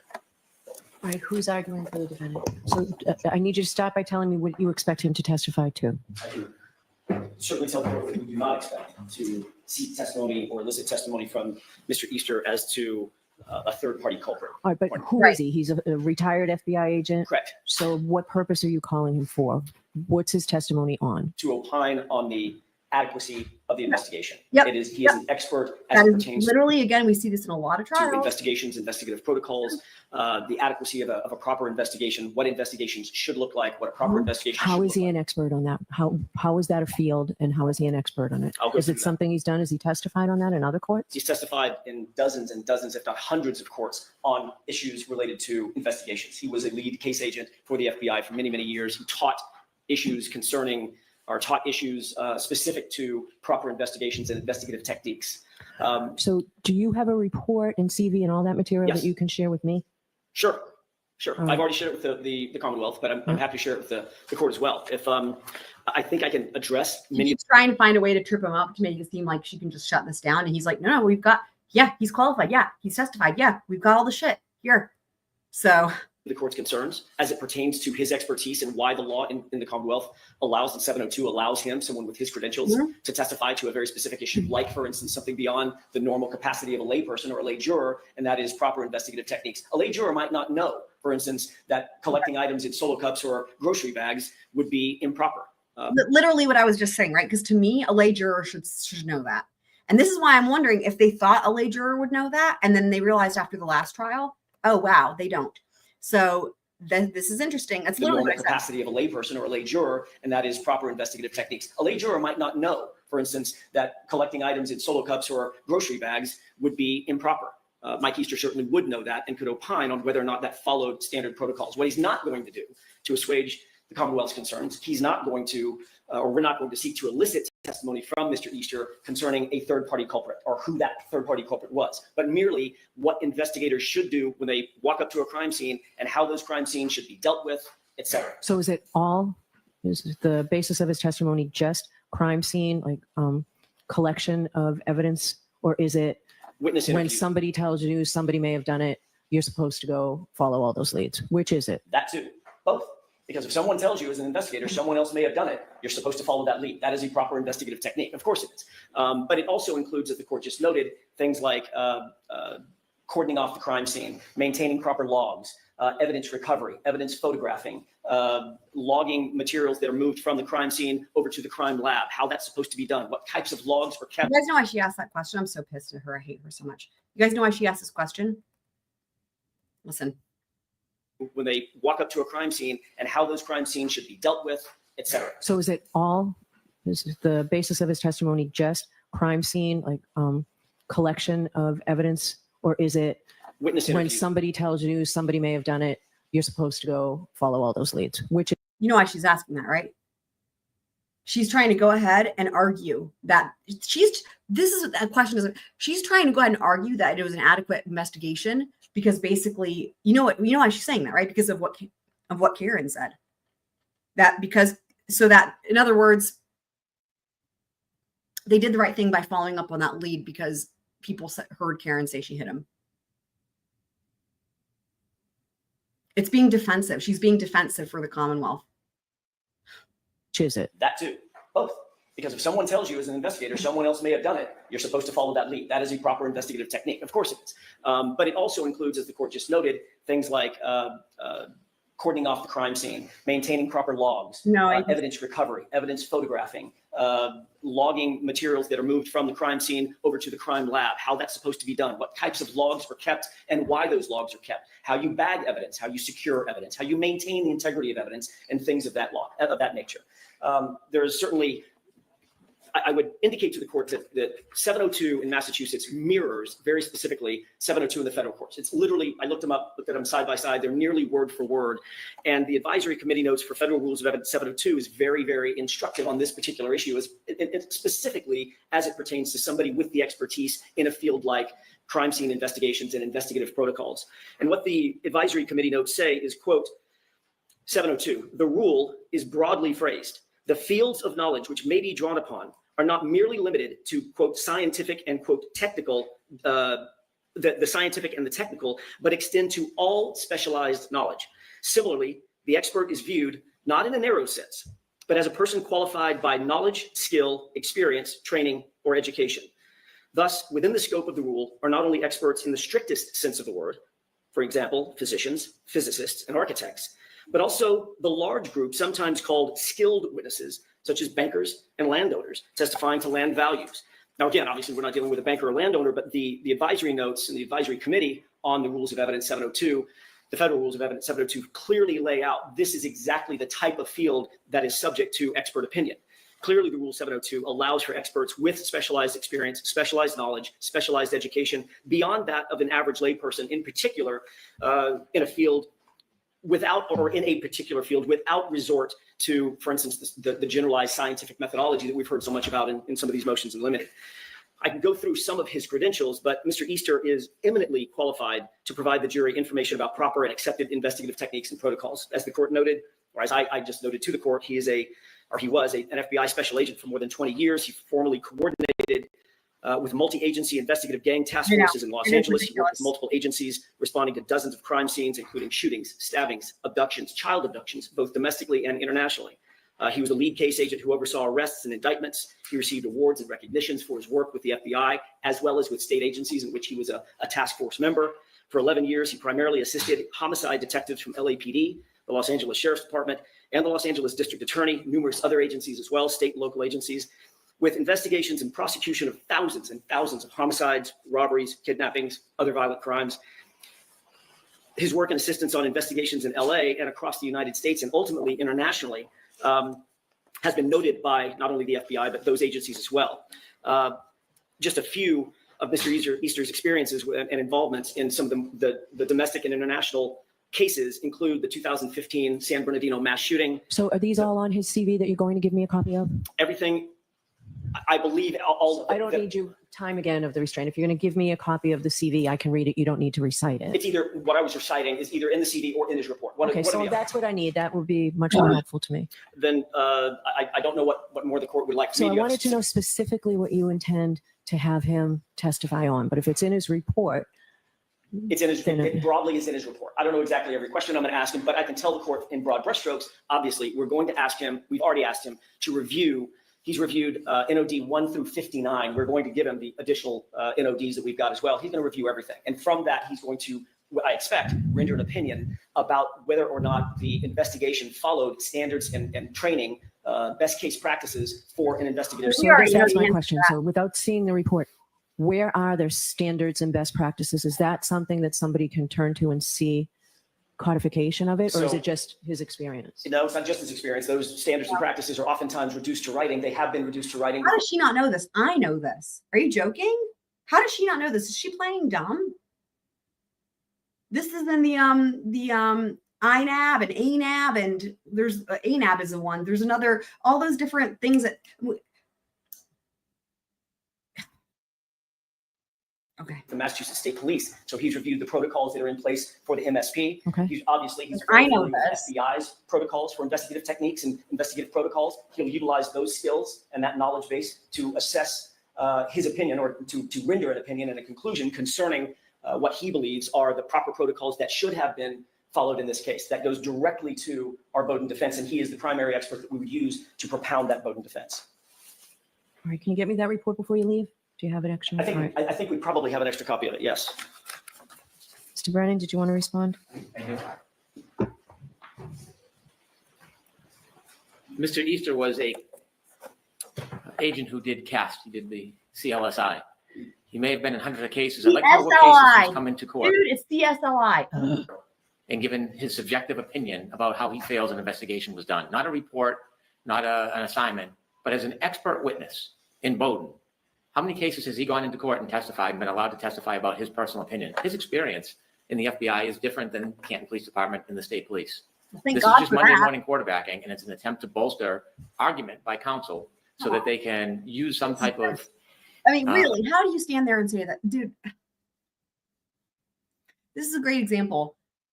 Surely, in his bones, he cannot possibly believe that this investigation was done properly. Just take the solo cups alone. But yet he's making this argument. So he must be setting aside what he knows to be true and arguing what the way, because that's his job. Like, perfect example right there. Opinion to lean on when they're arguing to the jury. They should have doubt because of the police investigation. I don't see any recognition under 702 or in law where somebody can come in and subjectively give their opinions. If there is a state police protocol that wasn't followed, then the defense can see if that state police protocol is appropriate. If they're speaking to a state police, question them about it and ask them if they did it and why. If this person comes in and gives opinions, there'll be a slew of opinions that are shot like a shotgun approach that will never be able to have an opportunity to explain. Are we going to call in the Canton Police Department again and call in the state police for a second? This is ridiculous. I'm telling you, again, I've seen this in so many trials. Again, the example I can easily give is Murrah, because I've watched that trial multiple times. And that's not how it works. You don't bring them back in and have them explain it, right? This is crazy. This is being defensive, again, about this investigation and Canton Police Department. It's not like when they assess the investigation, they don't get to come back in and say, well, this is why we did it this way. It doesn't matter. They didn't follow anything. That this is crazy talk. It's not about making excuses for the things you did wrong, right? This is what you would do if you wanted to rebut it, is you would bring in a rebuttal expert who could try to assess it. That's what you would do. Let me just put it right there. You don't bring the officers in and have them give excuses. No. What you would do is you would bring in in rebuttal, you would bring a rebuttal expert who would try to assess this investigation and say, oh, it was great. It was wonderful. They did everything correctly. That's what you would do. And he could do that. He has that option. That's how you handle it. This is insane that he's suggesting that the way that you refute this is by bringing the officers back in. This is Around so they can explain why they chose certain actions that Mr. Easter is criticizing. I don't think this is an appropriate ground for an expert witness. I don't see any cases, I've looked at the state and federal court, that allow an expert to come in on a Bowdoin defense and give their subjective opinion about an investigation they weren't involved with. I don't know that this witness has ever been qualified as a Bowdoin type witness in any court. He may have testified, but about what? And so I think this is a very dangerous proposition. What if the Commonwealth wants to counter and bring in a state police officer to say that the investigation was fantastic, that everybody did a remarkable job under the circumstances? What if we bring in a witness to talk about the fact that the evidence is so overwhelming that it should imply a certain finding by that's the literally what I'm saying. It's like that's what they normally would do. That's the normal approach. jury? This invites that. This invites a debate between people's personal opinions. That's done outside of the courtroom, not in a courtroom. We will never have an opportunity to be able to have all the witnesses come back to explain why this witness subjectively thinks it's a deficiency. I don't think it's appropriate for expert witness testimony. This is argument by counsel. Y'all. Very briefly, I gently disagree with Mr. Brennan. He indicates that we want to use an expert to bolster our argument. There's another word for that, or another phrase for that. It's called presenting a defense for someone charged with murder. He indicates, well, what are we going to do? This guy's going to get up there and testify. What am I supposed to do? Call a bunch of other Canton PD officers to talk about how great their investigative techniques were? Yeah, there's another word for that. It's called rebuttal. That's what you're supposed to do. And then he says, well, you wouldn't hang be on. objecting if they called somebody in rebuttal to reinforce That's literally the point. great investigation. Oh, no. Oh, no. Mr. Brennan said, what if I called in a Massachusetts state police officer to say that this was the best investigation ever? I have 2 words. Do it. Yes! Literally what I was saying. Because you know what? Good luck finding that person. Oh my God. That is exactly right. Oh, the way he's the reason why Breenan is making that thing of like, oh, we have to bring all the officers back in one by one. The reason he's saying that is because he must know somewhere in the back of his head that there is no one you could even pay enough money to, I would think, that could, no matter what, come in and say anything was done well about this. It's not possible. Like, you're not going to find that person. And that's why he's bringing the officers back in. Oh my God. They have that option. And then he says, well, you wouldn't be objecting if they called somebody in rebuttal to reinforce a great investigation. Oh, no. Oh, no. Mr. Brennan said, what if I called in a Massachusetts state police officer to say that this was the best investigation ever? I have 2 words. Do it. Do it. Yeah. I'd love that. Me too. I'd love a shot Okay, at that. so I said, let's take personal. That's not an invective. That's not a personal shot, Mr. Brennan. I'm just saying, do it. Bev, it's not. It's actual advice, because Brennan's argument was ridiculous. But she's trying to stop him from talking. She's just trying to stop him from talking. That's all. God damn it. Do it. Do it. I'd love that. I'd love a shot at that. Okay, so I said, let's take personal. That's not an invective. That's not a personal shot, Mr. Brennan. I'm just saying, do it. You want to call in another expert? That's a classic I'm trying battle. to help him, because clearly Breenan doesn't know how trial works and doesn't understand that you bring a rebuttal expert. Like, he doesn't understand. So he's trying to help him. The experts, that's fine. I'll put Mike Easter up against any expert they want to call. But the reality is, Your Honor, we're entitled to present a defense. And part of that defense, the Bowden defense, is the adequacy of the investigation. And there's no question that a proper homicide. Okay, I think so. Somebody was asking about Keister earlier, but that we hadn't heard. That's got to be the part they were referencing, and we hadn't gotten here yet. He's saying Mike Easter. He's saying Mike Easter. And look, even the closed captioning got it. He's saying Mike Easter. Call in another expert. That's a classic battle of the experts. That's fine. I'll put Mike Easter up against any expert they want to call. But the reality is, Your Honor, we are entitled to present a defense. And part of that defense, the Bowden defense, is the adequacy of the investigation. And there's no question that a proper homicide investigation is not something within. I don't know. So if you can give me a case site for that. All right. You're joking. That expert testimony regarding a Bowden defense. I've never seen it. I've never seen it in research or anything. So what?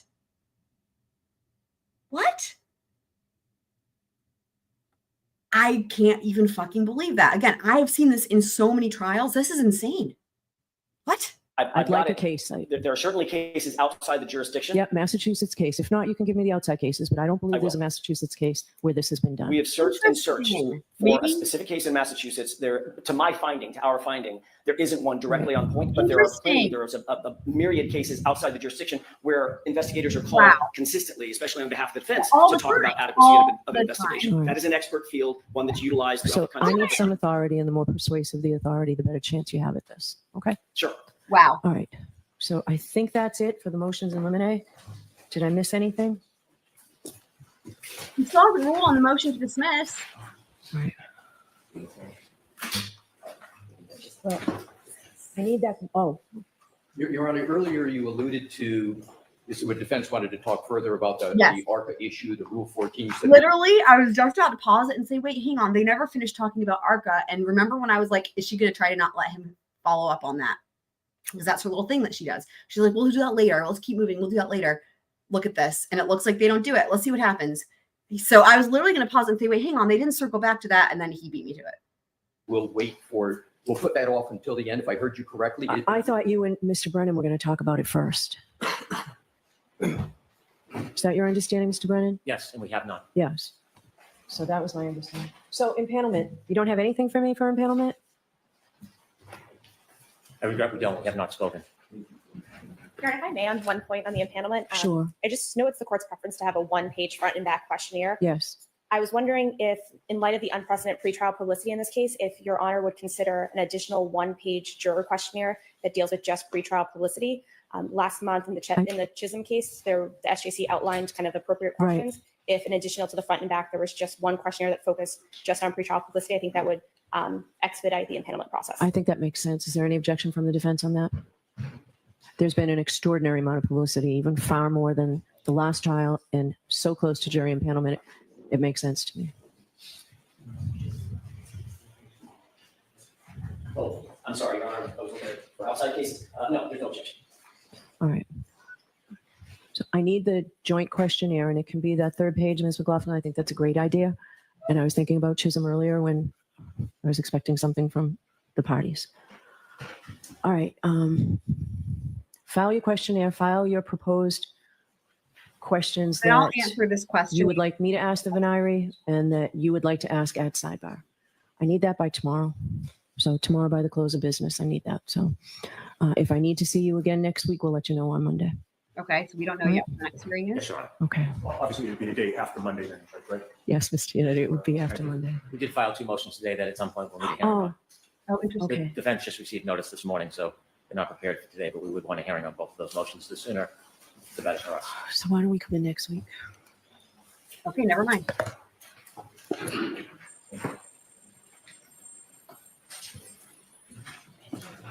Okay, so let me answer this question from ABC's docket. I hate when shouldn't federal court have precedent? I didn't hear which level of federal court they cited. Was it a federal appellate court? Like, did they mention a specific circuit? The way that it works is that if it is from a federal district court, no, that's trial court level. If it's from a federal court of appeals, so like a circuit, right? Those of you guys who were there for the members only trivia night, you may have learned, or maybe you already knew, but most people I think said they didn't know it. There's 13 circuits in the US. So if it's in the same circuit as where the trial court is located, and I don't recall, what are they? The First Circuit, right? I believe actually, as I say, I don't recall. No, I think I recall. I think they're in the First Circuit. Whatever circuit they are in, that case law from the federal appellate court level for that same circuit, it's not considered binding per se. It's kind of like you kind of should follow it, but the thing about federal court versus state court is like the only clear answer in terms of following that is when it's the US Supreme Court. That's binding on every court level in the country and in all jurisdictions, obviously. So, and a great example of that is Murdoch, like with the whole thing with Miss Becky, because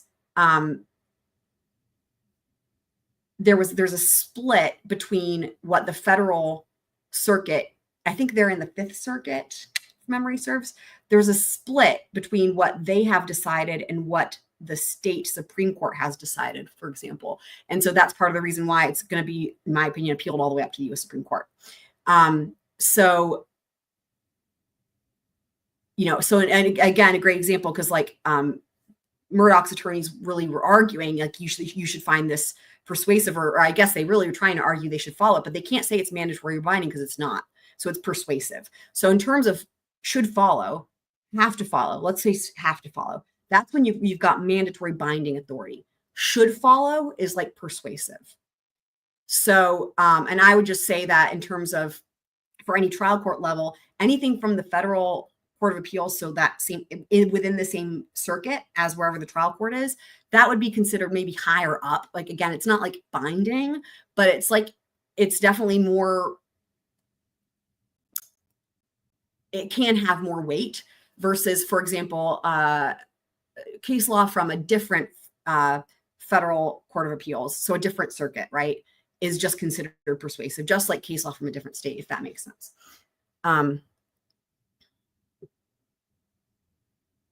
Yeah, First Circuit. Thanks, Mass Dad. Welcome. I think I've seen you here before. Welcome. First Circuit. So that's what I thought. Right. Never binding. Yep.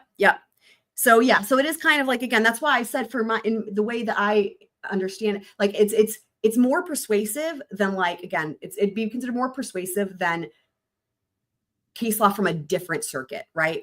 But it's not binding. So yeah. So hopefully that makes sense to everybody. And that's why, again, Murdoch is a great example of that, right? Because like I said, Poot and Jim were arguing that Fifth Circuit Court of Appeals case. I forget which one it was, Green maybe, but basically she, Justice Toll made it very clear. She's like, that is not binding case law on this court. The binding case law is the South Carolina Supreme Court case law. That is what I have to follow. And until the U.S. Supreme Court, if and when they make another finding, the binding authority for me being Justice Toll, is the South Carolina Supreme Court. And so they tried to bring that in. And again, it's not binding. If it was binding, she had to follow it. It's not binding, even though it's from the same circuit. So correct. Yes. Case law from First Circuit cases from the same state would be more persuasive. That's true. Yep. More persuasive. Yep. So there is a tier there of how persuasive, like I said, but not binding. Yeah, that's exactly right. Yep. So within the same circuit, within the same state. So similarly too, if it's a different circuit within the same state, that's less persuasive. So like let's just say, because North Carolina, I think is an example. So South Carolina, where there's if I recall, but so there's some states where there's more than one circuit, for example, right? So if it's within the same state but different circuit, it's less persuasive than the same circuit, but still none of it's binding. So hopefully that makes sense to everybody. Appreciate your input as well, Mass Dad. Okay. So it sounds like while they're doing this, I'm going to check and see if those filings have come out, because it sounds like Commonwealth just said they filed 2 new motions. Let me see if that's available yet.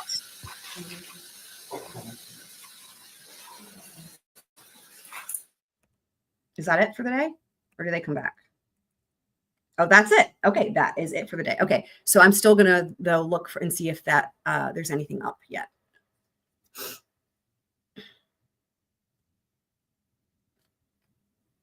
And y'all let me know if you've seen anything. I'm not seeing anything yet. Oh, no, here's one. I found one. Okay, here's one. It's the Commonwealth's motion to, they didn't say what they are, so I'll tell you what they are. Commonwealth's motion to compel communication between the defendant and attorney Yanetti stored within the defendant's cell phone data affidavit. And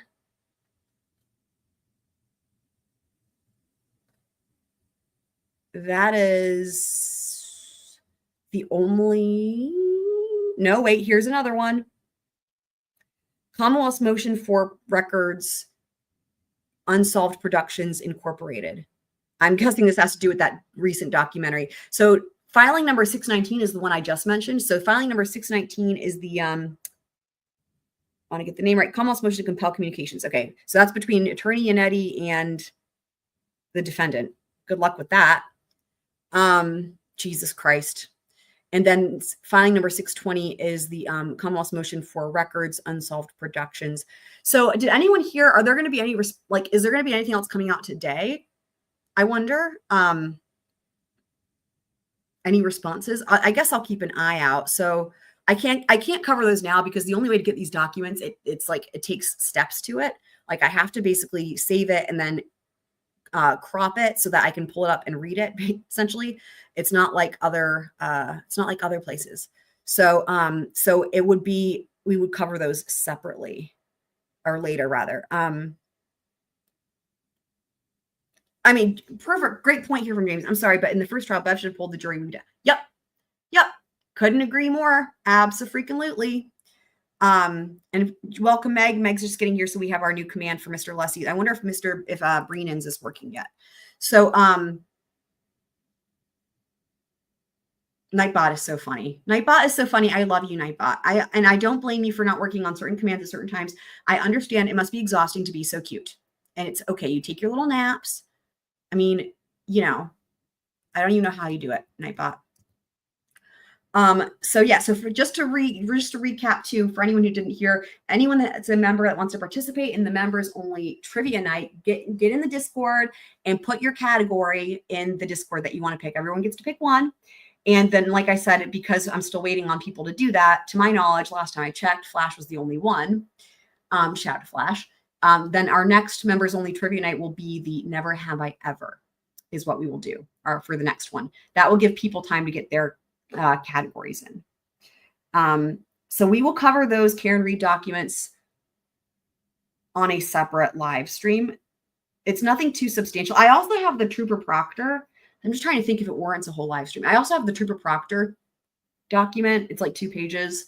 That's why I'm wondering if there's going to be any other filings coming out today, because if it's not like enough for a whole live stream, I might just like cover them at the beginning of the next live stream, as in tonight, which will be BK.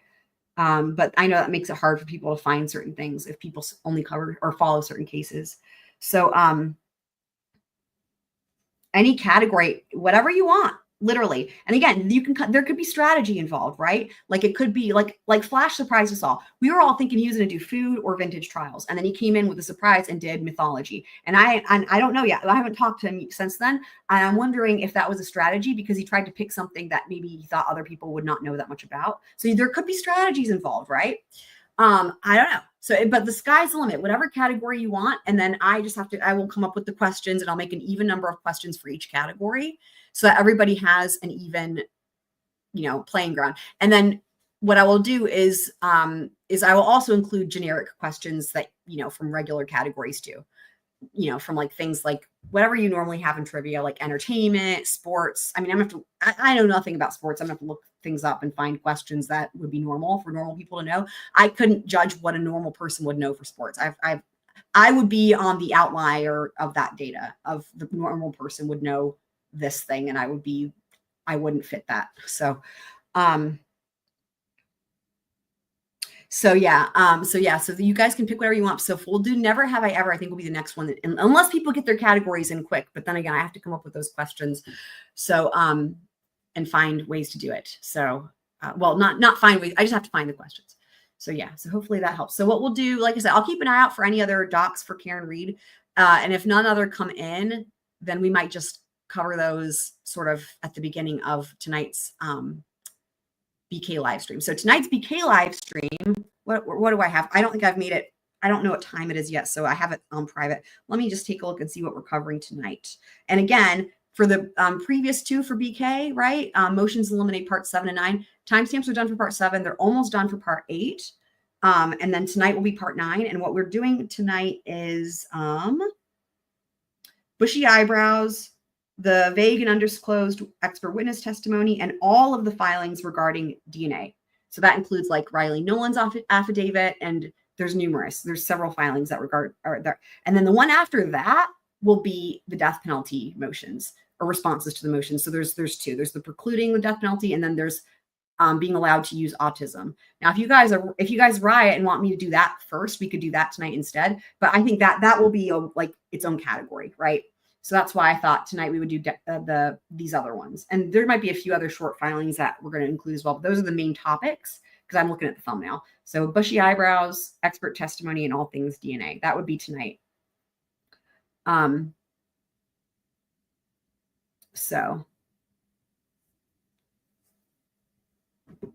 there you go, guys. So yeah, but other than that, that'll be it for this one. So spicy hearing for sure. And we still don't know yet. I mean, the thing that we all want to know about, right? Like, again, like I already know she's going to deny the motion to dismiss. I think it's crazy that she hasn't ruled on that yet because it's rude. Although I shouldn't be surprised because it's Bev, but we're still left hanging with an answer on the ARCCA dudes, right? And as far as if they can say who hired them. So she's going to make us wait on that. And then it sounds like we won't learn until when the next hearing is until after Monday. So, but that'll be it for this one, guys. Y'all are awesome. We had so much fun. You guys are hilarious. Shout out again to Mr. Alessi, who was here in the chat earlier at the beginning of the live stream. Welcome, welcome, welcome to everyone else who's new. Squirrel Crew is the best. We love to have all of our new squirrel friends. But other than that, that'll be it for this this live stream. So I will see you guys tonight, and I'm just waiting to hear back from some students before I know what time it'll be. But I'll see you guys tonight for the next BK live stream. And other than that, squirrel out.